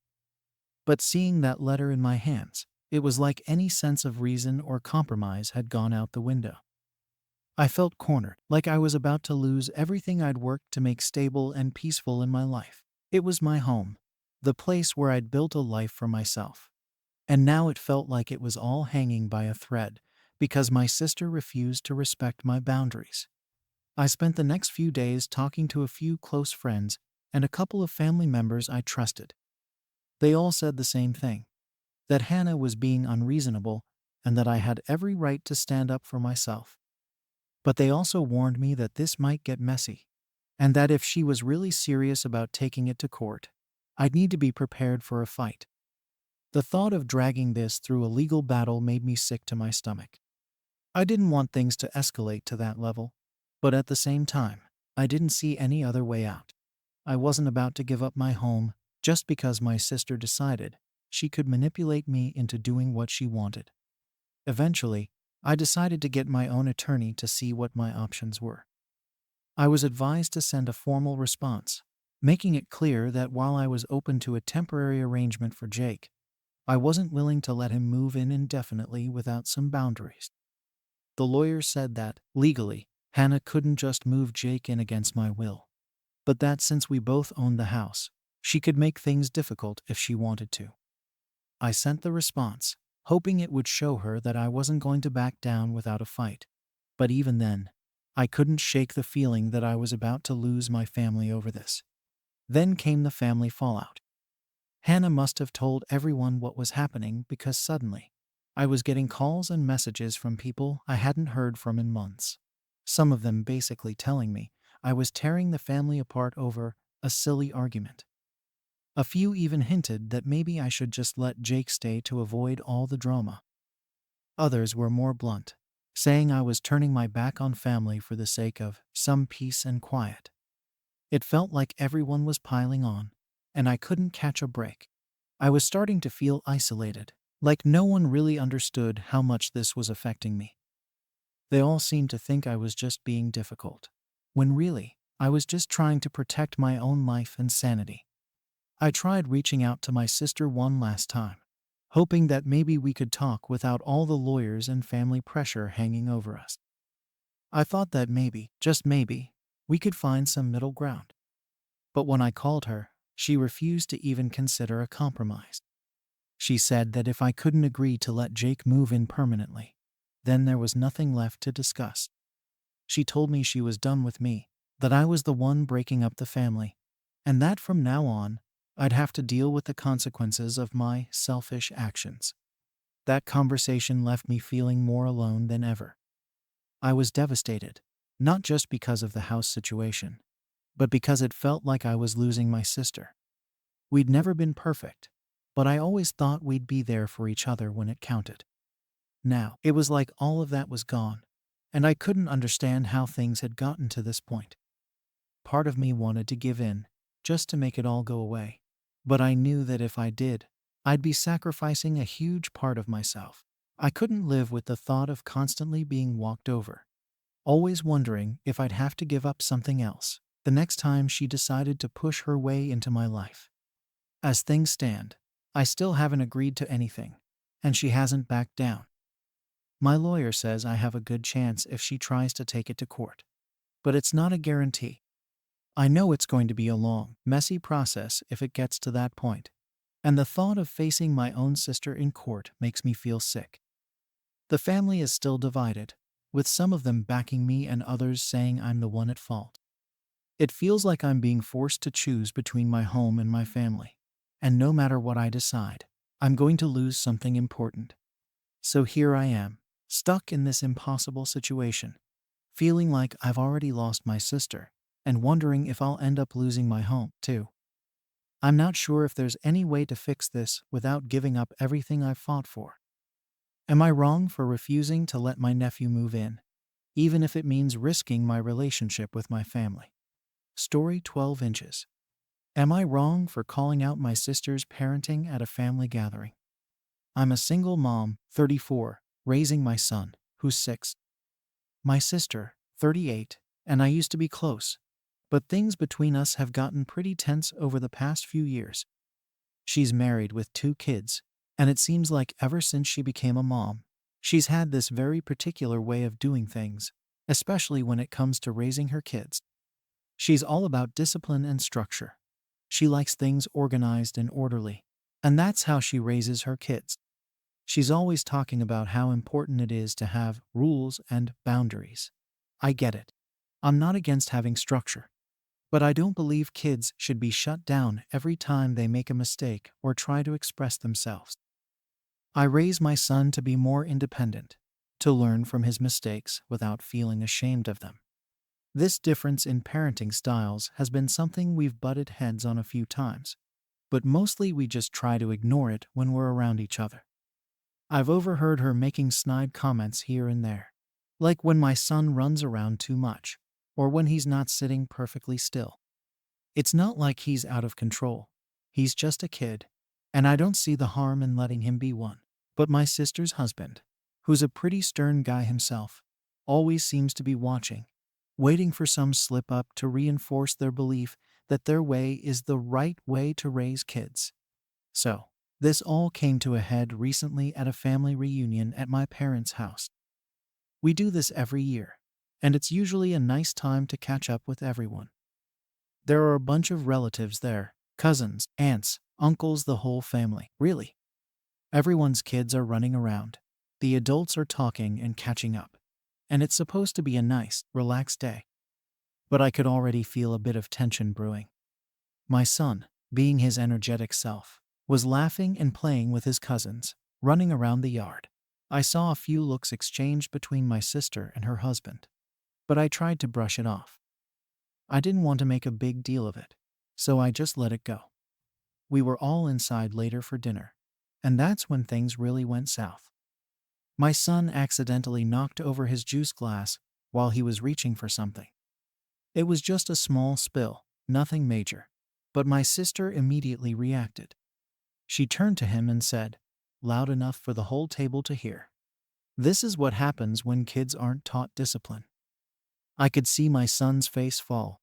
He's just a little kid, and being called out like that in front of everyone embarrassed him. I felt this surge of anger and protectiveness rise up in me. I mean, it was an accident, he didn't do it on purpose, and I didn't see the need to make him feel bad about it. So I said something like, "He's just a kid. Accidents happen. You don't have to shame him for it." I didn't think it was a big deal. I just wanted her to ease up on him a bit. But my sister's husband immediately jumped in. He looked at me and said, "Well, maybe if you didn't raise him to be entitled, he'd be more careful."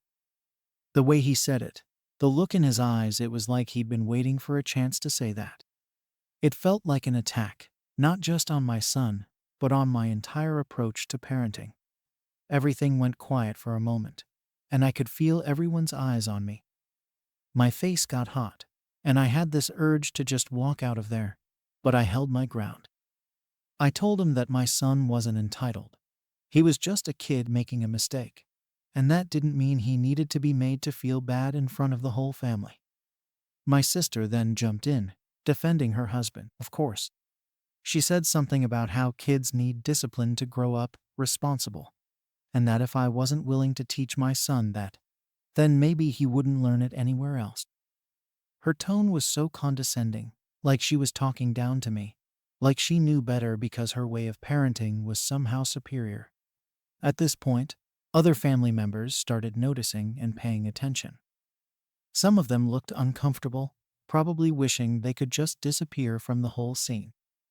A few of the older relatives, who've always had more traditional views, were nodding along with her, like they agreed with her approach to discipline. It was like a silent message my sister's way was the right way, and my son and I were somehow the outliers for not fitting into that mold. I could feel myself getting more defensive. I wanted to say a lot of things to defend my son, to tell them they didn't know what they were talking about, that just because they were strict with their kids didn't mean I had to be.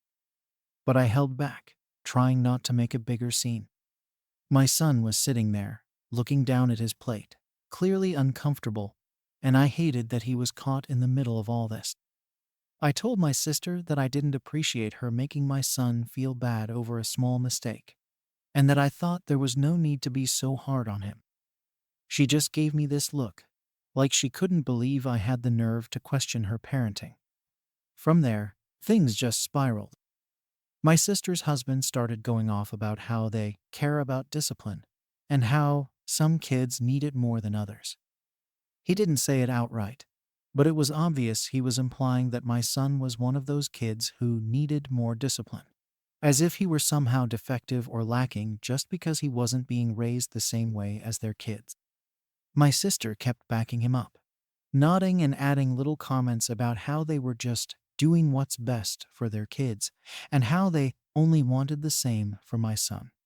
It felt like they were ganging up on me, and I couldn't believe it was happening in front of the whole family.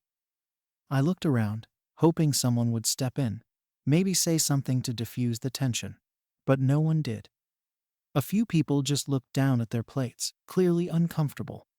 Some of them, the ones who agreed with my sister's approach, were giving me these disapproving looks, like I was the one in the wrong for not going along with her way of parenting. By the time dinner was over, the tension in the room was so thick you could practically feel it. My sister barely looked at me, sticking close to her husband. I felt isolated, like my son and I were outsiders in my own family. It was like everything I did as a parent was under a microscope, and I could feel the judgment from all sides. My son was quieter than usual, staying close to me, and I could tell he sensed the tension too. As the evening wore on, I kept running everything through my mind, replaying the moment over and over, wondering if maybe I'd overreacted. Maybe I should have just let my sister handle it her way, even if I didn't agree with it. Maybe I should have kept quiet for the sake of peace. But part of me knew I couldn't just sit there and let my son be shamed for something so small. I didn't want him to feel like he had to walk on eggshells around his own family. When things finally started winding down, I tried to approach my sister, hoping to smooth things over. I told her I didn't mean to cause a scene, but that I didn't think it was fair to shame my son for a simple mistake. I tried to explain that I wanted him to learn without feeling embarrassed, that I believed in teaching kids with understanding instead of punishment. She just looked at me coldly and said, "It's not about you. It's about what's best for your son. Maybe you should take a closer look at how you're raising him." Her words felt like a slap in the face. After my attempt to talk things out with my sister, things only got worse. She didn't accept my apology, and her response felt like she was putting me down as a parent. I was hurt, and I didn't know what to do with that anger. It felt like she was telling me that I didn't know what was best for my own son, and her attitude seemed to solidify her belief that her way was the only right way. I could see her husband nodding along, and he just made things even more frustrating. The way he looked at me, like I was clueless or irresponsible for raising my son differently.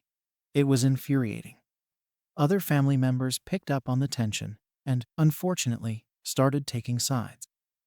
Some of the older relatives, like my aunt and a few cousins, seemed to support my sister's approach. They've always believed in this strict parenting method, and I could tell they thought I was too lenient.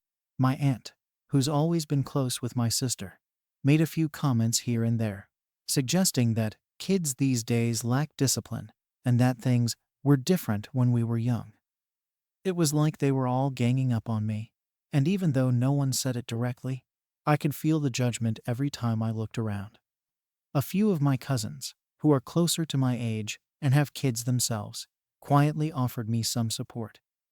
They didn't outright say that they thought I was right, but one or two of them gave me sympathetic looks like they understood. It helped a little, but I still felt outnumbered.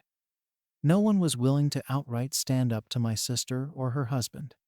They just didn't want to get involved in what had become a pretty uncomfortable family situation. I understood why no one wanted to rock the boat, but it still hurt. It felt like I was the outsider in my own family. The worst part was how uncomfortable my son looked. Normally, he's pretty social and loves being around family. But after everything that happened, he became withdrawn. He stayed close to me, barely spoke, and seemed to sense that he wasn't really welcome around his cousins. I hated seeing him like that. I'd brought him to this family gathering hoping he'd have fun and make memories, but instead, he ended up feeling like he'd done something wrong. It was heartbreaking to see him look at his cousins and not feel like he could join them without somehow getting in trouble. After dinner, as we were all sitting around, my sister's husband kept making little comments. He didn't say anything to me directly, but he'd make these remarks about discipline and how some kids just don't understand boundaries. It was obvious he was talking about my son, and every word he said made me angrier. My son heard it too, and I could see the look on his face, like he was wondering if he'd actually done something wrong. I was tempted to pack up and leave right then, but I didn't want to cause more of a scene. I'd already apologized, but it felt like that wasn't good enough for them. They wanted me to admit that I was wrong for parenting the way I did, and I wasn't going to give them that satisfaction. When it was time to say goodnight, I didn't even bother trying to talk to my sister again. I knew it would just lead to another argument, and I didn't want to give her the chance to belittle me in front of everyone else. I took my son, thanked my parents for hosting, and got us out of there as fast as I could. On the drive home, I kept replaying everything that happened, wondering if I'd handled things wrong. Maybe I should have kept quiet. Maybe I should have just let her discipline him the way she wanted. But I couldn't shake the feeling that what she'd done was unfair. My son deserved better than to be shamed for something as small as a spilled drink. The whole situation left me feeling isolated from my family. I didn't want to reach out to anyone and talk about it because I was afraid they'd just tell me that I was overreacting or that I needed to respect my sister's parenting style. It seemed like everyone was on her side, and I was just this outsider who didn't belong. I started to wonder if it was even worth going to these family events, if it meant my son would be treated like that. The thought of him having to face judgment and criticism from his own family just didn't sit right with me. A few days later, I got a message from my mom. She wanted to talk about what happened and see if we could work things out as a family. I could tell she was trying to be diplomatic, but it felt like she was leaning towards defending my sister's side. She kept saying things like, "Your sister just wants the best for your son," and "We all have different ways of raising kids, but you both want what's best." It felt like she was minimizing what happened, trying to smooth things over without actually addressing the problem. I told her how hurt I was by the way my sister and her husband treated my son, and she just said that it was a misunderstanding, that they didn't mean to hurt him. But to me, it didn't feel like a misunderstanding. It felt like they were trying to make a point, like they were trying to put me in my place. When I told my mom that I was thinking about not going to future family events, she sounded shocked. She said that would be too extreme, and that it wouldn't be fair to punish the family because of one incident. But it didn't feel like one incident to me. It felt like the culmination of years of judgment, of feeling like I wasn't good enough as a mom in my own family's eyes. I told her that I didn't want my son to feel like he wasn't accepted, that I wanted him to grow up feeling supported, not criticized. My mom tried to reassure me, saying that the family loved us and that no one was judging us, but it just didn't feel true. I could still hear my sister's voice in my head, telling me to look closer at how I was raising my son, implying that I was doing it all wrong. I didn't know if I could keep putting myself and my son through that, especially if no one else was willing to see things from my perspective. The more I thought about it, the more I felt like I was caught in this impossible situation. I didn't want to cut my family off, but I didn't want to keep exposing my son to that kind of negativity either.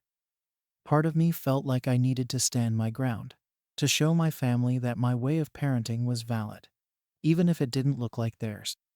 But another part of me just wanted to walk away and protect my son from any more hurt. I was torn, and I had no idea what to do next. As the days went by, I kept wondering if maybe I was overreacting. Maybe I was being too sensitive, too protective. I started doubting myself, replaying every moment, every word, and questioning if I'd blown it all out of proportion. but then I'd remember the look on my son's face, the way he shrank into himself after my sister's scolding, and it made me feel like I wasn't wrong to be upset. He deserved to feel safe and accepted, even if he was just a kid making mistakes. I hadn't talked to my sister since the reunion, and she hadn't reached out either. It was like this unspoken standoff, both of us waiting for the other to make the first move. But I wasn't sure if I even wanted to make peace, not if it meant pretending everything was fine when it clearly wasn't. I was starting to realize that maybe my family would never really understand my approach to parenting, and I wasn't sure if I was okay with that. The whole experience left me feeling like I was at a crossroads. I could either keep trying to fit into their expectations, or I could choose to protect my son's happiness and walk away from these family events if they continued to be so judgmental. I just didn't know if I was ready to make that choice. A few days after talking to my mom, I was still feeling conflicted about everything that had happened at the reunion. I hadn't heard from my sister, and I didn't reach out to her either. It felt like this huge rift had formed between us, one that I wasn't sure how to cross. Part of me felt guilty for even considering staying away from future family gatherings, but another part of me felt justified. I didn't want my son to be exposed to that kind of judgment again, especially if no one in the family was willing to stand up for us or even acknowledge that it was a problem. The whole situation was weighing on me, and it was hard to keep pretending like everything was normal when I still felt hurt and isolated. I could tell my son sensed something was wrong, too. He asked me a couple of times why his aunt and uncle didn't like him, and it broke my heart. I tried to tell him that it wasn't about him, that sometimes adults just have different ideas, but I could see that he didn't fully understand. How could he? Even I was struggling to wrap my head around it. All he knew was that he'd been scolded and made to feel like he'd done something wrong, and that was enough to make him feel uncomfortable around people he was supposed to trust. One evening, while I was putting him to bed, he asked if we'd have to go back to that family place again. It hit me hard because he'd never been hesitant about family gatherings before. He usually looked forward to them, to playing with his cousins and spending time with everyone. But now he was associating it with something negative, something that made him feel small or out of place. I didn't have an answer for him, so I just hugged him and told him we'd think about it. Inside, though, I was feeling more and more certain that maybe staying away would be the best choice, at least until things cooled down. But then, out of the blue, I got a message from my sister. It wasn't an apology or anything like that, though. Instead, she basically doubled down on her stance. She said something about how she was disappointed in me for not valuing discipline and structure for my son, and that she only wanted to help. She claimed that I'd overreacted and taken her words out of context. It felt like she was twisting everything around, making it seem like I was the one who had made a big deal out of nothing. There was no acknowledgement of how her actions had affected my son, just a lot of talk about how she was only doing what was best, and how I was too sensitive for taking it personally. Reading her message, I felt a mix of anger and sadness. It was like she couldn't see that her actions had hurt us, that her words and attitude had left a real impact. Instead, she seemed more interested in defending her approach and pushing her beliefs onto us. I sat there, staring at the message, not even sure how to respond. Part of me wanted to lash out, to tell her exactly what I thought about her so-called discipline, but another part of me knew it wouldn't make a difference. She was set in her ways, and nothing I said would change her mind. After a lot of back and forth in my head, I finally decided to respond. I kept it short, telling her that while I respected her approach to parenting, I expected the same respect in return. I told her that I wasn't interested in arguing about our differences, but that I wouldn't tolerate my son being shamed or treated poorly at family events. I also said that until we could come to some kind of mutual understanding, I wasn't sure it was a good idea for us to spend time together as a family. I tried to keep it as calm and polite as possible, but I could feel the tension behind every word I typed. Her response was brief and curt. She said that if that was my choice, then so be it, but that I was making a mistake and depriving my son of family connections. She made it sound like I was the one causing the divide, that I was the one breaking up the family over a small disagreement. It felt like she was completely missing the point, like she didn't even care about how my son, and I felt, only about being right. After that, we didn't speak again. Since then, I've been going back and forth, wondering if I did the right thing. On one hand, I feel like I stood up for myself and my son, setting boundaries where they were clearly needed. But on the other hand, I worry about the long-term impact of this decision. Family is important, and I don't want to deprive my son of those relationships, even if they're complicated. I wonder if I should just suck it up, go to the family events, and try to keep the peace for the sake of everyone involved. But I also don't want to send my son the message that he has to put up with disrespect or judgment just to keep family ties intact. My mom has reached out a couple of times, trying to mediate and get us to talk things through, but I'm not sure if I even want to. It feels like my sister doesn't see me as an equal, that she thinks she has the right to dictate how I raise my son, and that just doesn't sit right with me. I don't want to keep putting myself and my son in situations where we feel judged or unwelcome. But at the same time, I hate the thought of creating a permanent rift in the family. So now, I'm left wondering, am I wrong for choosing to distance myself to protect my son? Or should I be trying harder to keep the family together despite everything? Story 13. Was I wrong to leave my mother-in-law's birthday party after my husband's family's joke about our infertility? I'm Rachel, 34, and I've been married to Tom for 7 years. Throughout most of our marriage, we've been dealing with infertility. It's been a long, exhausting journey that has tested both of us in ways I never imagined. The subject is deeply personal to me, and aside from a few close friends, we've chosen not to share our struggles publicly, not even with family. For Tom and me, it's been easier to deal with privately than to explain ourselves or face any judgment or pity. But sometimes, Tom's family makes that hard. His mom, for example, is one of those very traditional, family-oriented types who never shy away from hinting at the idea of us having kids.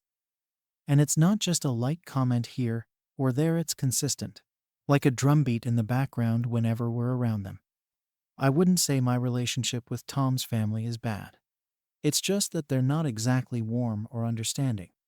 They mean well most of the time, but I've always felt like an outsider. Tom's mom, in particular, has this way of making passive comments that dig a little deeper than she probably realizes. For instance, she'll talk about how wonderful it was raising 2 boys, giving Tom a little nudge and saying, "You'll understand someday." It's almost always said with a smile, as if it's harmless. But after hearing it over and over, it gets under my skin. Then there's Tom's brother, who's a bit of a jokester. He's the kind of guy who will make jokes at your expense, but insists it's all in good fun. And since he's family, no one ever really calls him out on it.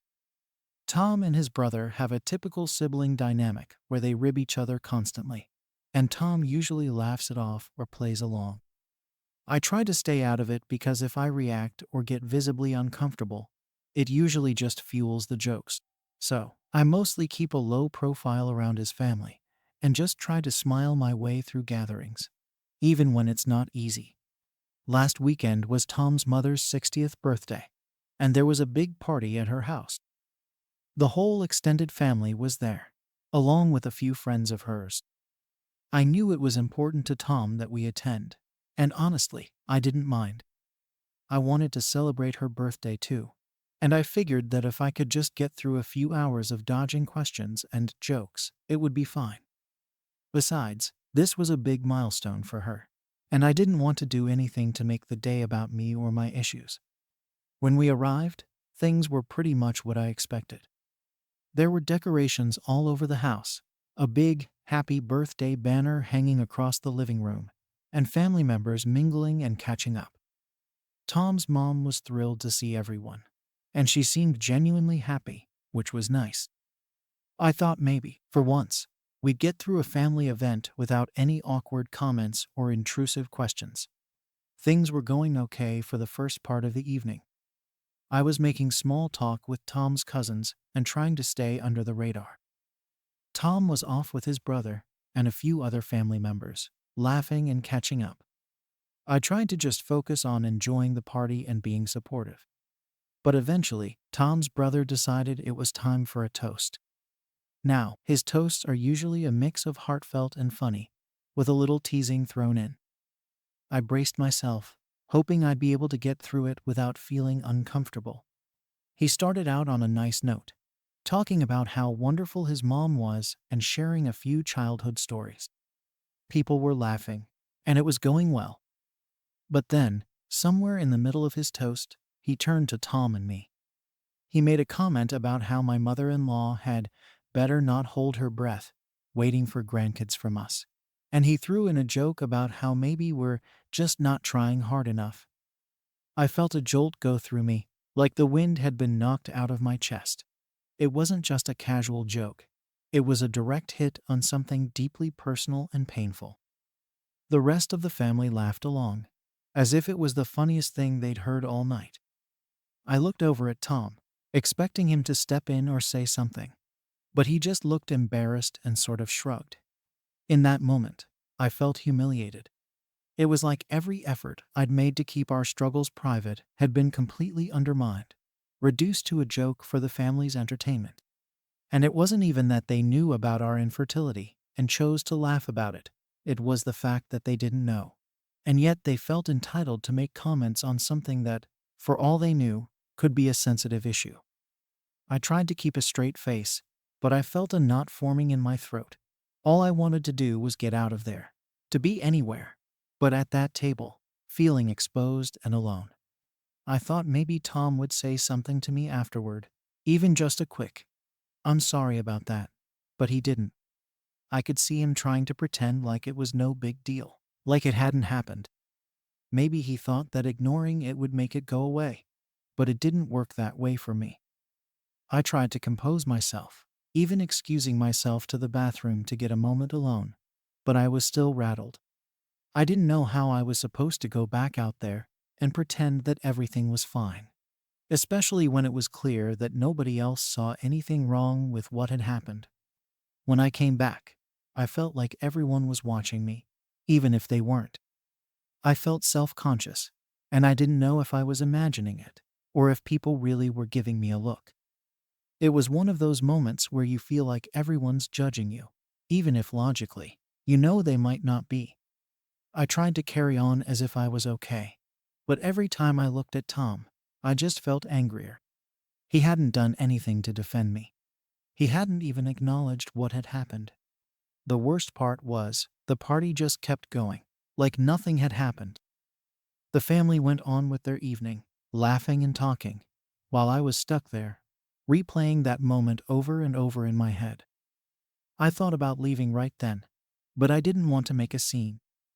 I didn't want to be the one who ruined his mom's birthday, especially over something that everyone else thought was just a joke. But I couldn't shake the feeling that I was alone in this, even with Tom right beside me. I couldn't believe that the man who knew exactly what we'd been through could sit there and let his family make light of it, as if it were nothing. And the more I thought about it, the harder it became to stay.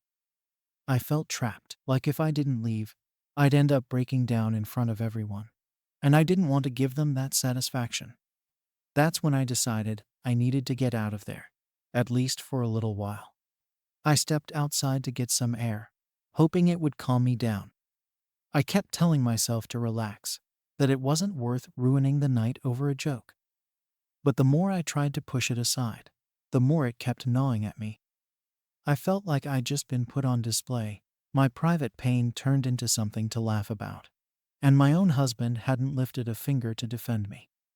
It wasn't like I expected him to make a scene, but a quick, "Hey, that's not cool," would have meant the world. Just some acknowledgement that I wasn't alone in feeling hurt. After a few minutes, I decided to go back inside and try to salvage the evening. I told myself I could make it through the rest of the night, that I'd managed to get through worse situations. But as soon as I walked back in, I felt that tightness in my chest again. It was hard to look at anyone without wondering if they were still laughing about that joke, if they thought I was uptight for being hurt. And I kept waiting, half expecting someone to come up and apologize. But of course, no one did. They were all too busy enjoying the party, like nothing had happened. I spotted Tom in the living room, laughing with his brother and a couple of his cousins. Seeing him like that, completely unfazed, really stung. Here I was, barely holding it together, and he was carrying on as if the comment had just rolled off me, as if he hadn't seen the way it hit. I felt this surge of anger rise up, and I had to look away because I didn't want to confront him then and there. I knew if I did, it would just turn into a bigger issue, and I didn't want to cause any drama. But even though I tried to ignore it, the hurt was simmering under the surface. Every time someone laughed or raised a glass, it felt like they were reminding me of what had happened. I tried to join in a few conversations, hoping it would distract me, but it felt like I was faking every word, just going through the motions to get by. It was exhausting, pretending everything was okay, especially when the one person I needed to understand was the one who seemed to care the least. At some point, Tom came over to me, finally noticing I was quiet. He asked if I was all right, but it wasn't in the way that someone who's genuinely concerned asks. It felt more like he was checking if I was going to make a fuss. I told him I wasn't feeling well, hoping he'd catch on that I wanted to leave. But he just nodded and said I should try to relax. That was it, just try to relax. No sympathy, no apology, nothing that even hinted he understood why I was upset. I couldn't believe it. After everything we'd been through together, I thought he'd at least acknowledge that what happened wasn't okay. But instead, it felt like he was siding with his family, downplaying my feelings to keep the peace. That hurt more than anything his brother could have said. It was like he was choosing them over me, like his need to keep up appearances with his family was more important than the fact that I'd just been humiliated. For the rest of the evening, I mostly stayed in the background. I mingled here and there, but I was really just counting down the minutes until we could leave. I felt like an outsider, like I didn't belong in the room with these people who could laugh about something so personal to me. And every time I caught Tom chatting or laughing, it was a reminder that he was fine with it, that he didn't see anything wrong with what happened. It was like he was a different person, one who didn't care about how I felt as long as his family was happy. As the night went on, I started questioning myself, wondering if maybe I was being too sensitive. Maybe it really was just a joke, and I was blowing it out of proportion. But every time I thought that, I remembered the pain, the shame I'd felt when everyone laughed, and I knew it wasn't just me being sensitive. I tried to shake off the guilt for feeling upset, but it lingered, making me feel like I was the one who'd done something wrong. Finally, after what felt like an eternity, the party started winding down. Tom was saying his goodbyes, laughing with his family like it was the best night of his life. And I was just standing there, waiting for him to realize how much I wanted to leave. When he finally joined me, I thought he'd apologize or at least acknowledge what happened.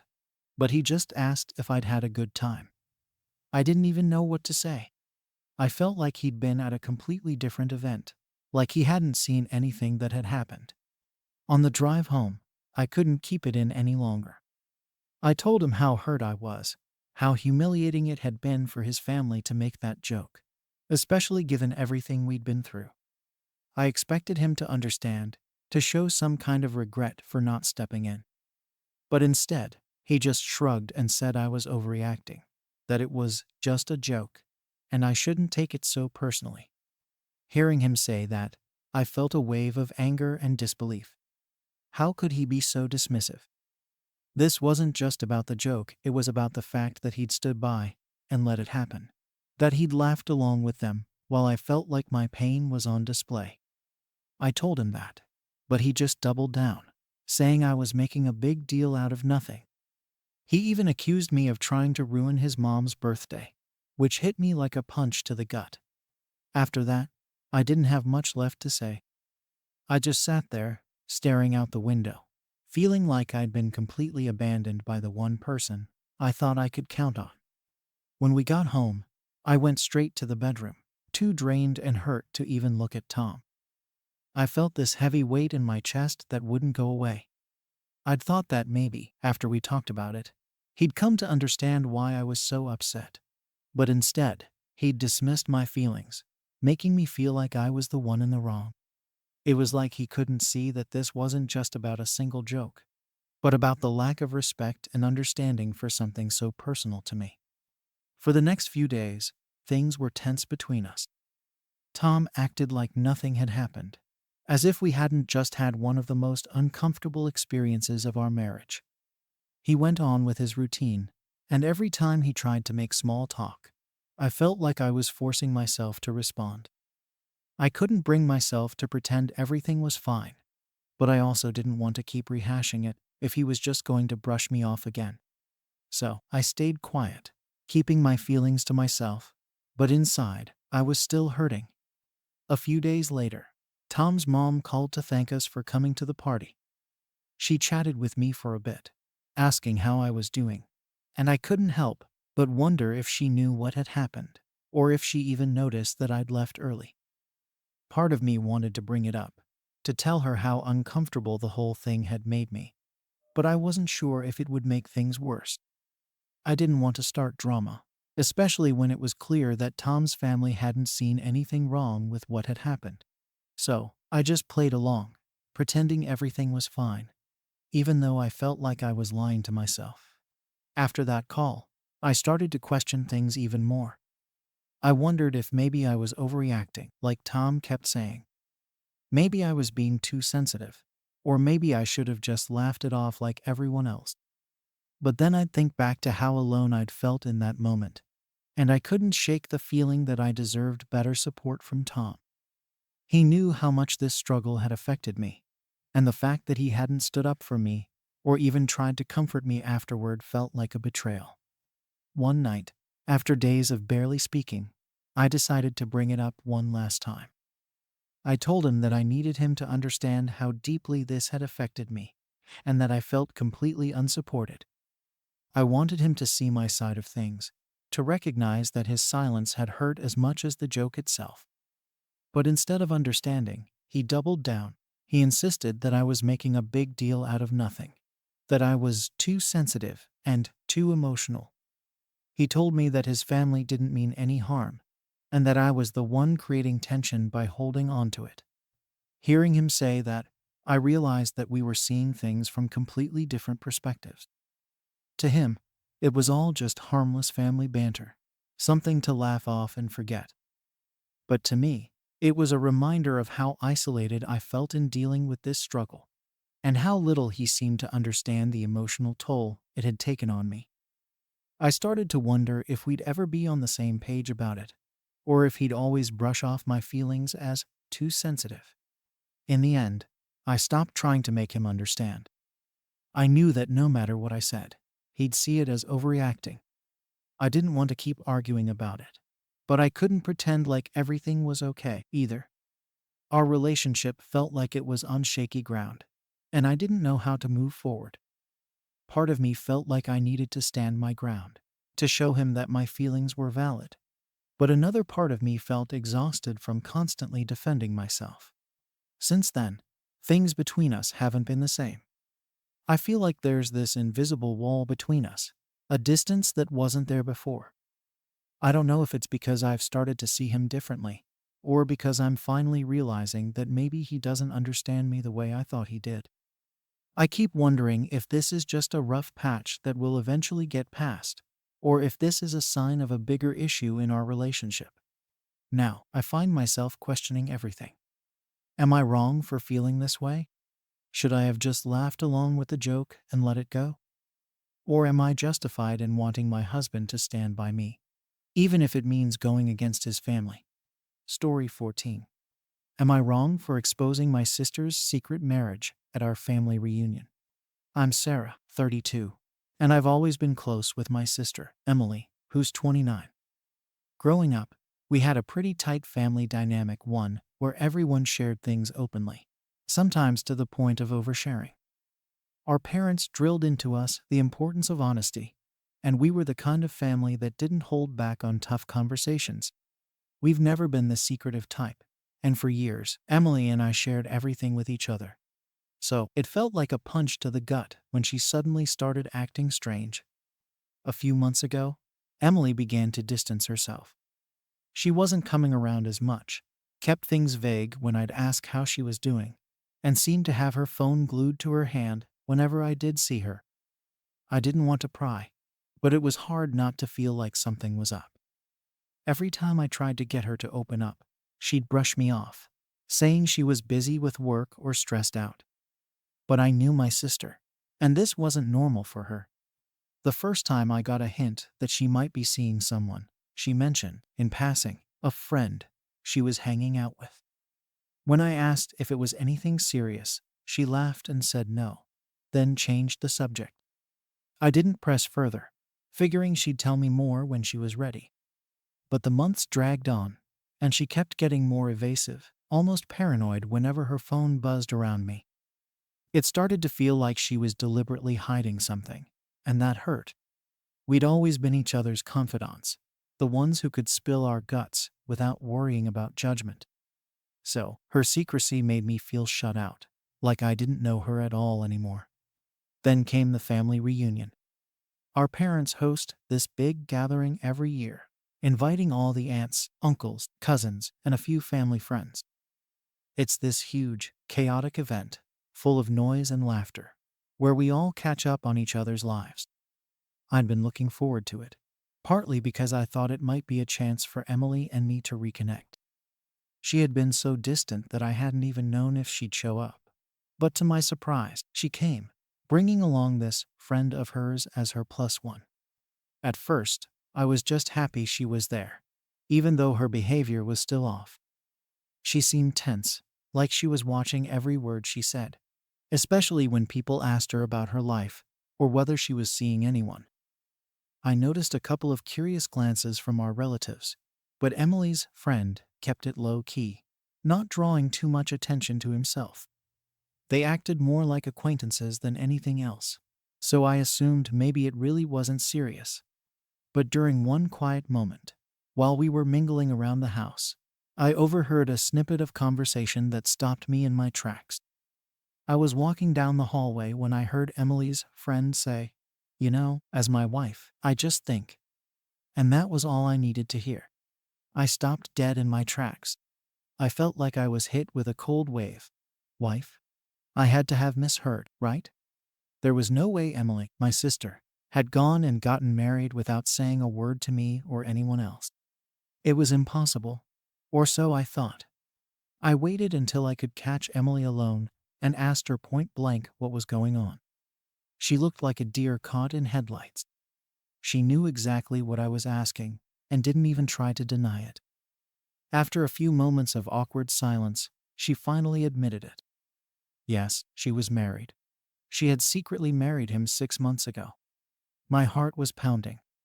All those months of evasive answers, the distance, the secrecy, it all made sense now. But none of it made sense emotionally. How could she keep something this big from me? She could tell I was upset, so she quickly launched into her explanation. She told me she hadn't wanted anyone to know because she'd been afraid of how our family would react. Apparently, she thought that our parents, with their traditional values, wouldn't approve of her decision or her husband. She said it was easier this way, less complicated. I was stunned. How could she think this was easier, keeping a marriage secret from everyone who loved her? It felt like a huge betrayal, not just of our family, but of our relationship.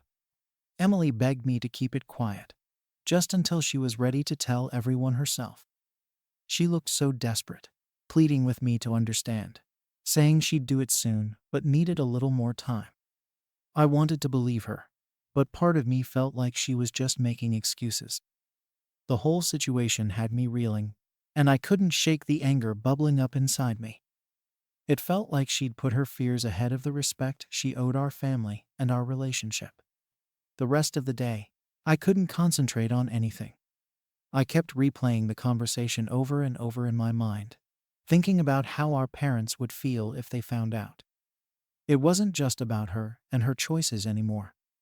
She was putting everyone in a position where they'd feel left out, deceived even, all because she was scared of some hypothetical judgment. I didn't get it. Our family isn't perfect, but we've always supported each other, even when we didn't agree. To think she'd gone through something as major as marriage, without a word, felt like a slap in the face to everything we stood for as a family. By the time dinner rolled around, I was seething. Every time someone asked Emily what was new with her, or teased her about when she'd settled down, I felt this urge to blurt it all out.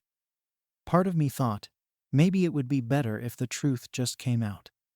I was tired of sitting on this bombshell, and the longer it stayed hidden, the worse it felt. Watching everyone celebrate and toast to family unity, while Emily sat there hiding this huge part of her life, made me feel sick. Finally, I couldn't take it anymore. Without really thinking it through, I mentioned, in as casual a tone as I could muster, that Emily and her friend had officially tied the knot a while back. The words were barely out of my mouth before I regretted them. The room fell silent. You could practically hear a pin drop. Everyone stared at Emily, their eyes wide, waiting for her to confirm or deny it. Her face went pale, and she just sat there, looking like she was about to burst into tears. Then, without a word, she stood up and walked out of the room, leaving everyone sitting in stunned silence. I didn't know what to do. I sat there, frozen, while my parents and the rest of the family looked back and forth between me and the empty space where Emily had been sitting, trying to piece together what had just happened. My parents looked heartbroken. They didn't say anything, but I could see the disappointment in their eyes. I felt a pang of guilt, realizing that maybe I'd just made things 1,000 times worse. But at the same time, I couldn't shake the feeling that this truth needed to come out, sooner rather than later. After Emily left the room that night, everyone was looking at me, trying to understand what had just happened. My parents seemed more stunned than anyone else. They sat there in silence, clearly shocked, and I could tell that they were hurting. Part of me wanted to apologize right then and there, but another part of me was still so frustrated with Emily. She was the one who had kept this secret. She was the one who decided not to be honest with any of us. I had just pulled the curtain back on something that, in my opinion, shouldn't have been hidden in the first place. As dinner awkwardly continued, I could feel the weight of everyone's disappointment. My parents kept exchanging glances, and other family members were whispering to each other, clearly uncomfortable. I excused myself shortly after and went to find Emily, hoping we could somehow talk things out. But she wasn't anywhere in the house, and her friend, or rather, her husband, had gone with her. I tried calling her, but she didn't pick up. I must have tried 12 times that night, only to be sent straight to voicemail. The next day, I woke up to a string of messages from Emily. She was furious. She accused me of betraying her trust, saying that she would never forgive me for putting her on the spot like that. She told me that I had completely overstepped, and that I had no right to reveal something that was her choice to share or not. Her words stung.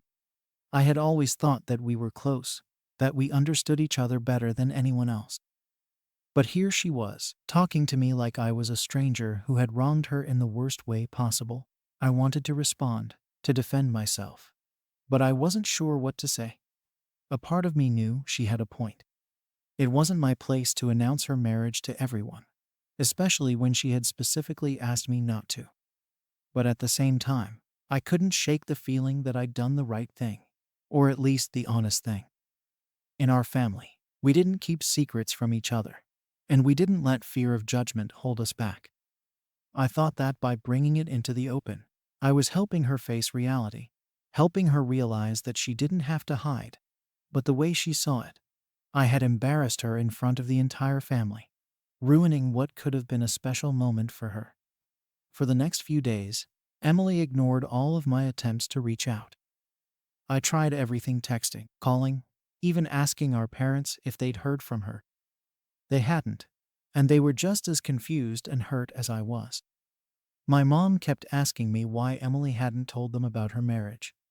She couldn't understand why her own daughter would feel the need to hide something so important from her family. I didn't have any answers, and honestly, I was struggling with my own guilt. Part of me was still angry, but the other part was beginning to feel the weight of what I'd done. In the days following the reunion, the rest of the family started chiming in with their opinions.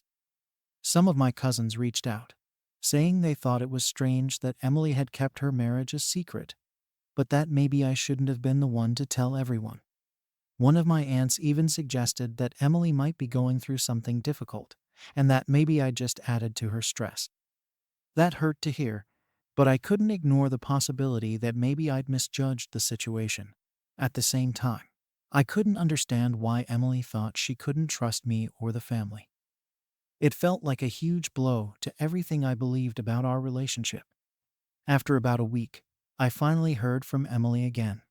But it wasn't the kind of conversation I'd been hoping for. She sent me a long, emotional text about how she had needed time to figure things out on her own terms, that she was trying to make peace with her choices, and didn't need anyone else's opinion clouding her judgment. She told me that her husband was someone she loved deeply, but knew the family might not accept for reasons she wouldn't elaborate on. I wanted to argue, to tell her that she didn't give anyone a chance to understand, that she'd just assumed the worst and hidden the truth. But I knew that would just push her further away. In her message, she also said that she didn't know when she'd be able to face the family again. She felt humiliated and hurt, saying she couldn't believe I'd forced her into a corner like that. She ended the message by telling me that if I'd ever valued our relationship, I would have respected her wishes, no matter how much I disagreed with them. Reading those words felt like a punch in the gut. Here I was, thinking I'd been looking out for her, and instead, I'd only managed to drive her away. At this point, my parents were still in the dark about a lot of what had happened. They knew Emily was upset, but they didn't know all the details, and I wasn't about to air our private messages to them. My mom kept asking me what I thought we should do, if we should reach out to Emily and try to bring her back into the fold. I didn't know what to say. Part of me felt like I should just let her be, let her come around when she was ready. But another part of me was scared that if I didn't do something soon, our relationship might be damaged beyond repair. I tried to take a step back, to see things from Emily's perspective. She was afraid of judgment, afraid of the family's reaction, and I'd gone ahead and forced that exact situation on her. I'd put her on the spot, made her confront something she clearly wasn't ready for. But the more I thought about it, the more conflicted I felt. Was it really so wrong to want her to be honest? Was it so terrible that I didn't want her to hide such a huge part of her life from the people who loved her? I thought I'd been doing the right thing, but maybe the right thing wasn't as clear-cut as I'd imagined. In the end, I decided to give her space, to wait and hope that she'd come around on her own. But it was hard. Every day that went by without hearing from her felt like a reminder of the distance I'd created. Our once close relationship now felt strained, and I didn't know how to fix it. I felt like I was caught in a no-win situation, where every choice seemed to lead to more pain. Just when I thought things couldn't get worse, my mom called me one evening, saying she'd finally heard from Emily. She'd called to say she was moving out of state, that she needed a fresh start away from the family. My mom was devastated, and I could hear the sadness in her voice as she relayed the news. Emily had decided to cut ties, at least for now, and it felt like a door was closing, one I wasn't sure I'd ever be able to reopen. Hearing that Emily was moving out of state felt like the final blow. I couldn't believe it had come to this. Just a few weeks ago, we were sisters who, despite our differences, shared everything. Now she was packing up and leaving, effectively cutting herself off from all of us. My parents were devastated, especially my mom. She kept blaming herself, wondering if she'd somehow made Emily feel like she couldn't share her life with us. But I knew the blame didn't lie with her. It was my fault. I was the one who pushed Emily over the edge by revealing her secret without her consent. After that call, I felt numb. I tried to stay busy, throwing myself into work and everyday tasks to distract myself, but it was impossible to shake the constant nagging guilt. Every time I thought about what I'd done, it felt like a fresh wound. I knew I couldn't undo it, couldn't take back what I'd said, but the regret sat heavy on me. I started to see things from her perspective more clearly. She'd been scared, maybe even a little ashamed of how her choices would be viewed by the family. And instead of offering her a safe space, I'd forced her hand. I'd made her worst fears come true. In the days that followed, my parents tried reaching out to Emily to talk her out of moving, but she was firm in her decision. She said she needed space to breathe, and that the family dynamic had become too suffocating for her. Hearing that hurt, but I could understand why she felt that way. Our family's closeness, which I'd always seen as a strength, could also feel like a cage if you weren't ready for the level of scrutiny that came with it. Emily needed her independence, and I'd gone and stomped all over that. Eventually, I decided to reach out one last time. I texted her, telling her I understood why she felt the need to leave, and that I wouldn't try to stop her. I told her I was sorry, genuinely sorry, for forcing her secret out into the open when she wasn't ready. I explained that I'd acted out of a sense of duty to the family, but that I could see now it wasn't my place. I promised that if she ever wanted to come back, I'd support her on her terms, without any pressure or judgment. I didn't expect a reply, and she didn't give one. Weeks passed, and the reality of her absence started to settle in. Family gatherings felt hollow without her. My parents, especially my mom, looked like they were carrying a weight they couldn't shake. I kept telling myself that Emily would come around eventually, that this was just a phase, and that she'd eventually reach out when she was ready. But as the weeks turned into months, that hope started to fade. It was like a piece of our family had been cut out, leaving a gap that none of us knew how to fill. In the meantime, the family kept talking about what happened, sometimes behind closed doors, sometimes directly to me. Some of my relatives said they understood why I'd done what I did, that I was only trying to protect the family's values. But others were less forgiving, saying that I should have known better than to meddle in something so personal. My cousins, especially, were vocal about how I'd crossed a line, telling me that I should have trusted Emily to make her own decisions, even if I didn't agree with them. Hearing everyone's opinions only made me feel worse, reinforcing the fact that I'd lost my sister because of my own actions. About 6 months after Emily left, I got a call from my mom, telling me that Emily had sent a letter. She didn't want to read it to me over the phone, so I drove over to my parents' house that evening, feeling a mix of anxiety and hope. When I arrived, my mom handed me the letter, and I could tell she was holding back tears. I sat down with her and my dad in the living room, and we read it together. In the letter, Emily explained that she needed time to figure out who she was without the pressure of family expectations.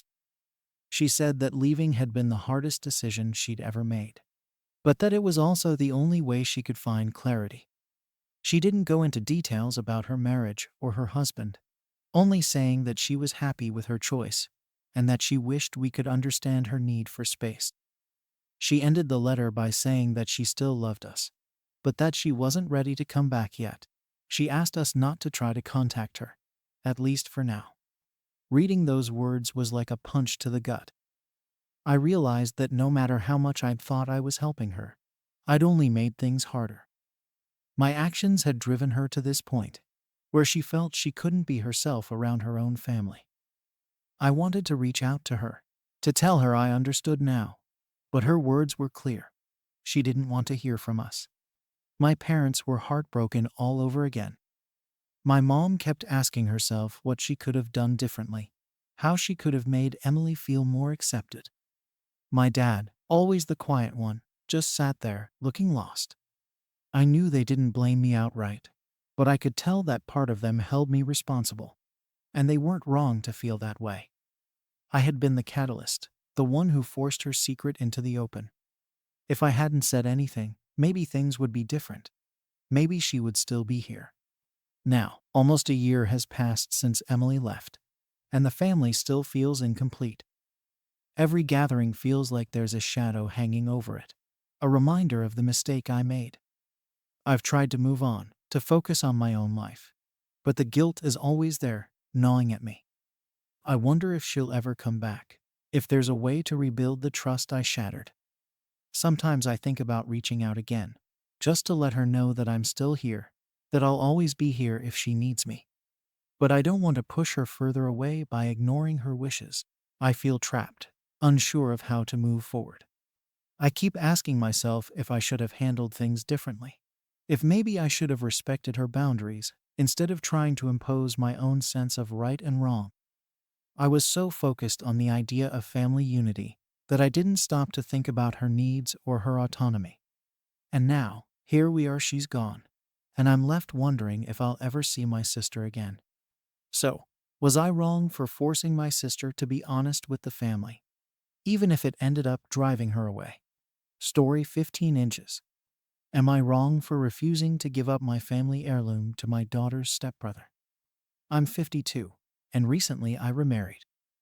I have a 15-year-old daughter from my late husband, who passed away 5 years ago, and my new husband has a 17-year-old son from his previous marriage.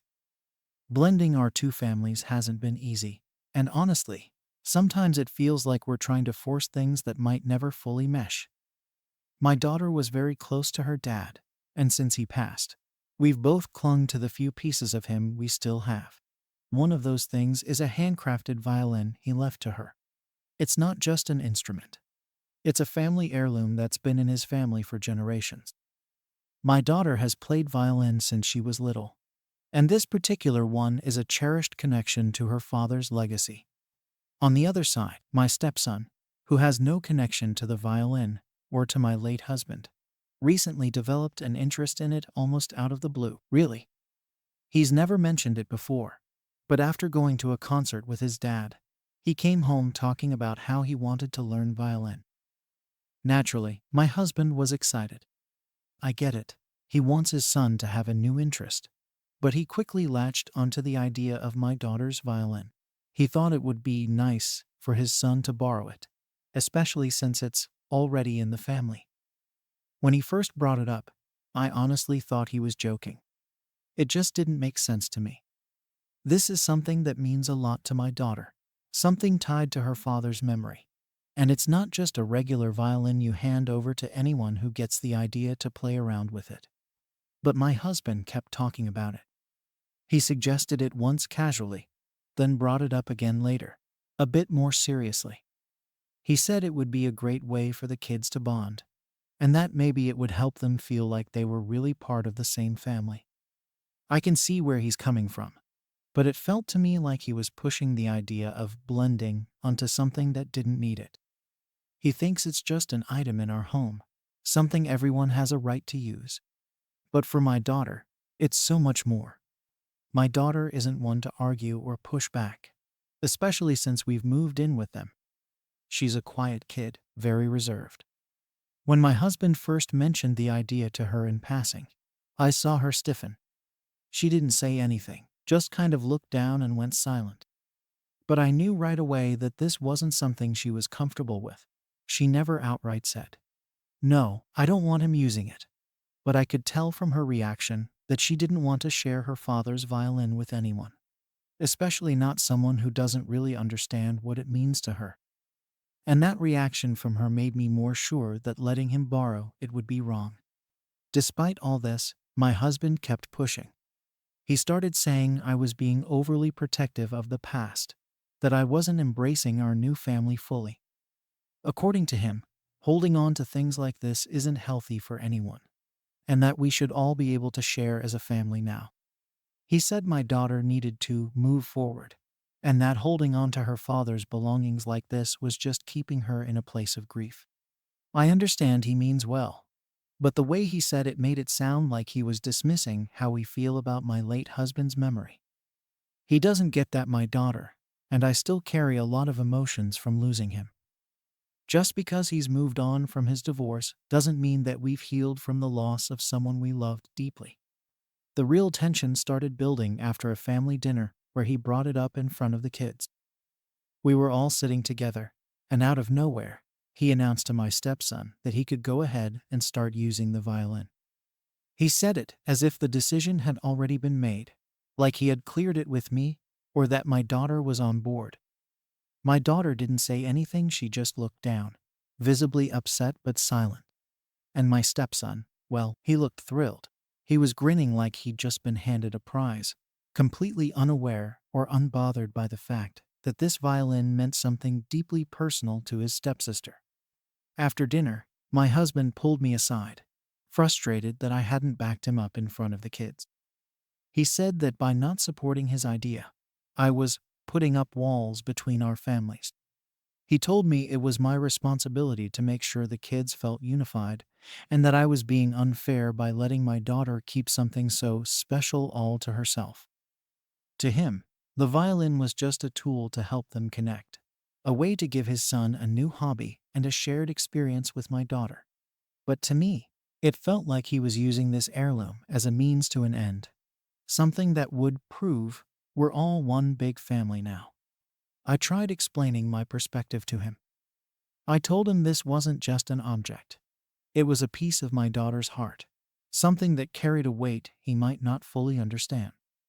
But he brushed off my concerns, saying I was letting my emotions cloud my judgment. He thinks I'm coddling my daughter, letting her cling to things that aren't healthy for her.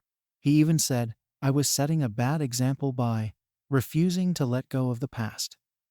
It was like he couldn't see that this wasn't about being stuck in grief or refusing to move forward. It was about respecting my daughter's feelings and the memory of her father. At this point, I felt trapped. My husband saw this as a simple decision that would help bring us together, while I saw it as a painful disregard for what matters to my daughter.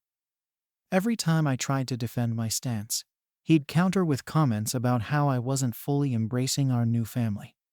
He'd say things like, "We're supposed to be one family now, not two separate ones, and this isn't healthy for anyone, least of all her."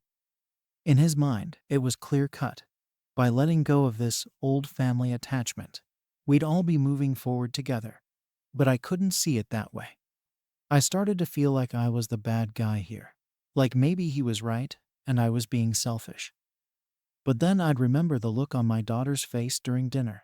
How she just shut down at the mention of someone else using her father's violin. That's when I knew I couldn't just let this go. Not if it would mean erasing the last tangible piece of her dad's memory from her life. The situation really started to spiral after that dinner. I thought my husband would see my daughter's reaction and understand that this was hurting her, that maybe he'd ease up on the whole idea. But he didn't. Instead, he seemed more determined than ever to make this family bonding moment happen. He kept bringing it up, subtly at first, but then in more direct ways that left me feeling pressured and cornered. Every time I tried to remind him how much this violin meant to my daughter, he'd dismiss it, telling me I was over-romanticizing an object and that I needed to stop holding on to the past. It didn't help that my stepson had now set his sights on the violin. I could see the entitlement growing in him.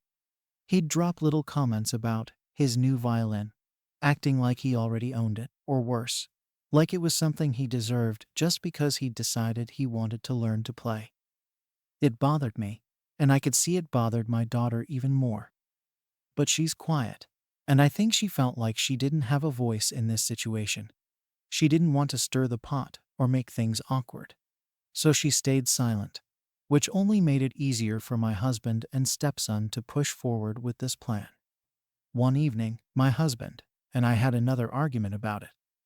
He told me flat out that I was being unreasonable, that this violin was just an item, and that holding on to it so tightly was unhealthy. He said that if I truly wanted us to feel like a real family, I'd let my stepson use it and stop clinging to the memories of a family that no longer exists. His words stung because it felt like he was trying to erase my past, trying to make me forget my first husband and the life we built together. But I bit my tongue because I didn't want to escalate things further. I didn't want this argument to get bigger than it already was. So I just kept saying, "It's important to my daughter," hoping that would be enough. Eventually, My husband started giving me ultimatums. He said that if I couldn't let go of this, then maybe I wasn't ready to embrace our new family fully. He even hinted that maybe I was still living in the past and wasn't ready to move on from my late husband. That hurt more than I can explain because I have moved on, or at least I thought I had. But he was twisting this situation, making it sound like I was the one clinging to the violin when really, it was about respecting my daughter's connection to her father. One night, my daughter came to me privately and asked if she was going to have to give up her violin. She looked so defeated, so small, like she'd already resigned herself to losing it. I told her that I would do everything I could to make sure that didn't happen, but I could tell she wasn't convinced. I think she saw how things were going, how my husband and stepson were pushing harder every day, and she didn't believe I'd be able to stop it. And I hated that. I hated that I was letting her down, that I couldn't protect this one thing that meant so much to her. I thought about trying to reason with my stepson, maybe explaining to him why the violin was so important to my daughter. But every time I considered it, I knew it wouldn't work. He didn't care about the sentimental value or the history. He just wanted something new, something that he thought was cool. He saw it as a possession, not a piece of someone's heart. I knew any attempt to explain it to him would just make him feel entitled to it even more. Feeling backed into a corner, I decided to offer a compromise. I told my husband I'd help my stepson rent a violin, that I'd even pay for lessons if it meant he could explore his interest without touching my daughter's heirloom. I thought it was a fair solution. He'd get his violin, and my daughter would keep hers. But my husband took it as a rejection, like I was choosing sides. He told me that by not letting my stepson use the family violin, I was refusing to accept him as part of our family. He said that this wasn't about a violin, but about my unwillingness to let go of the past and fully embrace our future together. I tried so hard to make him see my side, to understand why this mattered. But he wouldn't budge. He kept going on about how we're supposed to be one family now, and that keeping something so precious to ourselves was selfish. It was exhausting, and I could feel myself starting to question everything. Maybe he was right. Maybe I was being too protective. Maybe I was still too tied to my old life. But then I'd think about my daughter's face, her quiet sadness, and I knew I couldn't just let go. This all came to a head when my stepson decided to take matters into his own hands. One weekend, while I was out running errands, my stepson took it upon himself to borrow the violin. I guess he assumed it would be fine if he just went for it without asking. When I got back, I found him in the living room, holding the violin and attempting to play it. My daughter was sitting on the couch, watching him with this blank look on her face, almost like she was in shock. It was like she'd already given up trying to fight for it. And the way my stepson was handling it clumsy, like he didn't really know what he was doing, made my stomach turn. He wasn't respecting it. He was just using it to satisfy his own curiosity. I asked him why he thought it was okay to take something that didn't belong to him, especially without asking. He looked at me like I was overreacting and said his dad told him it was fine, that we're family, so it shouldn't matter. I felt a flash of anger, but I held it back.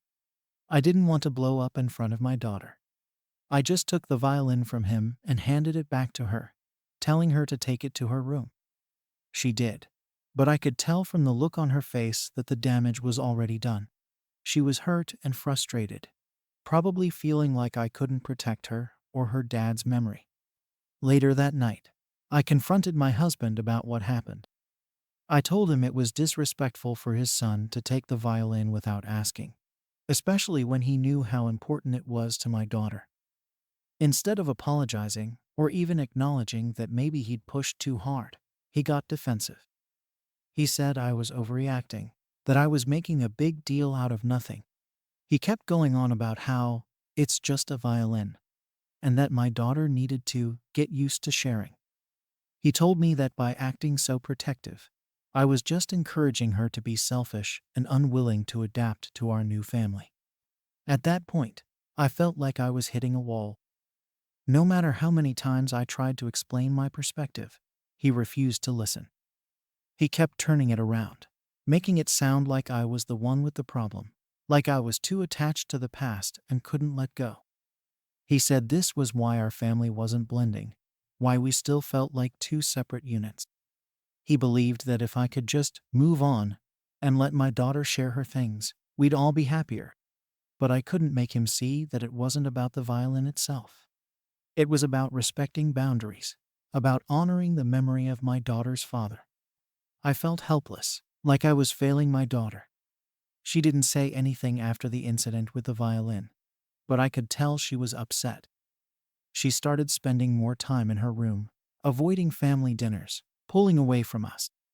And every time I saw her like that, it just reinforced how much my husband and stepson were pushing her out, making her feel like her feelings didn't matter.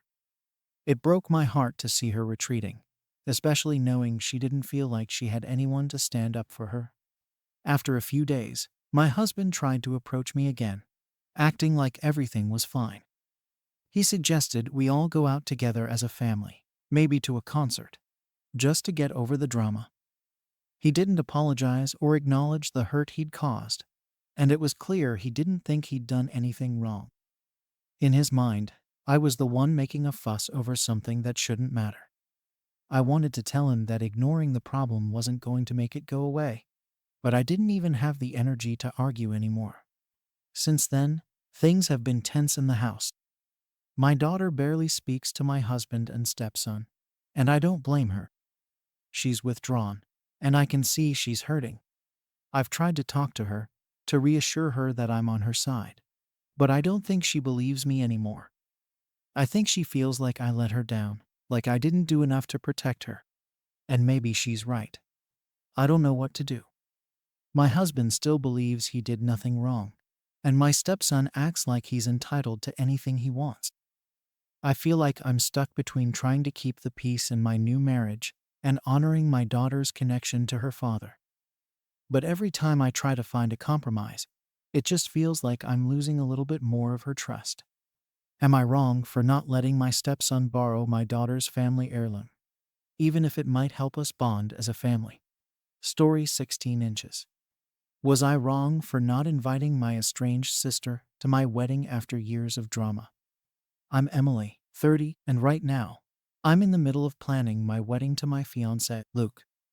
It's supposed to be one of the happiest times in my life, but like most things in my family, drama found a way in. The issue at the center of it all is my older sister, Rachel, who's 34. We have never been close. Actually, that's putting it mildly. Our relationship has been tense and downright toxic for as long as I can remember. I've reached a point where I had to make a tough decision, and I chose not to invite her to my wedding. To some people, that might seem extreme. After all, family is supposed to be there on your big day, and they're supposed to celebrate with you. But with Rachel, it's never been like that. Growing up, she constantly found ways to undermine me, criticize everything I did, and make me feel like I was always wrong or inadequate. Every time something good happened to me, she had a way of twisting it, making it seem like I was either flaunting it or somehow rubbing it in her face. It got worse when I went to college. Rachel even spread rumors about me to other family members, making me sound like I was some stuck-up overachiever who thought she was better than everyone else. It didn't help that my mom never really called her out on it. Instead, she always made excuses for Rachel's behavior, saying things like Rachel was going through a lot, or that she didn't mean it. Mom would say I should be the bigger person and forgive her. For years, I tried to listen to my mom. I reached out, tried to keep things civil, but every single time, I ended up feeling even worse. Rachel would brush off anything I said, act like I was being overly sensitive, or somehow turn it back on me, like I was the one making things up. Every attempt to fix things only made the rift wider. Now, here I am, planning my wedding, and the thought of Rachel being there, even for a moment, makes me uneasy. Luke, who knows all the details, understands why I don't want her there. He's seen the aftermath of some of our worst interactions. Every time I see Rachel, I end up feeling anxious and drained. She always finds a way to slip in some backhanded comment or a little dig at me. And honestly, I just want to enjoy my wedding without that kind of negativity. So, I made the decision. I sent out the invitations, and Rachel wasn't on the list. At first, it felt like a relief, like I had finally chosen my own peace over what everyone else expected of me. I wanted this day to be about celebrating my relationship with Luke, not about managing old family issues. But, of course, things didn't stay quiet for long. Not even a day after I sent the invitations, I got a call from my mom. Mom was furious. She told me that Rachel had found out about the wedding and was devastated. She went on and on about how Rachel felt betrayed and blindsided, that I was being unfair and selfish. She couldn't believe I'd go as far as excluding my own sister from my wedding. According to her, family should be together on big occasions, and this could be a chance for Rachel and me to finally put everything behind us. Hearing that was like a punch in the gut. My mom has always had this way of making me feel guilty whenever I try to stand up for myself, and this time was no different. She said things like, "This is supposed to be a happy time, Emily. Don't you want Rachel to be part of your joy?" I tried to explain that I didn't want any tension on my wedding day, that I wanted a day focused on happiness and celebrating, but it felt like she wasn't even listening. After that call, I started getting messages from other family members. Aunts, cousins, even a couple of family friends reached out to say they were disappointed that I was causing a divide in the family. They said things like Rachel deserves to be there, that she's my sister, and I'll regret it if I don't invite her. Some of them even went as far as saying that I'm being vindictive and holding on to a grudge. It's frustrating because they don't understand the years of manipulation and emotional toll Rachel has put me through. They don't see the way she talks to me or how she treats me when we're alone. All they see is the surface, this idea that Rachel is family and, therefore, deserves a spot at my wedding. Luke keeps reminding me that I don't owe Rachel an invitation, and he's right. But it's hard to stay strong when so many people are telling me I'm the one in the wrong. Every time I start feeling good about my decision, another message comes through, and all that guilt and doubt come flooding back. I even had an aunt tell me that weddings are a time for family reconciliation, and that I should take this opportunity to let bygones be bygones. But they weren't there all those times Rachel put me down or spread rumors about me. They didn't see how it affected me. And it's frustrating to feel like I have to explain myself over and over. In a moment of weakness, I decided to reach out to Rachel directly. I thought maybe if we had an open conversation, I could explain why I felt the way I did, and maybe we could come to some understanding.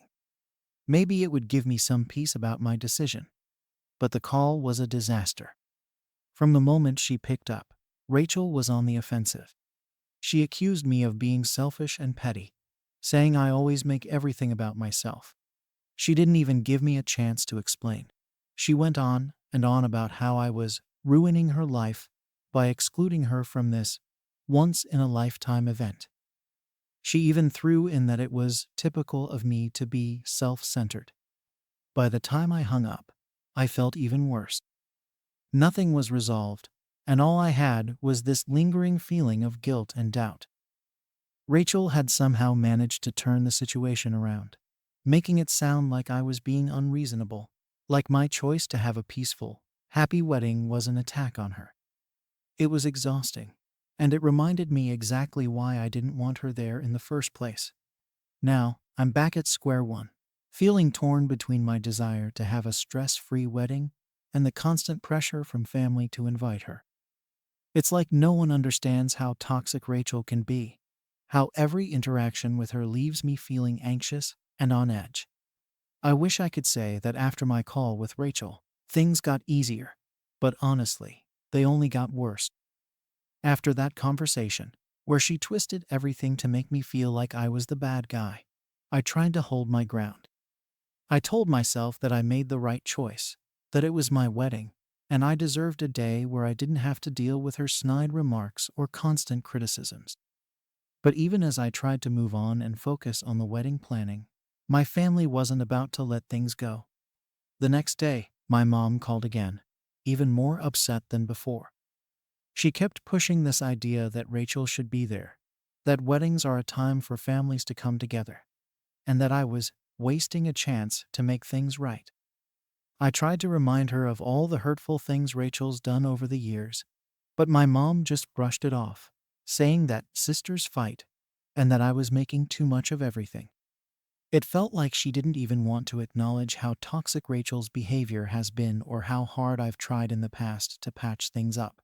According to her, I was just being stubborn and holding on to petty grudges. The pressure didn't stop with her. Over the next few days, I got messages from multiple family members. Some were subtle, saying things like, "I hope you and Rachel can work things out." But others were more direct. One of my cousins, who barely even knows me, messaged me saying that I was acting immature and that Rachel deserves to be there because she's family. My aunts chimed in too, telling me that I was making a mistake, that I was putting a temporary issue above lifelong family bonds. Every message I got just added to the guilt and made me second guess myself. It was exhausting. I started to feel like I was the one being unreasonable, even though I knew deep down why I made this decision in the first place. Luke tried to reassure me through all of this, reminding me that my reasons were valid, that I was allowed to make choices that protected my peace. But it was hard to stay strong with so many people telling me I was wrong. Family members who had no idea what I'd been through with Rachel kept acting like this was just some silly disagreement that could be swept under the rug. They didn't know about the years of Rachel's manipulation, or the way she's tried to ruin major moments in my life. Yet, here they were, acting like I was destroying the family by not including her. At one point, I even considered caving. I thought, maybe if I just invite her, everyone will stop hounding me, and I won't have to keep defending myself. Maybe it would be easier to just deal with her for one day than to keep explaining myself. But then I'd remember the anxiety I feel every time I'm around her, the way she twists every situation to make me look like the villain. The idea of her at my wedding, possibly making passive-aggressive comments or trying to bring down the mood, made my stomach turn. I knew if she came, I'd spend the entire day on edge, waiting for her to pull something, and that's not how I wanted to feel on my wedding day. Just when I thought I couldn't handle any more, my mom called again. This time, she didn't even try to be subtle. She said that Rachel was heartbroken, that she'd been crying and felt like I was cutting her out of the family. She said that it was my responsibility to keep the family together, and that excluding Rachel was going to tear us apart. Hearing that from my mom made the guilt hit even harder. I've always been the one trying to keep the peace, trying to avoid conflict. Now, here I was, apparently ruining everything by finally standing up for myself. I tried to explain my side again, but Mom just kept pushing back. She told me I was being selfish, that I was thinking only of myself and not the family. It was like she couldn't see that inviting Rachel would be more damaging to me than leaving her out. All Mom saw was that her two daughters weren't getting along, and she wanted it fixed, no matter the cost to me. She even started guilt-tripping me, saying things like, "What if something happens to one of us? Do you want to remember your wedding as the time you pushed your sister away?" It was emotional manipulation at its finest, and it was hard to shake off. At that point, I felt completely cornered. Every time I tried to assert my decision, someone else would come at me with another reason why I was wrong, why I was being too harsh, too unforgiving. Family members who had stayed quiet for years about Rachel's behavior were suddenly jumping in to defend her, making it seem like I was the problem. It was like they'd all forgotten the way she'd treated me and were more concerned about keeping up appearances than actually supporting me. I kept thinking back to that call with Rachel, how she'd refused to take any responsibility or acknowledge my feelings. She never once apologized or tried to understand my side. She only cared about what she wanted and how she felt. That's how it's always been with Rachel, and it was clear that wasn't going to change. Yet somehow, I was the one being made to feel guilty, like I was destroying the family over something trivial. After a few days of constant messages and phone calls, I decided to stop responding. I knew if I kept engaging, I'd eventually cave under the pressure, and that's not what I wanted. I'd made my decision for a reason, and as much as it hurt to have my family so against me, I had to protect my peace. I focused on the wedding planning, on creating a day that Luke and I could enjoy without the looming shadow of family drama. But the guilt didn't just disappear. It was always there. This nagging feeling that maybe I was making a mistake, that maybe I'd regret this later. Despite my efforts to stay focused, the pressure from my family was relentless. Despite trying to ignore the constant pressure, I couldn't fully shake it off. Everywhere I turned, there seemed to be another message, another call from family members telling me I was doing the wrong thing. Even with Luke's support, I started to feel isolated, like everyone else in my life was siding with Rachel without understanding what I'd been through. I knew they had a different perspective, that they weren't aware of every nasty comment or hurtful action she'd thrown my way over the years. But it was painful to feel like my own family didn't have my back. A few days before the wedding, my mom came by unannounced. I could tell she was there to push the issue again. She sat me down and started in with the same arguments I'd been hearing from her and everyone else. But this time, it felt like she was going even harder, using every emotional tactic she could to make me change my mind.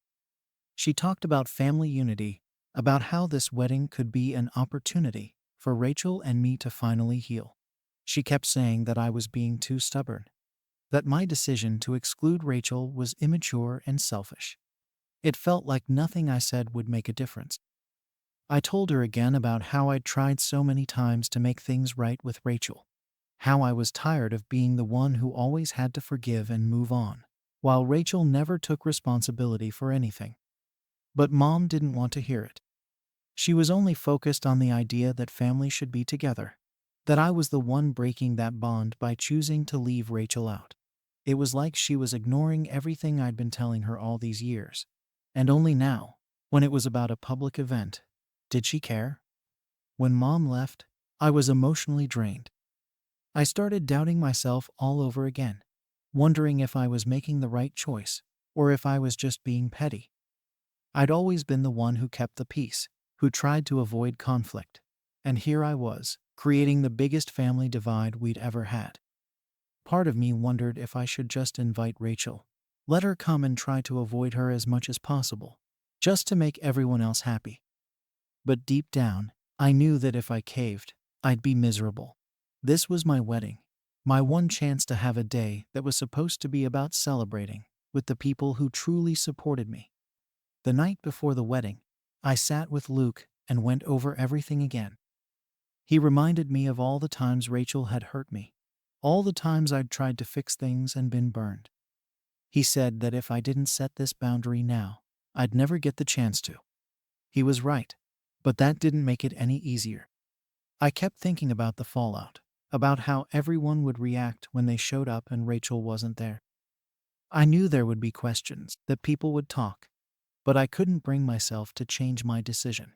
I needed to do this for me, for my peace of mind, even if no one else understood.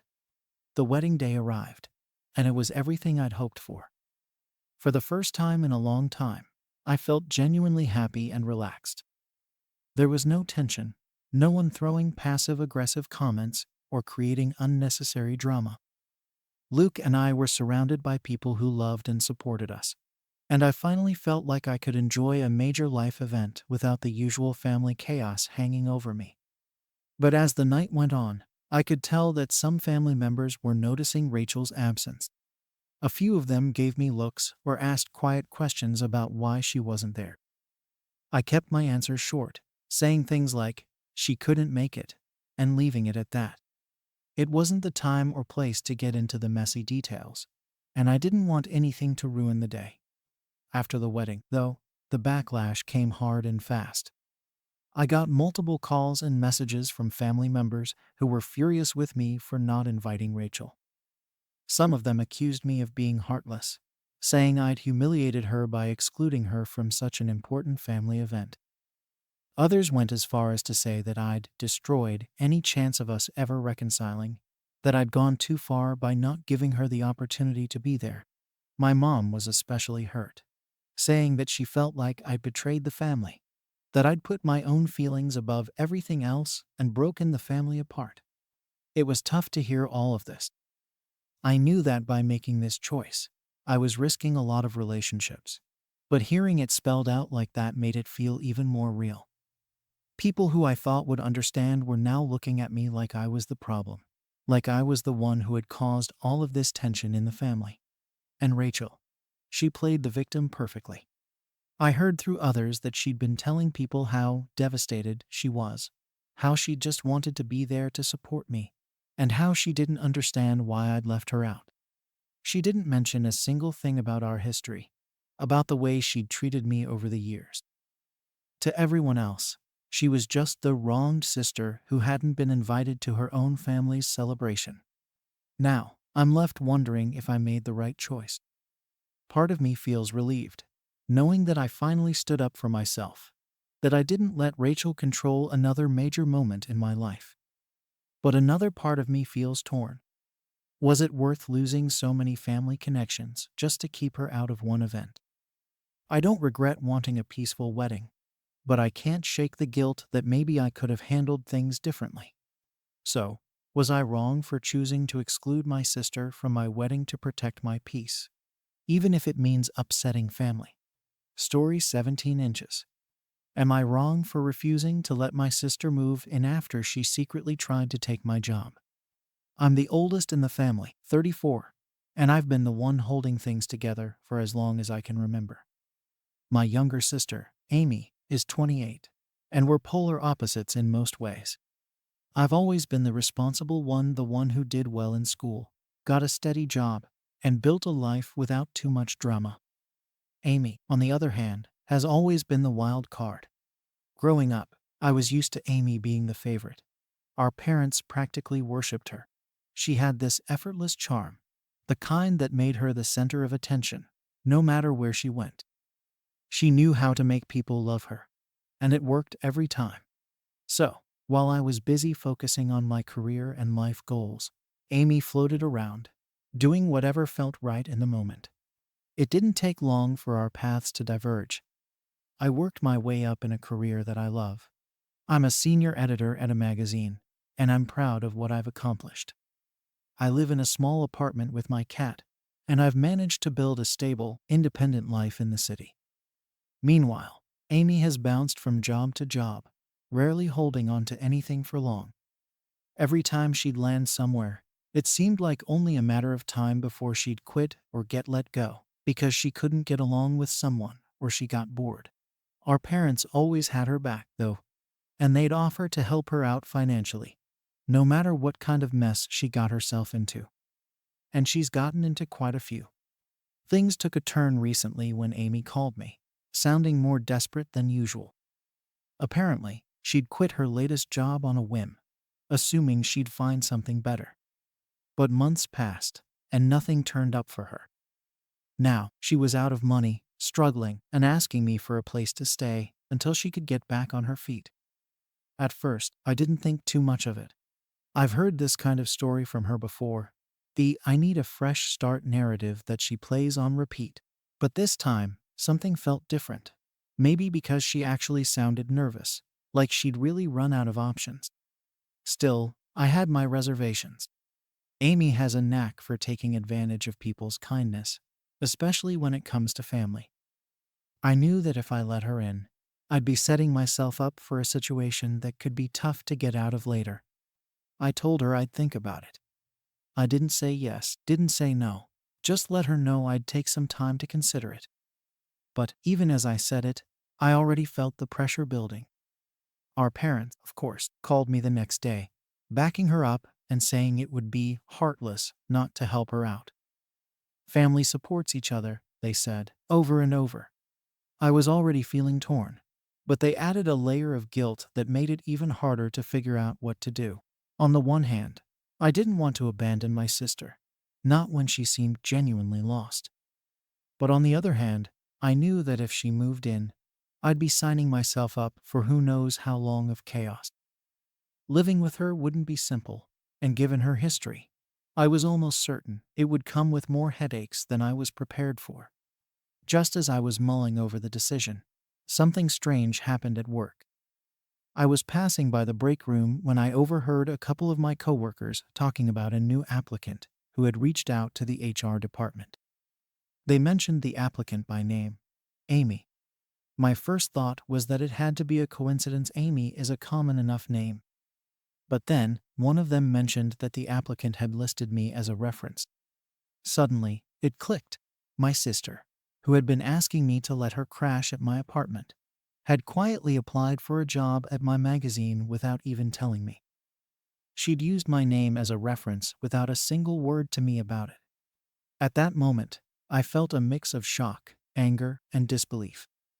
I didn't understand why she hadn't told me, why she thought it was okay to just slip my name in without asking. I went back to my desk, but I couldn't focus. The more I thought about it, the more hurt I felt.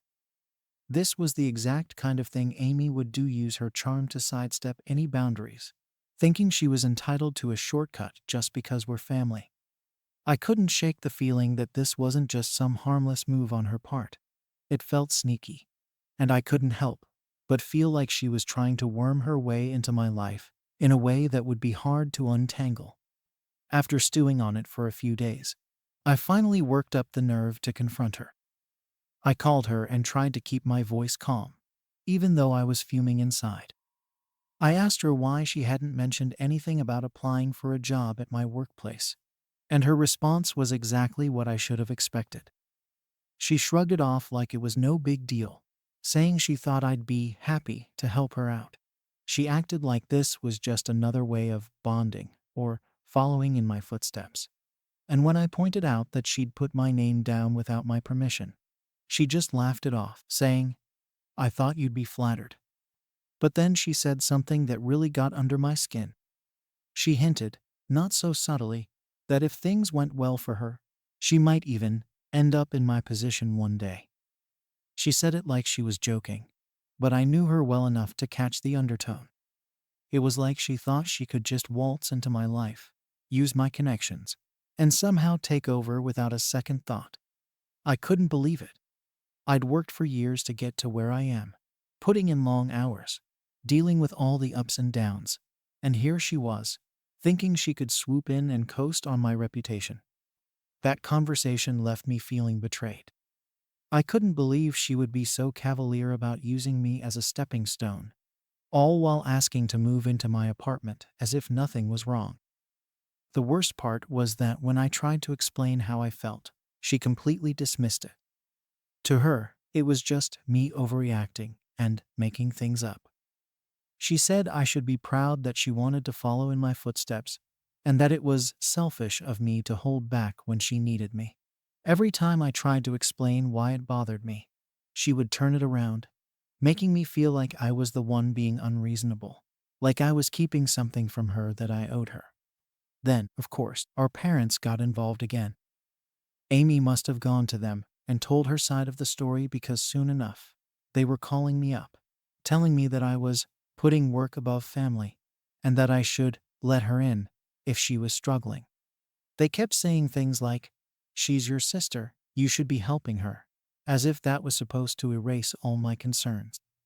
They made it sound like I was being stingy or cold-hearted, that I was just sitting on this privileged position and refusing to share it with my own sister. I felt trapped, like they couldn't see my side at all, and it made me start to question if I was the one being difficult. But I couldn't shake the feeling of betrayal. No matter how they tried to paint it, I couldn't ignore the fact that she'd gone behind my back and done something I wouldn't have even thought to do to her. I started wondering if maybe I'd been too lenient all these years, letting her get away with things just because she was family. It felt like everything was turning upside down, and I didn't know if I could trust her anymore. Not when it came to my career, not when it came to my personal space. But with everyone pressuring me, it felt like any decision I made would end up hurting someone. As the pressure continued to build, I found myself more conflicted than ever. I was stuck between my loyalty to my family and the sense of betrayal that kept gnawing at me. Part of me knew that letting her move in would only lead to more chaos. But another part felt the weight of my parents' expectations, and the guilt they'd thrown on my shoulders was hard to shake off. In the end, I told her I'd need more time to think about it. After a lot of back and forth in my head, I decided to confront Amy directly. I had tried reasoning with myself, thinking maybe I was overreacting, maybe I was being too harsh, maybe family loyalty should come first. But every time I considered just letting it slide, I couldn't shake that gnawing feeling of betrayal. So I called her up again, determined to be as clear as possible about my boundaries. When I laid out my concerns, her response was typical Amy. She acted as if I was making a big deal out of nothing.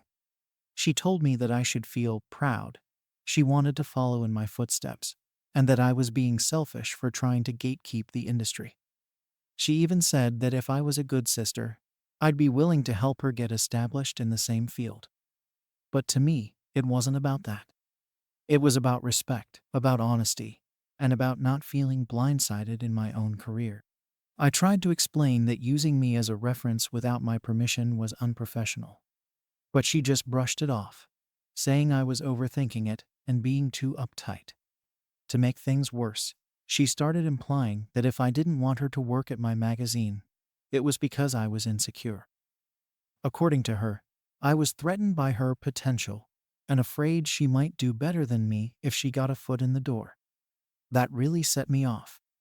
Here I was, trying to set boundaries in a way that felt fair, and she was twisting it into a competition.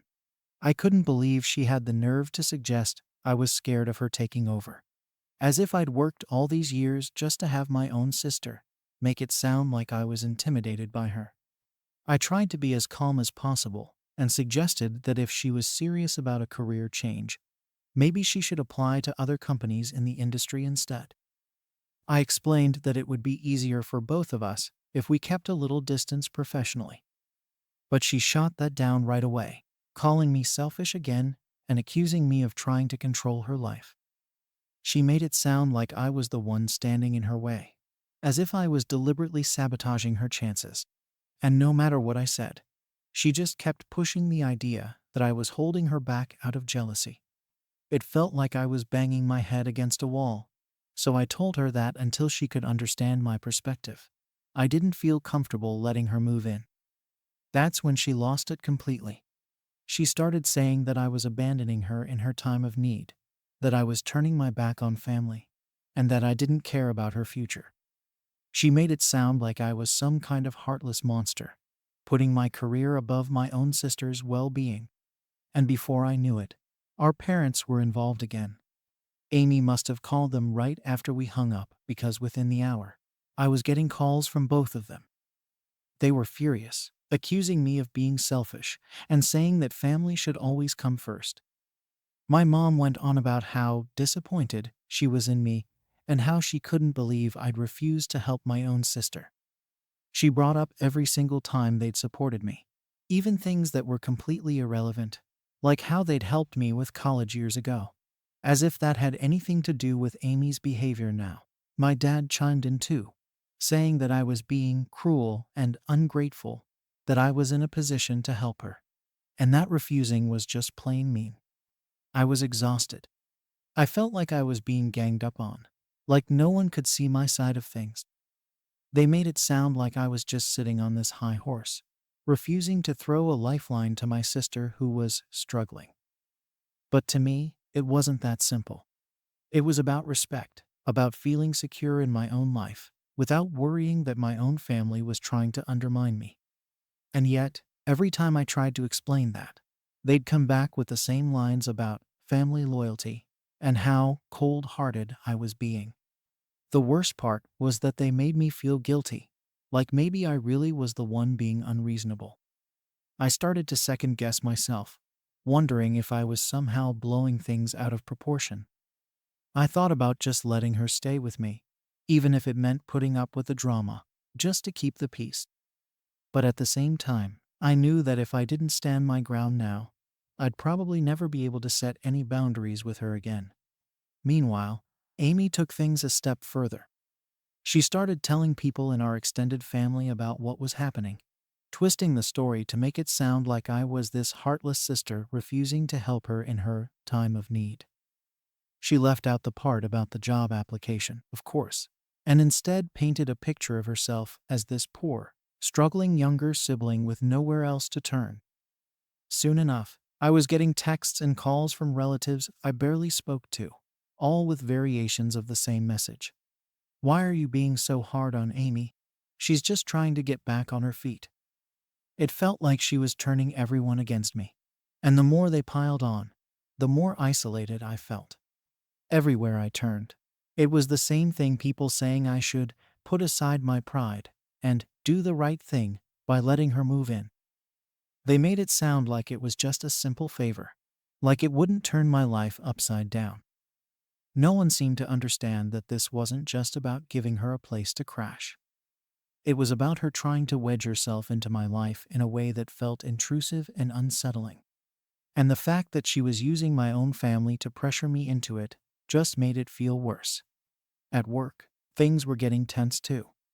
I'd managed to smooth things over with HR about the reference situation, but word had started to spread that Amy had applied. People began asking questions, hinting that it was odd she'd put me down as a reference without letting me know. I started feeling self-conscious, like everyone was watching me, wondering if there was some kind of weird family drama going on. It was embarrassing, and I hated the fact that Amy's actions were impacting my professional life. She was making it hard for me to focus, constantly reminding me of this mess she'd dragged me into. I was doing everything I could to hold things together, but with my family breathing down my neck, it felt like I was losing control. Every conversation with them ended in guilt trips, accusations, and this relentless pressure to cave in. I found myself questioning if I was really justified in standing my ground. Part of me thought maybe I should just let her in, let her stay for a few weeks, and hope that it wouldn't turn into a complete disaster. But the other part of me knew that if I let her move in now, I'd be opening the door to even more drama down the road. I didn't trust her to respect my space or my boundaries, especially after what she'd already pulled. Eventually, I decided to give her one more chance to meet me halfway. I called her and suggested again that if she wanted to change careers, she could look for jobs at other companies, maybe even ones I could help her network with outside of my own. I told her that I'd even consider helping her out financially if she needed a temporary boost, just to avoid the complications of living together. But she shut me down immediately, accusing me of playing favorites and refusing to help her out of spite. According to her, I was just trying to control her and make things difficult, like I was purposely putting obstacles in her way. At this point, it was clear that she wasn't interested in any kind of compromise. She wanted things her way, on her terms, and she wasn't willing to consider any other options. She was set on moving into my apartment and landing a job at my magazine, and it seemed like nothing I said was going to change her mind.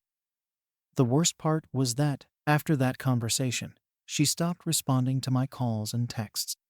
Instead, she kept going to our parents, who continued to pile on the guilt and pressure, making me feel like I was the only one who couldn't see the bigger picture. I was at a loss. No matter how much I tried to set boundaries, it seemed like they were determined to push me into a corner, as if my feelings didn't matter at all. They made it sound like I was being unreasonable, as if I was the one creating problems instead of just trying to protect my own space. And with everyone else on her side, it felt like there was no one who understood where I was coming from. At this point, I felt like I was at a breaking point. No matter what I did, no one was seeing my side. I was made out to be the bad guy for trying to protect my own life and career, and it seemed like everyone, from my parents to extended family, had already decided that I was the one in the wrong. Amy had everyone convinced that she was the victim, that I was just being petty and jealous. It hurt more than I'd expected, especially since I'd tried so hard to be there for her over the years. to be the responsible one who had her back when things went sideways for her. But this was different. This was about my boundaries, my life, and my right to say no. With everything going on, I knew I couldn't keep letting it weigh me down. It was affecting my work, my relationships, and my peace of mind. So, I decided to tell my parents exactly where I stood. I explained, once again, that I couldn't let Amy move in under these circumstances. I told them I needed them to respect my decision, to stop pressuring me and making me feel guilty for setting boundaries. They listened, but it was obvious they weren't on my side. They kept saying things like, "We just want what's best for both of you," and "Amy needs family support right now." It was clear they didn't really understand or care about my perspective. They just wanted me to cave in and make things easier for them. After that conversation, things were tense. My parents stopped calling as much, which honestly felt like a relief at first, but I could still feel their disappointment hanging over me. Amy, on the other hand, went silent. No calls, no text, nothing. Part of me thought that maybe she was finally getting the message, that maybe she realized pushing me wasn't going to work. But then I started hearing from mutual friends and family members, people I hadn't talked to in ages, all reaching out with the same story about how I was abandoning Amy and refusing to help her when she needed it most. She was going out of her way to make me look like the villain, spreading this narrative that I was this cold-hearted sister who didn't care about her own family. The more I heard, the angrier I got. I couldn't believe she was dragging other people into our business, people who had no idea what was really going on. It felt like a smear campaign, and I was starting to resent her in a way I hadn't before. I'd always known Amy could be selfish and manipulative, but this felt like a new low. It wasn't just about asking for help anymore. It was about trying to control me, to force my hand by turning everyone against me. I was fed up, but I didn't know how to make it stop without completely cutting her off. Then, a few days later, I got a call from my boss. He said he'd heard some concerning things from people in our industry about family drama affecting my professionalism. I was mortified. It turned out that Amy had reached out to some of my professional contacts, supposedly looking for guidance on her career, but really using it as an opportunity to badmouth me. She'd told them that I was refusing to help her and blocking her opportunities, making it sound like I was some kind of ruthless gatekeeper. My boss was understanding, but it was clear he was concerned about the impact this could have on my reputation. I tried to explain, but honestly, there was only so much I could say without sounding like I was just trying to cover up a messy family situation. After that call, I felt defeated. Amy wasn't just trying to get into my life. She was actively trying to sabotage it. She didn't care what kind of damage she was doing as long as it got her what she wanted. I realized that I had no choice but to cut her off completely if I wanted to protect myself. It wasn't a decision I made lightly, but I could see now that trying to reason with her wasn't going to work. She'd made up her mind that she was entitled to my life, my career, and my support, no matter what it cost me. I sent her a final message, laying out my boundaries one last time. I told her that I wasn't going to support her anymore, that she needed to find her own way, and that I couldn't have her in my life if she was going to keep undermining me. I didn't expect her to take it well, and she didn't. She replied with a long, angry text about how I was ruining her life, and how I'd regret turning my back on her. She accused me of being selfish, of abandoning family, just to protect my ego. It was brutal to read, but I knew it was the only way to make things clear. Since then, I've tried to move on, but the fallout has been harder than I expected. My parents barely talk to me now, and when they do, it's clear they're still upset. They make little comments, subtle digs about family values and loyalty, reminding me that they're disappointed in the choice I made. And Amy hasn't let up either. She's still telling anyone who'll listen that I'm the reason she's struggling, that I turned my back on her for no reason. Part of me wonders if I could have handled things differently, if there was some way to get through to her without all this drama. But every time I think about it, I come back to the same conclusion. I did what I had to do to protect myself. Now, though, I'm left wondering if I made the right call. Cutting her off felt like the only option, but I can't shake the guilt and doubt that keep creeping in. Was there a way to help her without sacrificing my own peace of mind? Or did I really just abandon my own sister when she needed me most? Am I wrong for refusing to let my sister move in after discovering she went behind my back and applied for a job at my workplace? Story 18 inches. Was I wrong for exposing my sister's lies about our family history in front of her friends? I'm 28, and I've been dealing with a lot of family drama with my younger sister, Emma, who's 25. We're close in age, but we couldn't be more different. Growing up, it was always clear that Emma liked being the center of attention, and she'd do pretty much anything to get it. I, on the other hand, am more low-key. I tend to avoid drama and just go with the flow. I don't like to make waves, especially with family, but Emma has this knack for bending the truth, especially when it makes her look good. And over the years, it started to cause real tension between us. I try not to get too bothered by it, but sometimes she pushes it too far, and last weekend was one of those times. We were both at our parents' house for a family gathering. It's something we've done for years, a tradition where we all get together for a meal and catch up on each other's lives. Usually, it's just family, but this time, Emma had invited a couple of her friends. I thought it was a bit weird at first since these gatherings are typically family only, but I didn't say anything about it. I figured she just wanted to show off our family traditions to her friends or something. Little did I know, she had a whole different plan in mind. The night started off fine, just the usual small talk and laughs. But as we all sat around the dinner table, Emma started talking about our childhood, telling her friends stories about how we grew up together. At first, it was harmless, just some funny memories that made everyone laugh. But then, she started to shift the tone, making herself out to be this responsible, mature figure who had to deal with my so-called reckless behavior. According to her, she'd practically raised me because I was always getting into trouble and couldn't take care of myself. She kept talking about how she was the responsible one who had to look after me, as if she were some kind of caretaker. I could feel my face heating up as she went on, but I kept quiet. I figured it was just her usual embellishment, and I didn't want to ruin the mood by making a big deal out of it. I kept telling myself to let it go, that it wasn't worth causing a scene. But then, she started telling a specific story from when we were teenagers, and that's when I knew I couldn't stay silent anymore. Emma started talking about this time when we were both grounded, making it sound like it was all my fault.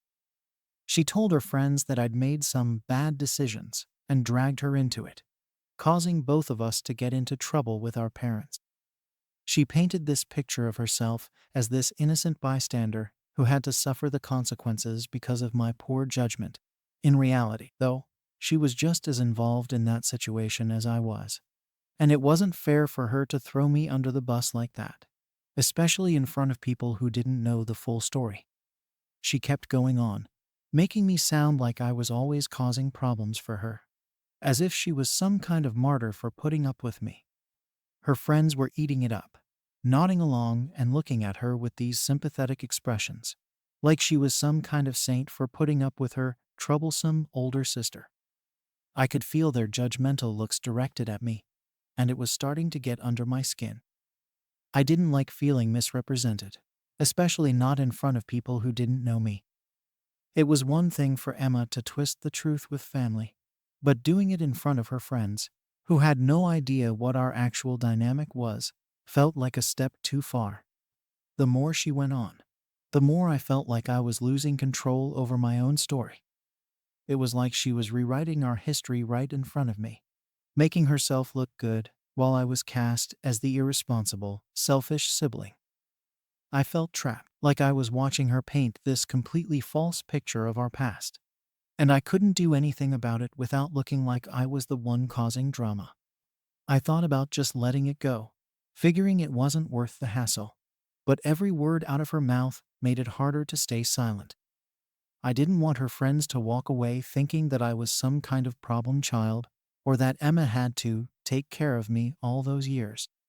That just wasn't true, and I couldn't stand the idea of them walking away with that impression. So, I finally spoke up. I interrupted her story, trying to keep my tone calm and collected, and corrected her version of events. I told her friends that it wasn't just me who got us into trouble, that we were both equally involved, and that she wasn't some innocent victim of my so-called recklessness. I didn't go into too much detail, but I pointed out a few other stories where Emma had been just as much a part of the chaos as I was. I wasn't trying to make her look bad. I just wanted to set the record straight and make sure her friends knew that she wasn't this perfect, responsible sibling that she was making herself out to be. Emma did not take it well. Her face went red, and she immediately got defensive, accusing me of ruining her moment and trying to make everything about myself. She said that I always had to one-up her and make her look bad, which couldn't be further from the truth. I wasn't trying to embarrass her. I just didn't want her to keep spreading these half-truths that made me look like the bad guy. Her friends looked uncomfortable, glancing between us with awkward expressions, clearly not expecting the dinner to turn into a family drama fest. My parents just sat there, looking tense but staying silent, which only made things feel even more strained. After that, the atmosphere was completely off. Emma avoided me for the rest of the evening, barely speaking to me, and her friends were polite but distant. I could tell they were probably judging me, maybe thinking I was some jealous older sister who couldn't let her younger sibling have her moment. I felt torn because I didn't want to create drama, but I also couldn't stand by and let her rewrite our past like that, especially when she was making herself look like a saint and me like some irresponsible mess. Later, my parents pulled me aside and subtly hinted that I could have let it go. They said it wasn't worth stirring things up over a few stories, and that maybe I could have just let Emma have her moment. But I felt like I'd finally stood up for myself after years of her telling these half-truths and outright lies. It was exhausting, always having to swallow my feelings for the sake of keeping the peace. The next day, I tried reaching out to Emma, hoping we could talk things through and maybe clear the air a bit. I didn't want this to be a long-term issue between us, and even though I felt justified in defending myself, I didn't want her to feel humiliated. So I texted her, apologizing for bringing it up in front of her friends, and asking if we could talk privately about what happened. I hoped she'd at least be open to discussing things, but I had no idea how hard she'd push back. When Emma finally replied, her message was cold and dismissive. She said she didn't see why I had to make a big deal out of a few stories, and accused me of ruining her evening just to make myself look better. According to her, I'd embarrassed her in front of her friends, and she felt like I'd undermined her in her own home, even though we were at our parents' place. She said she had no reason to apologize because she was just telling things the way she remembered them. Reading that message, I was honestly shocked. It was like she was doubling down on everything she'd said, refusing to see my side at all. I replied, explaining that I wasn't trying to ruin anything, and that I just wanted her friends to know the truth. I told her it was hurtful to hear her twist our past to make herself look good at my expense, but she didn't seem to care. Instead, she threw back some vague comment about how I never understand her perspective, and that I'm always focused on myself. She even went as far as to suggest that maybe I'd distorted our past in my own mind, making it sound like I was the one who couldn't remember things correctly. At that point, I was feeling completely frustrated. I thought about letting it go, but it just didn't sit right with me. It felt like she was gaslighting me, making me question my own memories, like I was the one who had it all wrong. But I know what happened. I know she's changed the story over the years to suit her narrative, and now she's got these friends of hers thinking she's this amazing, selfless sibling who's always had to put up with me. I decided to reach out to my parents, hoping they'd have some advice or at least understand where I was coming from. I tried explaining everything to them. How I felt like Emma was constantly rewriting our past, and how hurtful it was to hear her say those things in front of people who didn't know the truth. But my parents' response was less than helpful. They told me it wasn't worth the drama, and that maybe I should just let Emma have her own version of things.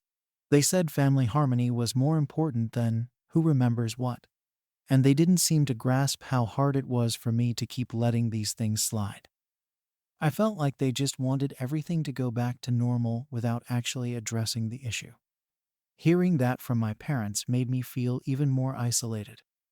It was like nobody cared how hurt I felt by Emma's lies, as long as things were peaceful on the surface. I started to wonder if I was overreacting, if maybe I should just drop it and move on. But every time I thought about it, I felt this nagging sense of injustice. Why should I have to sit there and listen to her paint me as this reckless, irresponsible person when it just wasn't true? Over the next few days, I kept replaying the conversation in my head, going over what I could have done differently. Maybe I shouldn't have interrupted her in front of her friends, but at the same time, I didn't know if staying silent would have been any better. Part of me wondered if she'd ever stop twisting things if nobody called her out on it. I even considered reaching out to one of her friends directly, just to explain my side, but I knew that would probably make things worse. Instead, I ended up venting to a few close friends of my own. I told them about what happened, how Emma had painted this false version of our past, and how nobody in my family seemed to care. They were all pretty shocked and sympathetic, which helped a bit, but it didn't solve the underlying problem. One of them suggested I write a letter to Emma, explaining my feelings in a way that wasn't confrontational. They thought it might help her understand where I was coming from without feeling attacked. I wasn't sure if it would work, but at this point, I was willing to try anything. So, I sat down and started drafting a letter. I tried to keep it calm and honest, explaining how it hurt me to hear her twist our past and make herself look like the responsible one at my expense. I told her that I didn't want to fight, but that I needed her to understand how damaging it was for me to feel like my own sister was rewriting our family history. I asked her to at least consider that her version of things might not be the only version, and that there's more than one perspective on what happened when we were kids. After finishing the letter, I sent it off, hoping that maybe, just maybe, she'd read it and start to see things from my side. But days went by without any response, and I started to doubt whether she'd even bothered to read it. Finally, about a week later, she sent me a short, clipped text saying she got the letter, but that she didn't see the point in rehashing old issues. She told me I was making a mountain out of a molehill, and that I should get over it. That was it. No acknowledgement of my feelings, no attempt to meet me halfway. It was like talking to a brick wall. After that, I didn't know what else to do.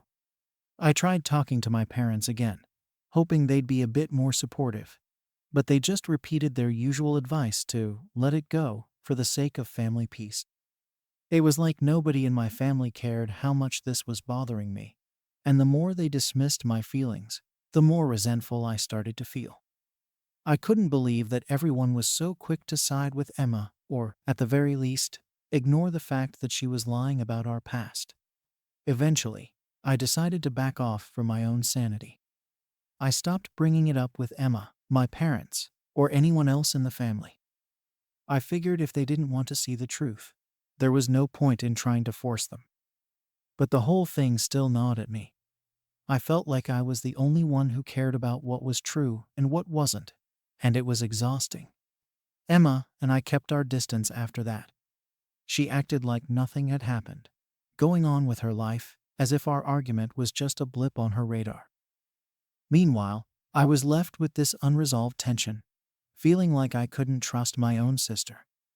It was hard not to feel bitter, especially since it seemed like she'd gotten away with rewriting our past without any consequences. As more time passed, I thought I'd be able to move on. But every time I saw her post something online about family memories, or heard her talk about our childhood to others, it brought everything back. I felt like I was stuck in this loop, hearing her version of things over and over, while I was the only one who knew the truth. As time went on, I tried to put the whole thing behind me. I thought that maybe if I focused on my own life and didn't let Emma's version of events bother me, I'd be able to let it go. But it turned out to be harder than I expected. Every time we were around each other, I felt this underlying tension, like there was an invisible barrier between us that neither of us wanted to address. We'd be civil at family gatherings, but there was no warmth, no real connection. It felt like we were strangers pretending to get along for the sake of everyone else. Then, a few months after the whole letter incident, something happened that threw everything into chaos again. Emma had invited her friends over to our parents' place for a small gathering.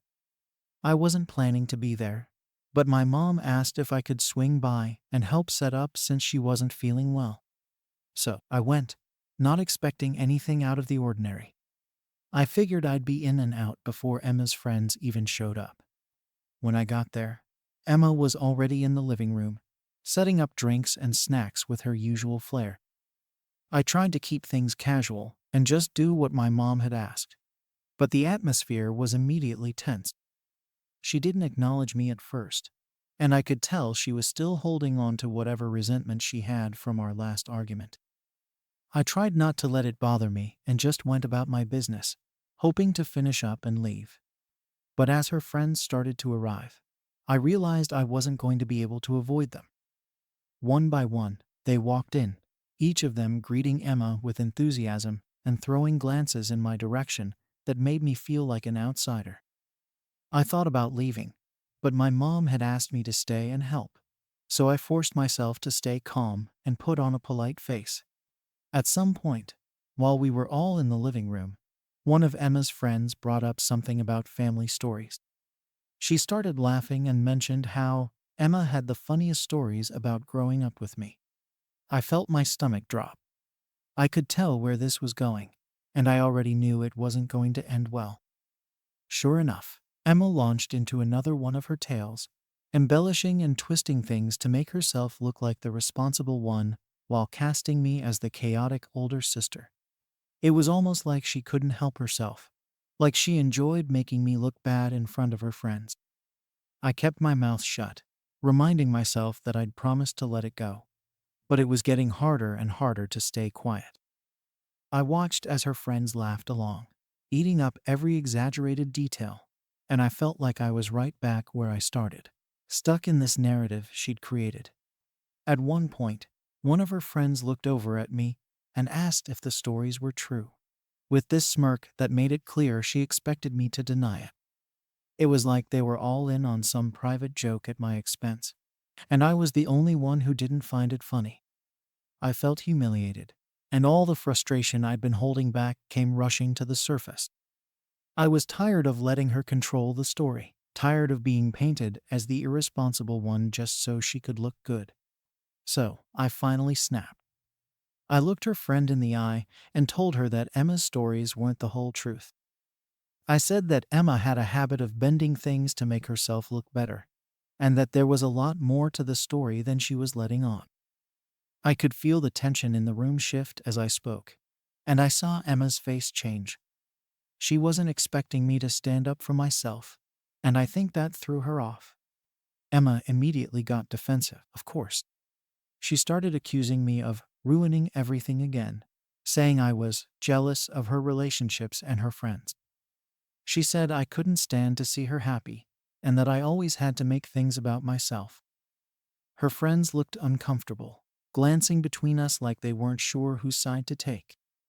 I could tell that I'd crossed a line, but at that moment, I didn't care. I was tired of letting her walk all over me, and I felt like I was finally standing up for myself after years of biting my tongue. After that, the evening pretty much fell apart. Emma's friends left earlier than expected, and our parents were visibly upset. They didn't say anything directly, but I could tell they blamed me for the whole thing. Emma went off to her room, slamming the door, and I was left standing in the living room, feeling like the villain once again. Later that night, my mom pulled me aside and told me that I should have just let it go. She said that family harmony was more important than clearing the air, and that I was only making things harder for everyone. She told me that Emma's friends didn't need to know about our family issues, and that I should have kept quiet for the sake of peace.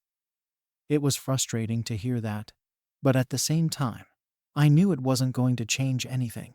My family had made it clear where their loyalties lay, and I was starting to realize that I was on my own in this. Now, I'm left wondering if I was wrong to stand up for myself, or if I should have just let her have her version of the story. I don't know if I did the right thing, and part of me wonders if I'll ever be able to have a real relationship with Emma again after this. The whole situation has left me feeling bitter and isolated, and I don't know how to move forward without feeling like I'm constantly on guard around my own family. So, was I wrong for calling her out in front of her friends? Or did I have a right to finally set the record straight?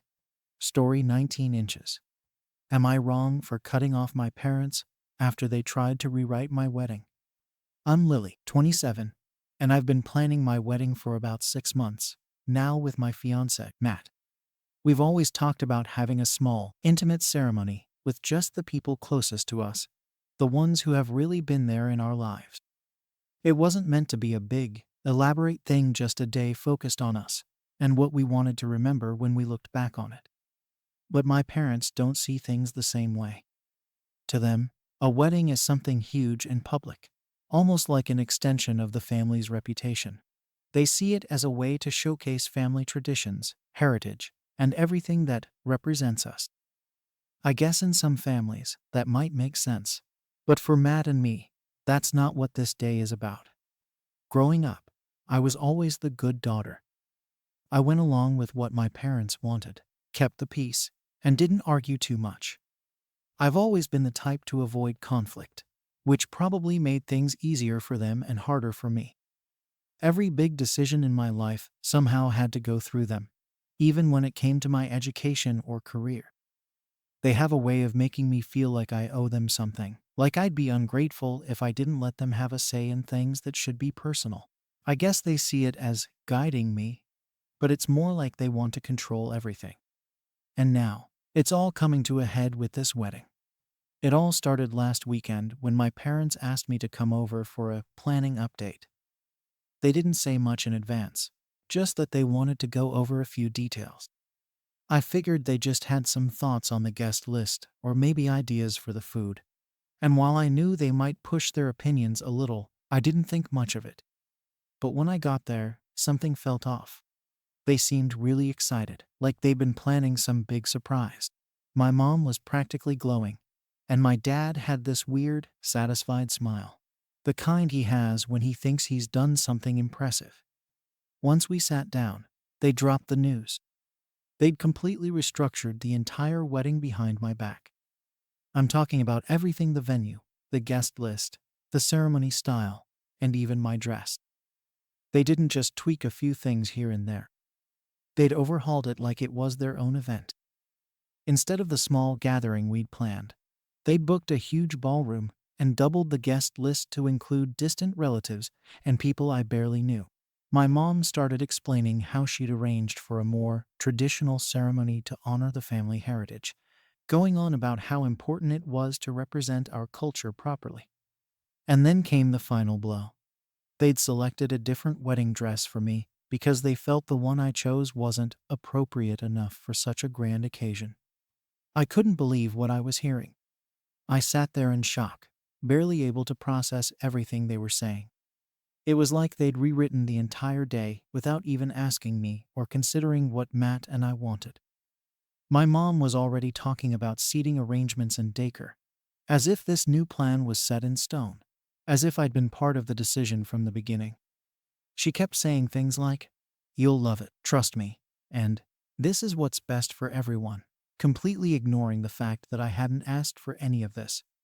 When I tried to speak up and explain that this wasn't the wedding Matt and I had envisioned, they just brushed me off. My mom waved her hand and said something along the lines of, "You'll understand when you're older," and my dad added, "We're doing this for you." They genuinely believed that what they'd done was a favor to me, like I should be grateful for all the work they'd put into creating the perfect wedding.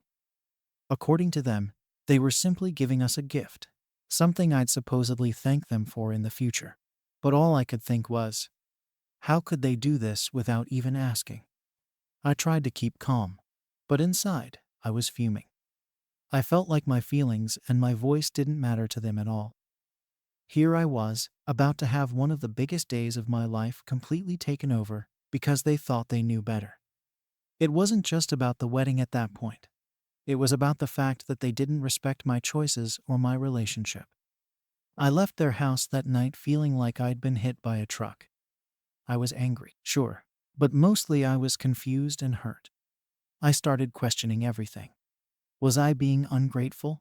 Was I wrong for not appreciating their generosity? When I got home and told Matt what had happened, he was furious.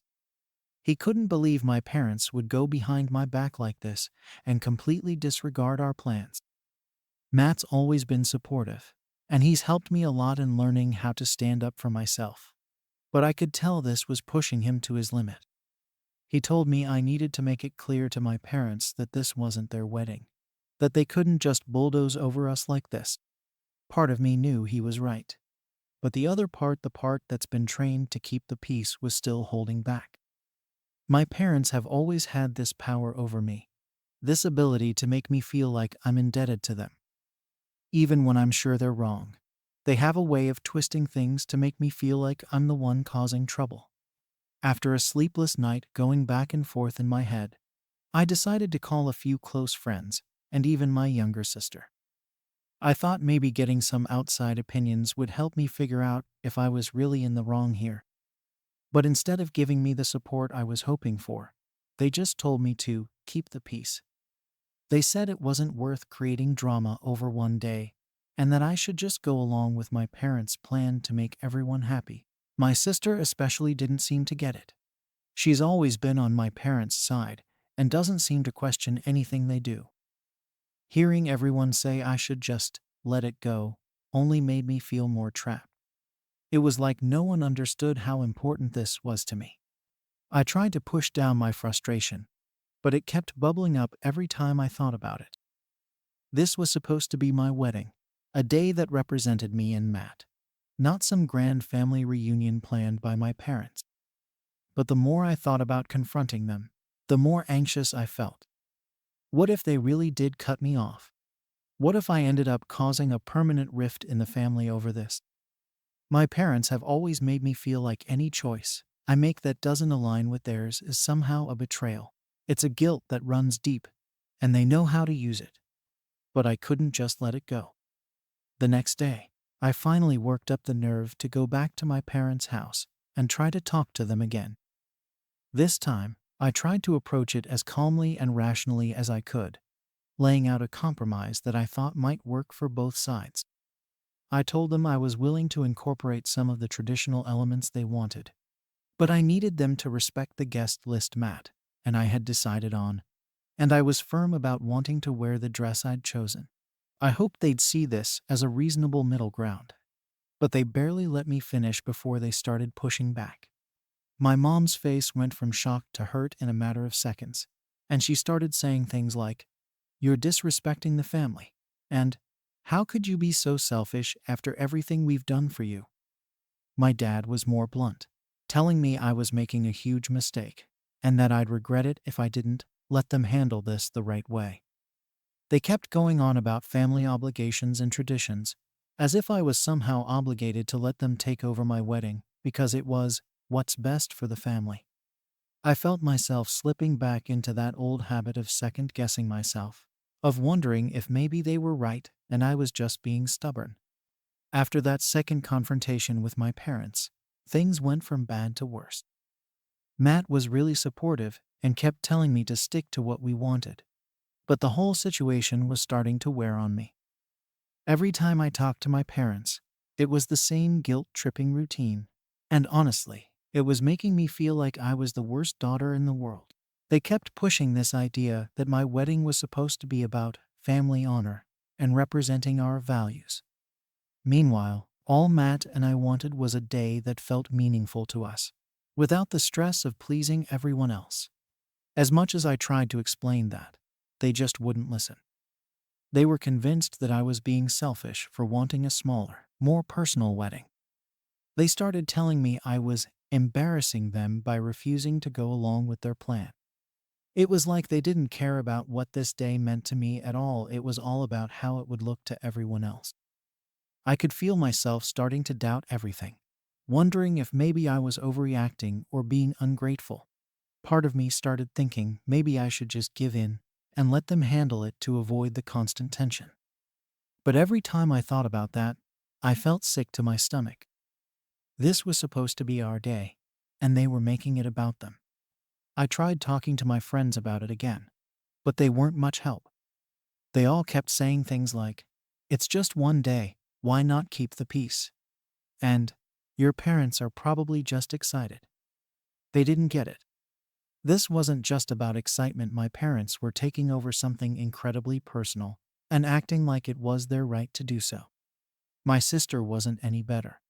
She basically sided with my parents, saying I was making a big deal out of nothing and that I should be grateful they were so involved. It was clear I wasn't going to get any support from her, which only made me feel more alone in all of this. The pressure from my parents just kept building. They called me almost every day, each time with a new suggestion or change they'd made to the plan. It was exhausting trying to keep up, and it felt like they were constantly testing my boundaries, waiting to see when I would finally break down and agree to everything. My mom even went as far as suggesting that Matt's family didn't care enough because they weren't as involved. That really hit a nerve with me. Matt's family had been respectful and supportive of whatever we wanted, unlike my parents who were trying to control everything. Eventually, I realized that I needed to set some firm boundaries, or this would never end.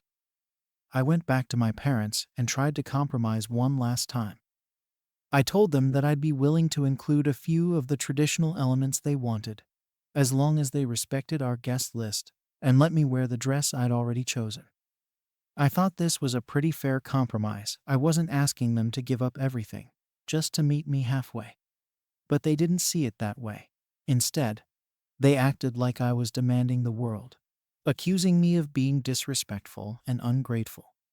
My mom started crying, saying I was betraying the family and turning my back on everything they'd done for me. She kept going on about how much they were investing in this wedding and how it was supposed to be a reflection of our family values. My dad, on the other hand, was cold and dismissive. He kept saying I was making a huge mistake and that I'd regret this decision. The whole conversation felt like emotional blackmail, like they were trying to make me feel so guilty that I'd cave just to stop the accusations. At this point, I was beyond frustrated. I felt like they were completely disregarding my feelings and treating me like a child who didn't know what was best for her. No matter how calmly I tried to explain my perspective, they just didn't care. All they saw was that I wasn't falling in line with their vision, and that made me the bad guy in their eyes. It was like I was talking to a wall. They refused to see me as an adult with her own wants and needs, and instead kept pushing their agenda as if they were the only ones who mattered. After that conversation, I tried to take a step back to think things through. Part of me felt like I should just give in to avoid all the drama and tension, but I knew deep down that I'd end up resenting them for taking away my chance to have the wedding Matt and I wanted. It was a lose-lose situation. Either I gave in and felt miserable on my wedding day, or I stood my ground and risked damaging my relationship with my parents even further. I felt completely stuck, like there was no good way out of this. Meanwhile, Matt was getting more frustrated with each day. He kept reminding me that this was our wedding, not theirs, and that I shouldn't let them manipulate me into doing something that made me unhappy. He was right, of course, but it wasn't that simple. These were my parents, people who had been a huge part of my life, and the idea of cutting them out or pushing back too hard felt incredibly scary. The thought of my own family not being at my wedding felt like a nightmare. But so did the idea of sacrificing everything I wanted just to keep them happy. I could tell that Matt was starting to lose patience with the whole situation, too. He hated seeing me so stressed out, and he couldn't understand why my parents were being so controlling. He tried to be supportive, but I could see that this was putting a strain on him as well. It was like my parents were coming between us, even though they weren't directly involved in our relationship.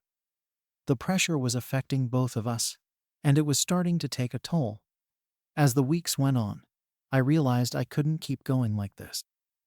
My parents were turning what was supposed to be a joyful occasion into a constant source of stress and anxiety. I was exhausted from the daily arguments, the guilt trips, and the feeling that nothing I said mattered to them. No matter how much I tried to compromise, they wouldn't give an inch. It was clear that they weren't interested in meeting me halfway. They wanted control, plain and simple. After a particularly rough phone call with my mom, where she basically told me I was selfish and disrespectful for wanting a small wedding, I finally hit my breaking point. I couldn't keep bending over backward to please them, especially when they weren't willing to respect my wishes. This was supposed to be our day, and I was done letting them dictate every aspect of it. I decided then and there that I needed to stand up for myself, no matter the consequences. After that last phone call with my mom, I knew I couldn't keep letting my parents push me around. I was exhausted from all the guilt trips, the constant pressure, and the endless demands to make this wedding a reflection of their vision instead of ours. It was clear that no amount of compromising would be enough for them. They wanted full control, and anything less was unacceptable.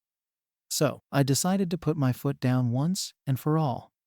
I went over to their house, ready to have what I hoped would be the final conversation on the matter. I calmly explained that while I appreciated their input, this wedding was about Matt and me, and it was important to us that it reflected our wishes. I told them that if they couldn't respect our decisions, then I would have no choice but to take them out of the planning process altogether. I was nervous, but I knew I had to stand firm. This was supposed to be our day, and I wasn't going to let anyone take that from us. Of course, my parents didn't take it well.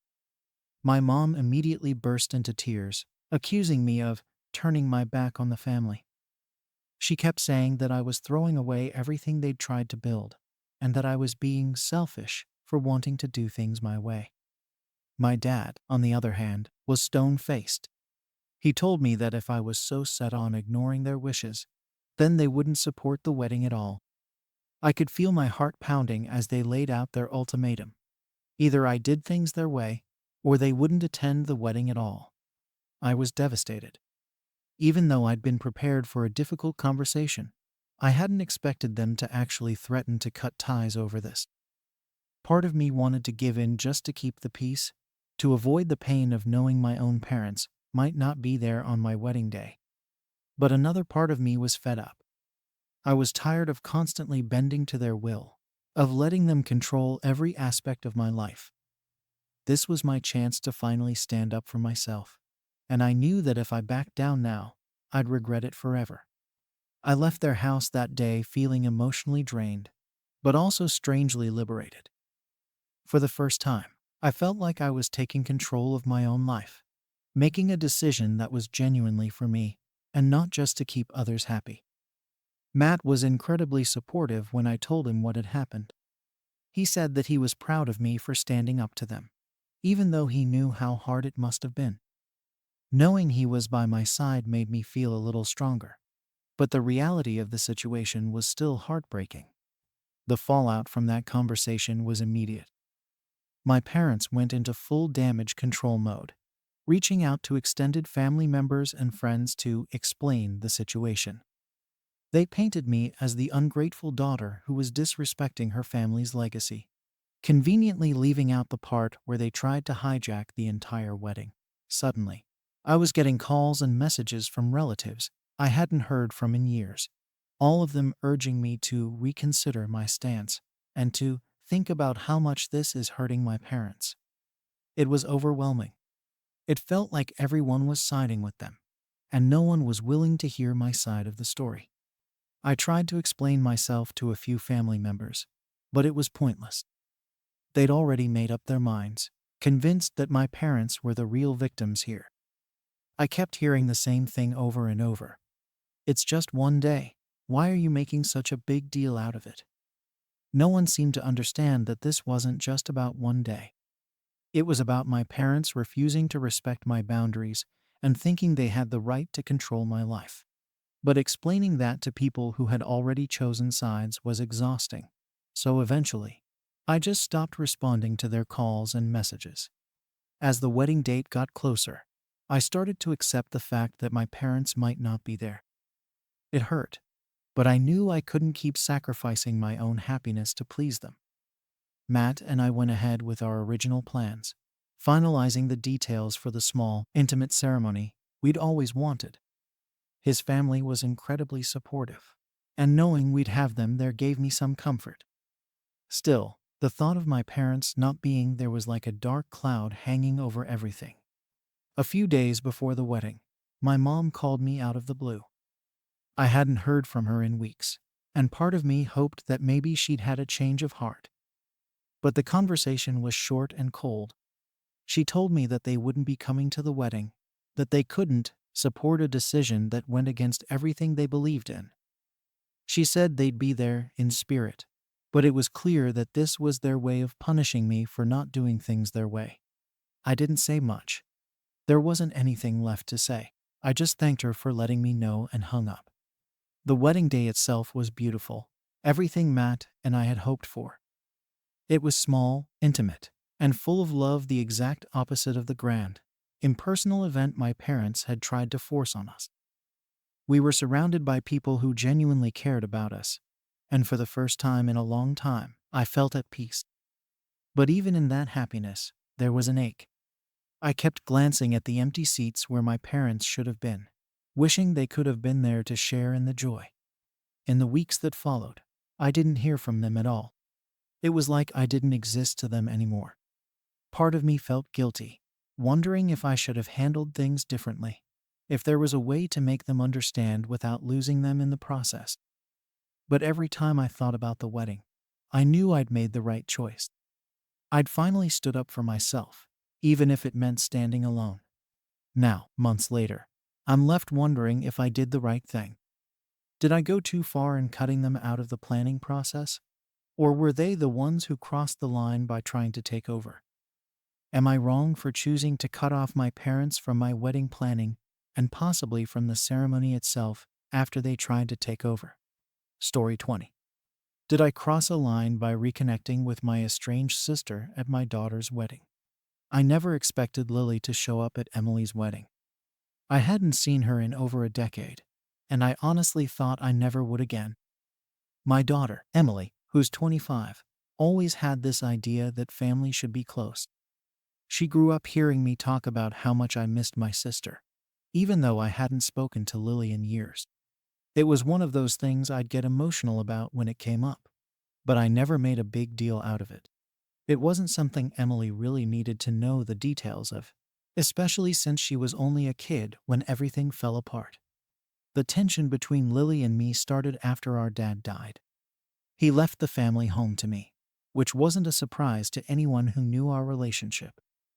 I took care of him when he got sick, and even though Lily was around, she wasn't much help.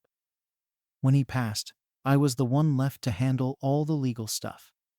The will was pretty straightforward, and I figured that was the end of it. But Lily thought otherwise. She accused me of manipulating Dad in his final months to get the house. She said, I was always trying to control everything, and it felt like everything I did just rubbed her the wrong way. I never thought it would blow up like it did, but it did. For years, I tried to reach out to her. Every time, I'd get nothing in return. At first, I thought it was just a phase. She was angry, and I could understand that. But as the years went on, the silence just became louder. It wasn't like we couldn't fix things. I even tried sending her birthday cards, holiday messages, but there was nothing.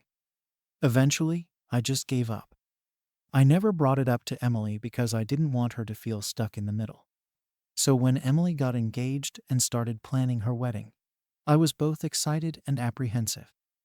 She told me she wanted to send an invite to Lily, which I thought was a little bold, but not entirely out of the question. I didn't want to stop her, and I didn't want to put any pressure on Emily by telling her how much it might stir up old feelings. So I told her to send the invite, that it was up to her. I figured if Lily really wanted to be a part of our lives, she'd show up, but if she didn't, then it would be clear where we stood. The morning of the wedding, I was running around, getting Emily ready, making sure everything was in order. It wasn't until we were just about to head out to the venue that I got the message. Lily will be there. I didn't know how to feel. Part of me was relieved that she was at least making an effort, but the other part of me was just nervous. The wounds from the past were still fresh, even though I hadn't thought about them much recently. I hadn't seen her since the fallout, and the idea of her showing up at my daughter's wedding felt like opening an old wound. When I walked into the venue, everything seemed normal at first. Emily was radiant. Everything was running smoothly. And then I saw her, Lily, sitting in the back by herself, looking almost out of place. It was like I had stepped into a time warp, and suddenly, all the old emotions came rushing back. I couldn't stop looking at her. She didn't look at me, but I could feel her eyes on me, even though she tried to look away whenever I glanced in her direction. My stomach twisted. I didn't know what to do with myself. As the ceremony went on, I couldn't focus on anything but her presence. I wasn't even really paying attention to what was happening on the stage. I was too preoccupied with the fact that she was there, and I wasn't sure how to process it. After the ceremony, things calmed down, and the reception started. I tried to push the thoughts of Lily out of my head, but it wasn't working.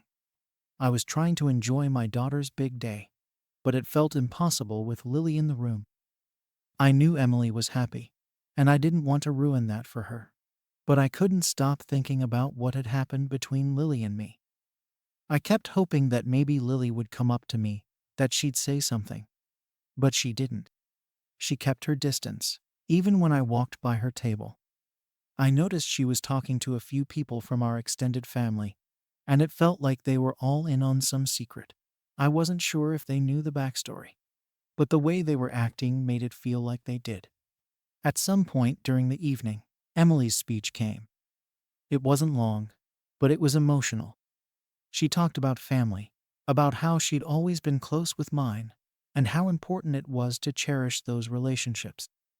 She even mentioned how she hoped the people who had been distant would come back into the fold. It was one of those moments where I felt like the air in the room was sucked out. I couldn't help it, the words hit me harder than I expected. Emily was standing there, looking so happy, and here I was, having this unresolved issue with my own sister.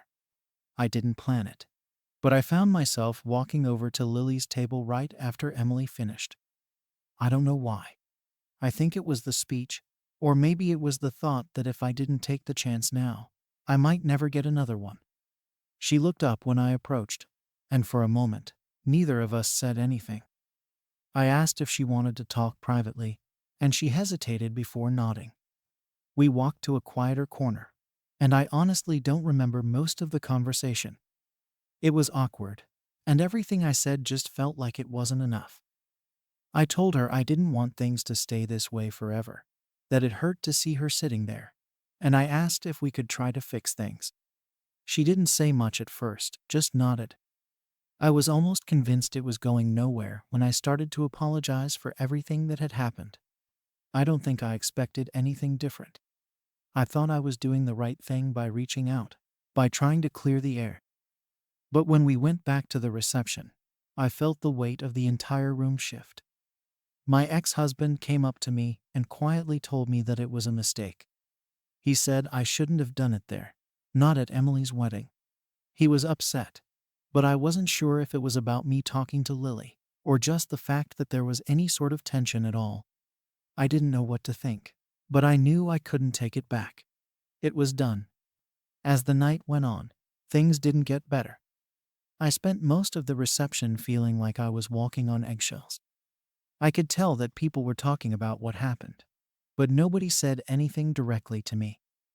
Emily seemed fine, but I couldn't shake the feeling that she wasn't telling me everything. Maybe she was just trying to avoid making things worse. At some point, Emily pulled me aside and said she wasn't upset about what happened, but I could tell she was uncomfortable. She said she just wanted the day to be happy and wasn't sure if things were getting too complicated.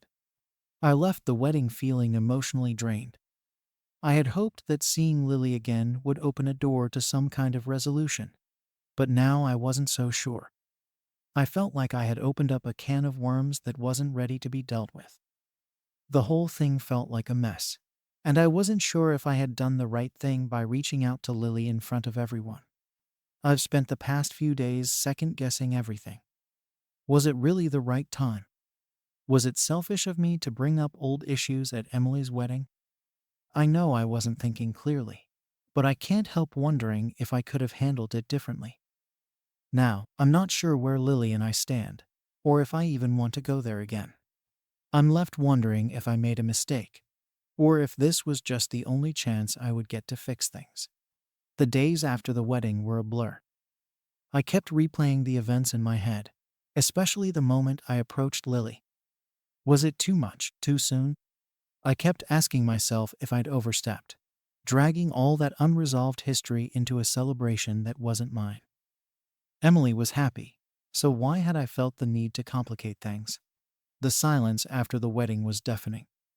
Lily didn't reach out. Not even a text to say she appreciated me talking to her. Nothing. I didn't expect some grand gesture, but I had hoped for anything that could indicate she was open to reconciling. Instead, it felt like nothing had changed. My ex-husband, Dan, kept telling me that I had made a mistake, but I couldn't quite figure out if it was the timing or the fact that I'd even tried to repair things at all. I spoke with Emily the next morning, and though she told me it was fine, that she wasn't upset about anything, I could tell she was trying to keep the peace. She'd always been like that. She wanted everything to be perfect, to keep everyone happy, even if it meant bottling up her own feelings. She asked me if I thought things were better with Lily, and I didn't know what to say. How could I answer when I wasn't even sure myself? I had hoped the weekend would give me some clarity, but instead, it just made everything messier. I went to work the next day, trying to distract myself from everything. My phone was buzzing constantly, family members checking in, asking if everything was okay. I guess word had gotten around about what happened between me and Lily. At first, I didn't want to talk to anyone about it. But eventually, I realized I couldn't avoid it forever, so I started answering calls and texts. Everyone had an opinion. Some of my relatives, especially on Dan's side, thought I'd done the right thing by reaching out. They said it was long overdue, that I shouldn't have waited for a perfect moment. Others, though mainly Dan's sister, Karen, felt like I should have left the past in the past. She told me, bluntly, that I had no business stirring things up at Emily's wedding. Karen's never been shy about sharing her opinions, but I had to admit, she had a point. The more I thought about it, the more I wondered if I had done more harm than good. It wasn't until the following Thursday that I finally heard from Lily. I almost didn't recognize her name when the text came through. It was short and to the point. I think we need to talk. No pleasantries, no catching up, just a demand for a conversation. I didn't know how to feel about it. Part of me was relieved. Maybe this was the opportunity I'd been waiting for, the one that would finally break the ice and put us on the path to fixing things. But another part of me was cautious. I'd tried this before, and every time, it ended in disappointment. Would this time be different? Or was I just setting myself up for more heartache? I immediately texted back. I agree. When and where? I didn't want to wait, didn't want to overthink it. Lily responded almost instantly, saying she'd be free for coffee the next day. The meeting was set for noon, and I showed up early, as usual. I've always been the type to arrive at least 10 minutes early for anything, an old habit I can't seem to shake. Lily was already sitting at a corner table when I walked in. She looked the same, maybe a little older, but there was no mistaking her. She didn't look at me when I sat down. which felt like a slap in the face, but I let it go. I wasn't sure if she was angry, nervous, or just processing everything. It had been years since we'd been in the same room together, and I wasn't sure how to approach her. "Thanks for meeting me," I said, trying to start the conversation on a neutral note. She nodded, but didn't respond. The silence between us was thick, like we were both waiting for the other to speak first. "I didn't know what to say at the wedding," I began. "I know it was probably not the right time, but I felt like it was now or never. I wanted to talk to you, to explain myself." She didn't interrupt, but she didn't look convinced either. I continued, explaining how much I regretted the way things had ended between us, how I never wanted it to be this way. But she didn't really react. Her face was impassive. After a long pause, she finally spoke. But what she said wasn't what I expected. "You know, Grace, it's not just about the inheritance." She glanced up at me then, but her gaze quickly flicked away. "It's not just about Dad, either." I felt a knot form in my stomach. This wasn't just about the past. It was about something deeper. I was trying to figure out where she was going with this when she went on. "You always acted like you were better than me," she said quietly, almost as if she was speaking more to herself than to me. "Like you had everything under control and I didn't matter." I could feel the years of resentment in her words, but I didn't know how to respond. I never meant to make her feel that way, but I guess it didn't matter now. It was out there, and it was just another layer of the mess between us. I tried to explain, to tell her that I never meant to hurt her, that everything I did was out of a desire to take care of things, to make sure everything was right. But she didn't seem to hear me. Instead, she looked down at her coffee, as if weighing my words, then said, "You've always been the one with a family, the one everyone listens to. And I just couldn't keep up with that. I felt like I was constantly second to you." Her words stung, but I didn't interrupt. I'd never realized how deeply she had felt that way. I'd always assumed she resented me for the house, for the will, but now I saw that it went much further back than that. It was about the way I carried myself, about the way I made her feel small. I didn't know how to fix that. "I'm sorry," I said, but the words felt hollow. I didn't know if they could make a difference anymore. Maybe they never could. I had been so focused on trying to make things right, but I'd never truly listened to her. The conversation went on like that for another hour, with her mostly talking and me listening. By the time we finished our coffee, I wasn't sure where we stood. It wasn't exactly a reconciliation, but it wasn't a complete rejection either. Lily said she needed time to process everything, and I told her I understood. We said our goodbyes with no promises or commitments, just a vague hope that maybe things could be different in the future. I left the cafe feeling even more uncertain than before. I didn't know if I had done the right thing by meeting with her, or if I had just opened up old wounds that were better left untouched. Lily seemed different, distant, like she wasn't sure if she could trust me again. And maybe she couldn't. Maybe it wasn't even about the inheritance or the past anymore, it was about something deeper. Something I wasn't sure I could fix. The days that followed were filled with more second guessing. I tried to focus on Emily and her new life with her husband. But every time I thought about Lily, I felt this gnawing sense of regret. I wasn't sure if I had made things better or worse. I wasn't sure if Lily was truly ready to move on, or if she had just agreed to meet with me out of a sense of obligation. All I could do was wait and hope that, maybe, this time, things could be different. I spent the next few days in a state of emotional limbo. It had been a week since my coffee with Lily, and while things hadn't exactly gone badly, they hadn't exactly gone well either. I hadn't heard from her since. Part of me wanted to call her, to check in and see how she was feeling, but the other part of me felt like it wasn't my place. I had opened the door to reconciliation, but I didn't want to force her through it if she wasn't ready. Emily kept asking me how it went with Lily. I didn't want to lie to her, but I also didn't want to give her the impression that things were back to normal. So, I kept it vague. I told her that it was a step in the right direction, but we still had a lot to work through. Emily nodded and said she was glad we were talking again, but I could tell she was still waiting for something bigger, something more definitive. I couldn't give that to her, not yet. Then came the message from Lily. It was simple, just a text. Can we meet again? I think I need to talk some more. My heart raced when I saw it. This was it: either we were making progress, or we were about to hit another dead end. I agreed to meet her the following weekend, again for coffee. I wasn't sure what to expect, but this time I felt a little more prepared. I had to remind myself that I wasn't the one who could fix everything. I could only offer my apologies, my understanding, and hope that it was enough. When I arrived, Lily was already sitting at the same table as before. This time, she was early, which made me feel like maybe she was the one who had been thinking about things more than I had expected. I sat down without saying anything at first. We both just stared at our cups of coffee, avoiding eye contact for a while. The tension was still there, but it was different now. It wasn't as hostile. It was just heavy. Eventually, Lily broke the silence. I've been thinking a lot about what you said. About how you didn't mean to hurt me. I know you didn't. But you did. And I think I've been carrying that with me for so long.